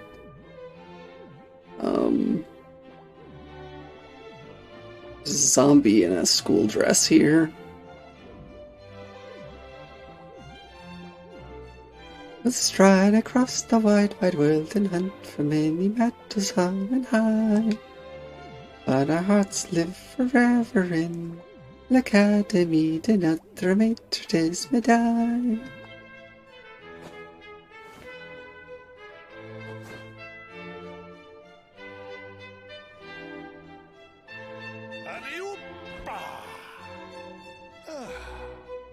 Très bien. A splendid rendition, girls. Now, to your lesson. May you have a maximally fruitful day on your journey to become miniature ladies par excellence. What? All together now. Merci, Monsieur Médaille. Merci, Monsieur Médaille. Merci, mesdemoiselles.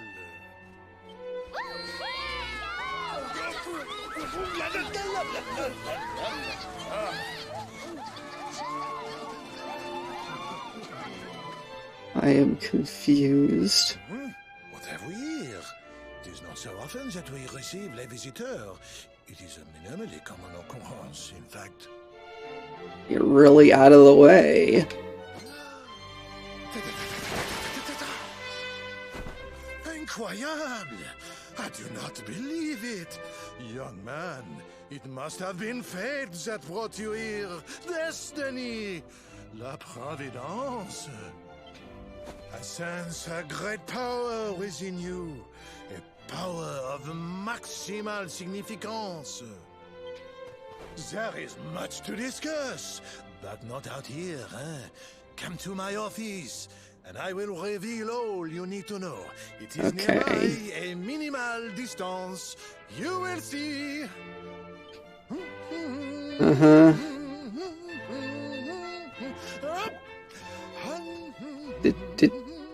Did he just do a heel tap? He did. Bonjour, traveler, and welcome to l'Académie de Notre Maître de Médailles. In this school, the daughters of the finest families in all Erdrea assemble and trying to become young ladies extraordinaire.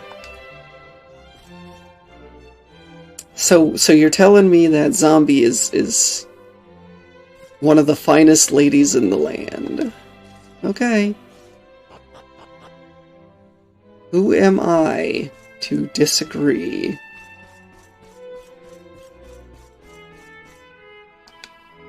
You want to hear something that's going to blow your mind? This hut is actually the holiday home of a mini-metal-loving monarch. He comes to stay here whenever he wants to get in touch with our main metal fields hidden away in the shadows. Rich people have such silly ideas all the time. Thank you, Nero.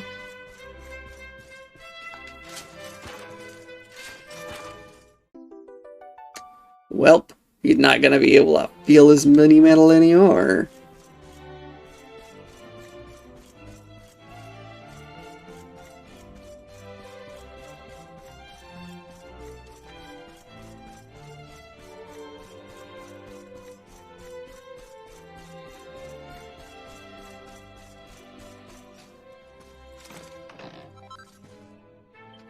An enchanted stone.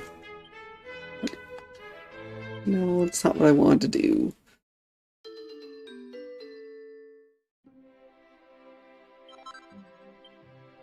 That's nice.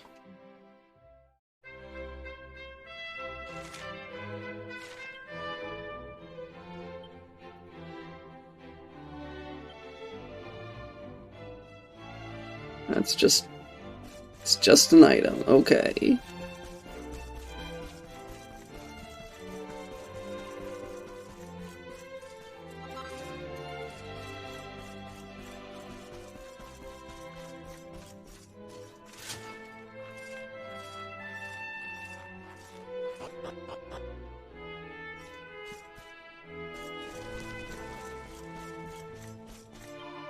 Hello there, welcome to the Academy. Have you met Monsieur Medai, the headmaster?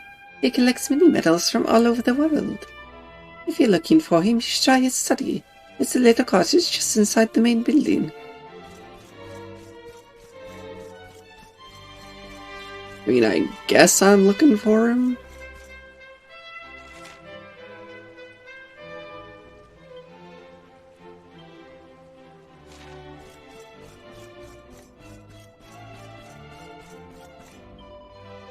The ideal form that we seek to recreate is that of La Collectrice, the figure immortalized in bronze in the school gardens. It is based on the Academy's very first chef de classe, Lady Minette Maximilian. Ah, if I could have just a fraction of her grace.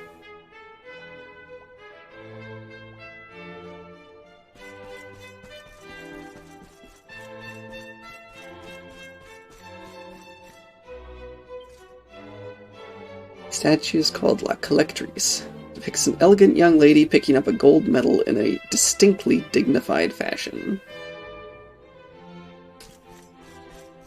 Right.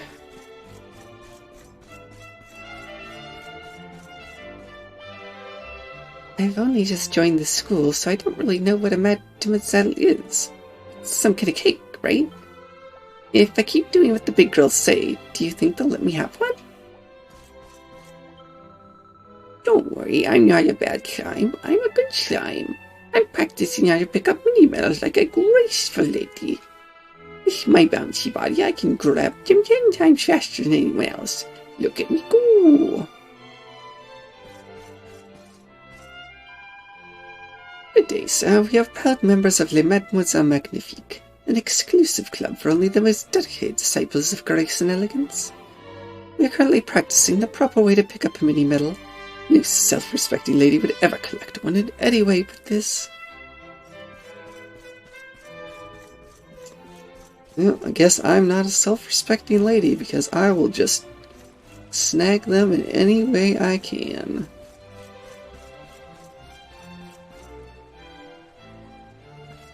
Okay. I'm Zadie, the leader of the roughest, toughest girl gang in the academy. We live by a single rule. Don't do bad things to good people, but stuff the rest of them. Problem is, I've gone and broken it. Have you met Madame Warlop, my form teacher? She's one of the good guys, but I accidentally stole her favorite whip and threw it down the, She might seem all sweetness and light, but when she gets angry, she's seriously scary. If she finds out what I've done, she'll have my guts for garters. If I could get a replacement, I might be able to get out of this without too much trouble. It turns out you can only make them with the fun-sized forge. Might as well face it, I'm stuffed. Hold on, you're some kind of globe-trotting adventurer, right? You happen to have picked up a fun-sized forge in your travels, have you? And if you have it, It'd be amazing if you could help me out. Well, will you make me any whip from Madame Warlop?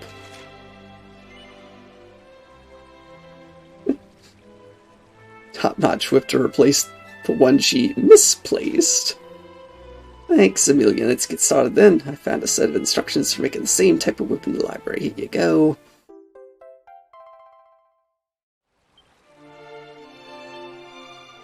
Queen's whips.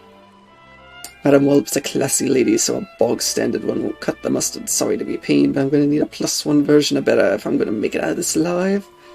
Oh, and don't even think of equipping it yourself. She finds out a boy's had his grubby mitts all over her special whip, they'll be hell to pay. My life's in your hands, adventurers. Forgive me. Forge me a whip fit for a queen, and let me make amends.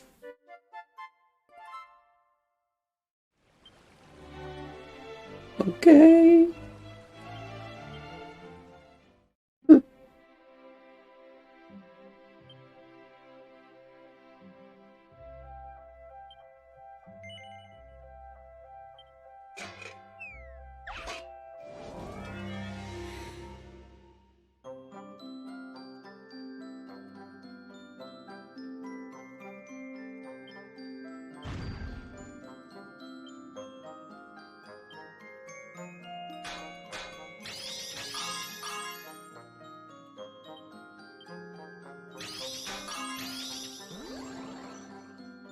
Our next strike is doubled, huh?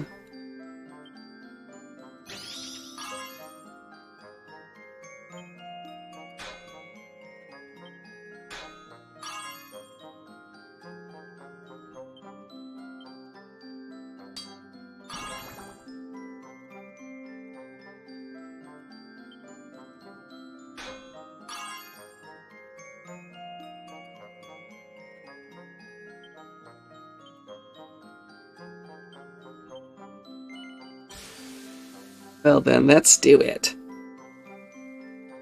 Not like I need to keep it. As long as it's marked as perfection in my book.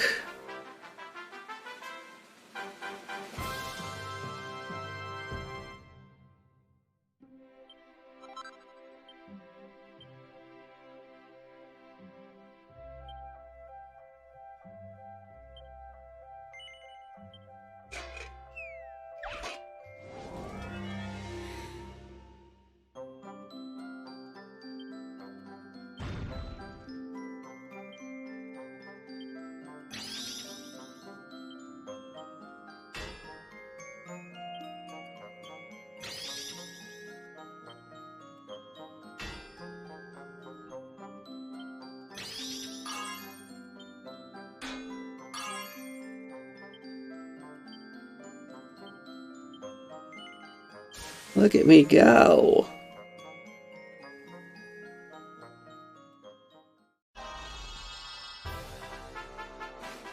On a roll.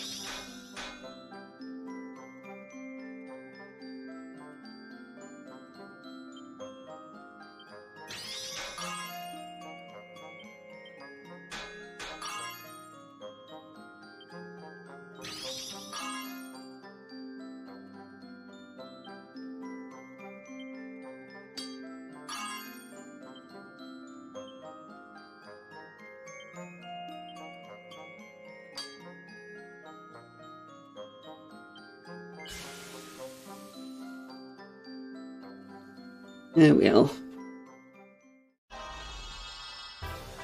Oh, wait, no, 3 in a row.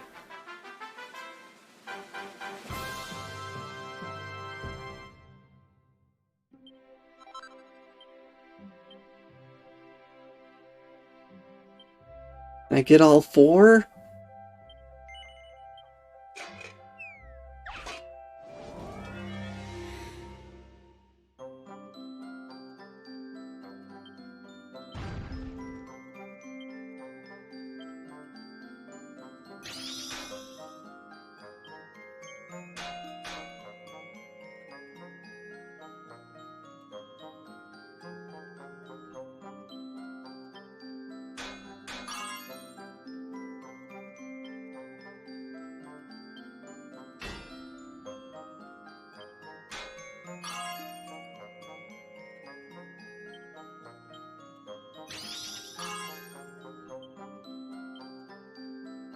Nope.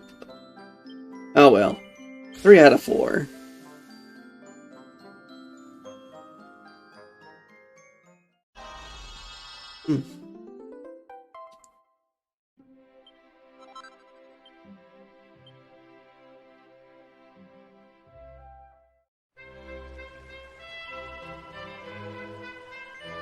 Yep. Wow, what a whip! There's no way Madame Wallop can complain about this little beauty. It's sure to get me off the hook. In fact, when she finds out what I did, she might reward me for throwing away a ratty old when she sees this apple and coca. Woohoo! Thank you, Adventure. I owe you one. Here, you should have these.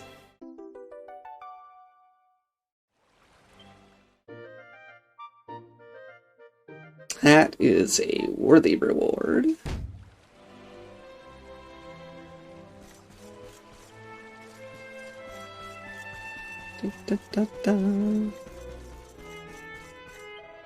Yes, do not stare at me, Commissaire.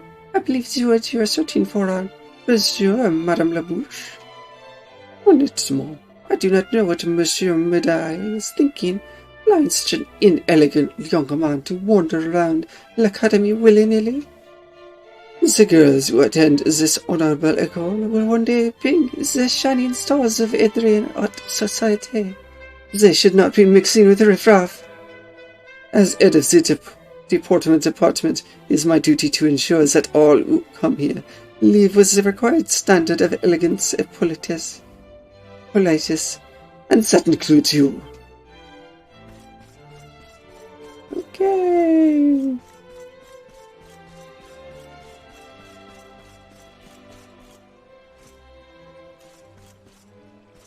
I'm pretty sure the map said there was a sparkly spot over here.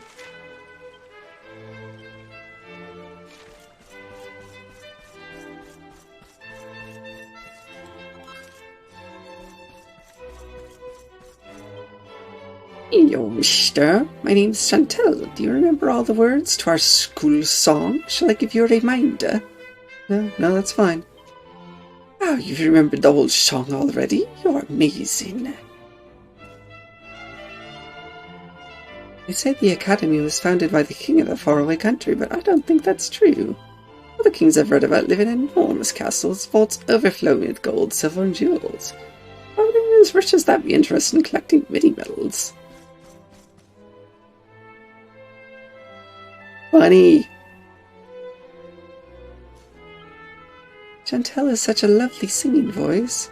Monsieur Mangtooth's moved. Look at the way he's moving his little nose up and down his eyes and choking back the tears.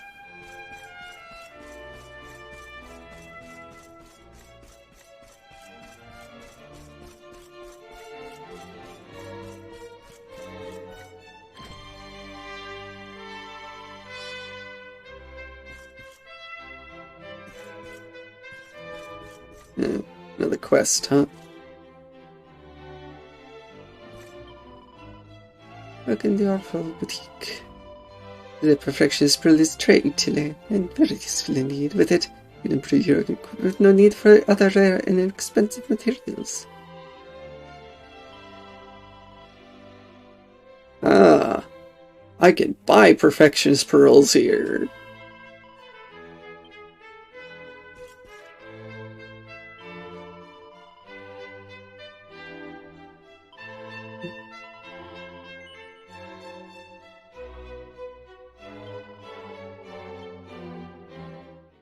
Normally, the rooms are off limit to boys, but I'll make an exception for you. What? Why?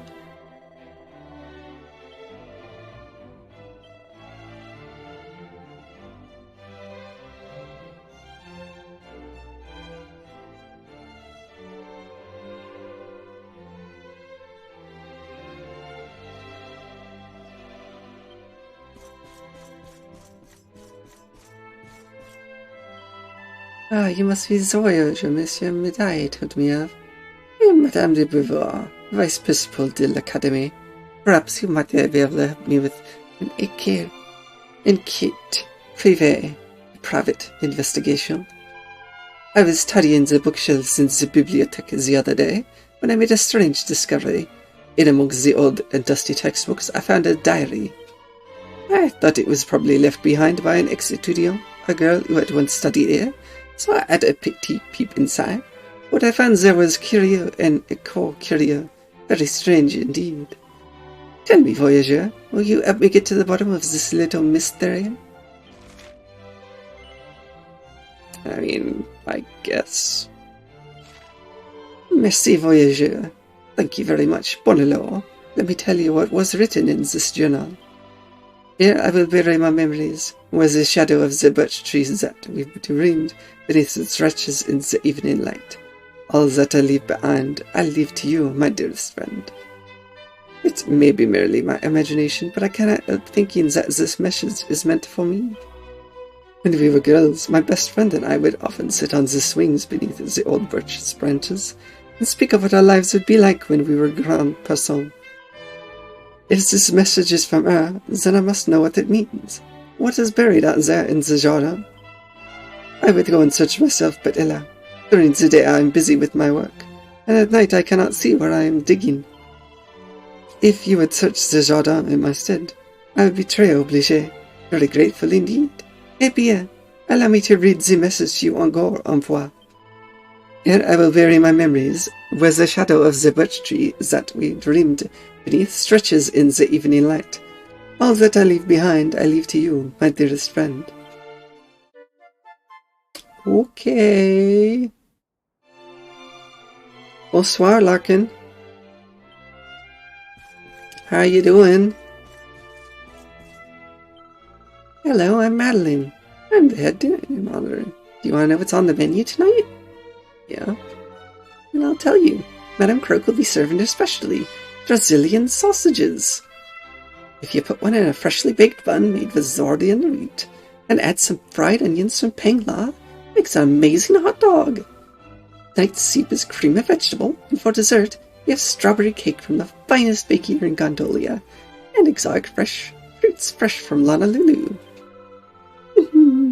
My mouth's watering just thinking about it. Dinner time can't come quickly enough.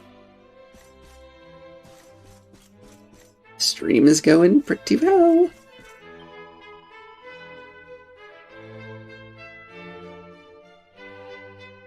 No, Cherie, you're the first young man who has ever been allowed to wander freely around the academy. Normally, any boy who attempts to enter is turned away at the gates by Monsieur Garnier, the Grandman. You must be someone very, très special for Monsieur Medaille to welcome you with open arms. Have you met ma petite sœur, my little sister? She runs the miniature metal exchange in Puerto Valla. We look very alike, so people often confuse us for each other. Please don't shine so close to me, you're making me go wobbly. But anyway, yes, stream is going pretty well. Although I expect it should be done soon. Because it's after midnight. Cooking for these girls is a true test of endurance. You think they are delicate little flowers nibbling away our raindrops and sunbeams? No, they are ravenous monsters with bottomless pits where their stomachs should be. No matter how much I pile on the plates, they lick them clean and beg for more. Still, you are what to eat, as they say. These debutantes we are lucky I only use the finest ingredients.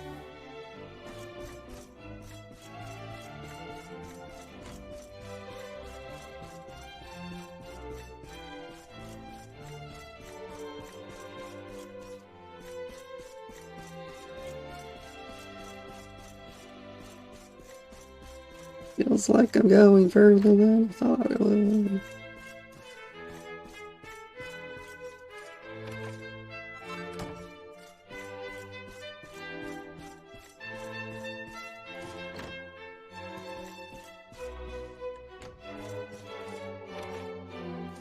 I don't know how I feel about it. Come in and start raiding a girls' dormitory. Oh, hello there. My name is Priscilla, and I have a problem. A secret anguish that I can't tell any of my classmates. You look like a tight-lipped sort of fellow. If I share my deepest, darkest secret with you, you promise not to tell anyone. Okay. Thank you so much. Now, have you heard of Le Mini-Monde? It's our school newsletter. I heard that Madame Cherie was starting a new column offering advice in Lovelorn, so I wrote a letter to ask her about my secret passion. But I'm too afraid to read her answer. What if she says it'll never be mine? My heart would break clean in two. That's why I need someone to read it for me. But I can't ask any of my classmates. They can never know the unfathomable depths of my desire. Which is where you come in.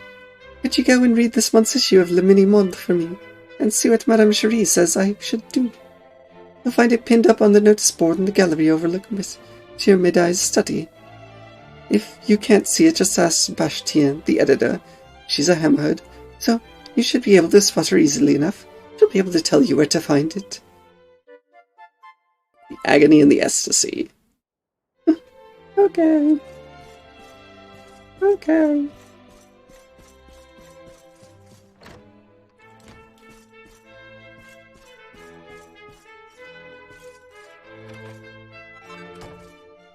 Bling Bling Belt. Jolly songs for jolly girls. Grubby Grub Grublins, a traditional Zoroastrian folk song. Don't be shy, sing along. Grubby Grubby Goblins, so small and strange and lumpy. Grubby Grubby Grublins, some are gloomy, some are grumpy. Gloomy Grumblins always sad, grumpy Grumblins always mad. Come on, little Grumblins, oh, it's not so bad. Grubby Grubby Grubby, Grubby Grubby Grublins. Okay. Yeah.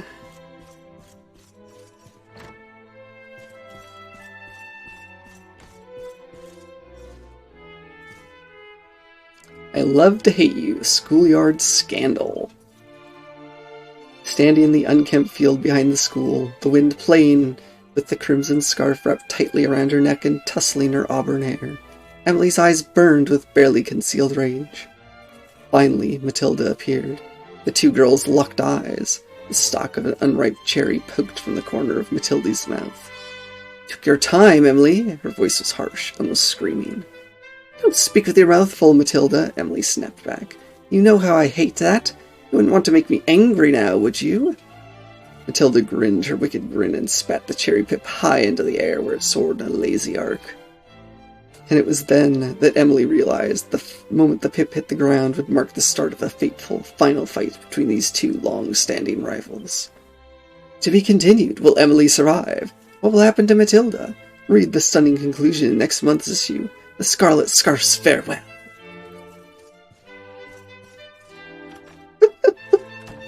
What?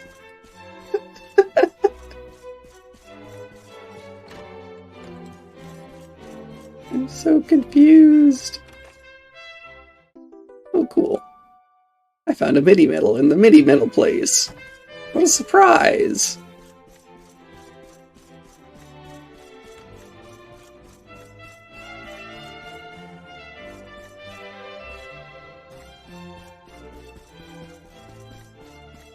Find out next time on Dragon Quest Z. Hey, guess what I'm thinking about? Are you thinking about those fairies you saw at the bottom of the garden? Maybe you're imagining what it'd be like to dance at a Heliordian ball. Don't joke. You know that when I look into your eyes, I can't think of anything else. Oh, you're such a silly Billy.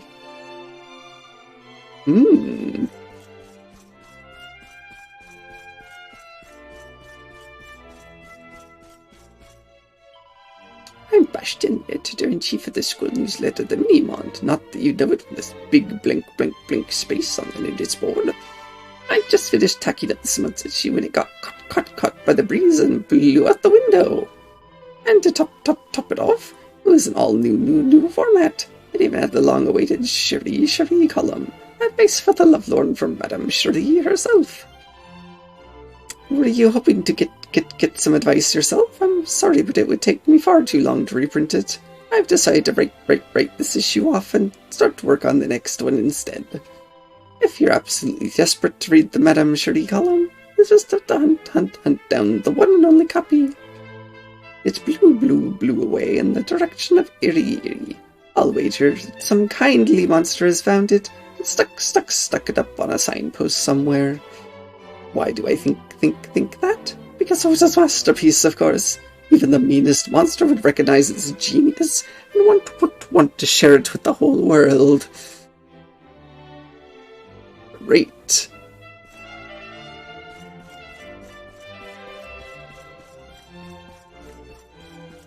Chala head Chala?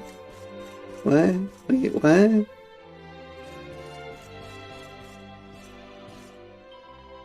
Well, darling, I'm trying to be just like my idol, an absolutely fabulous master martial artist who goes by the name of Sterling Silva.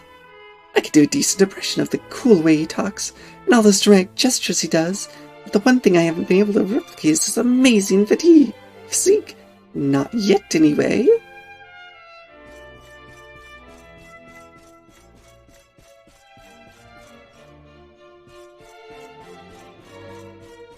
Oh, okay.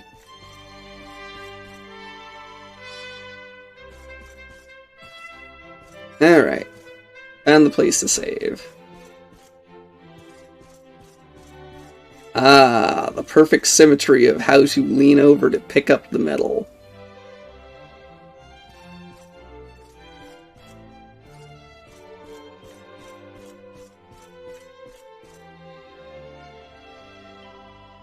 The Academy overflows with the full exuberance of its students. Sometimes its spirit is so strong, a little is left behind even after people depart this world.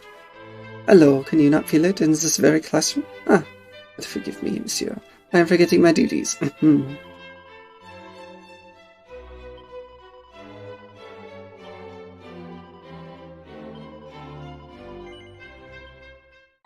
Alright.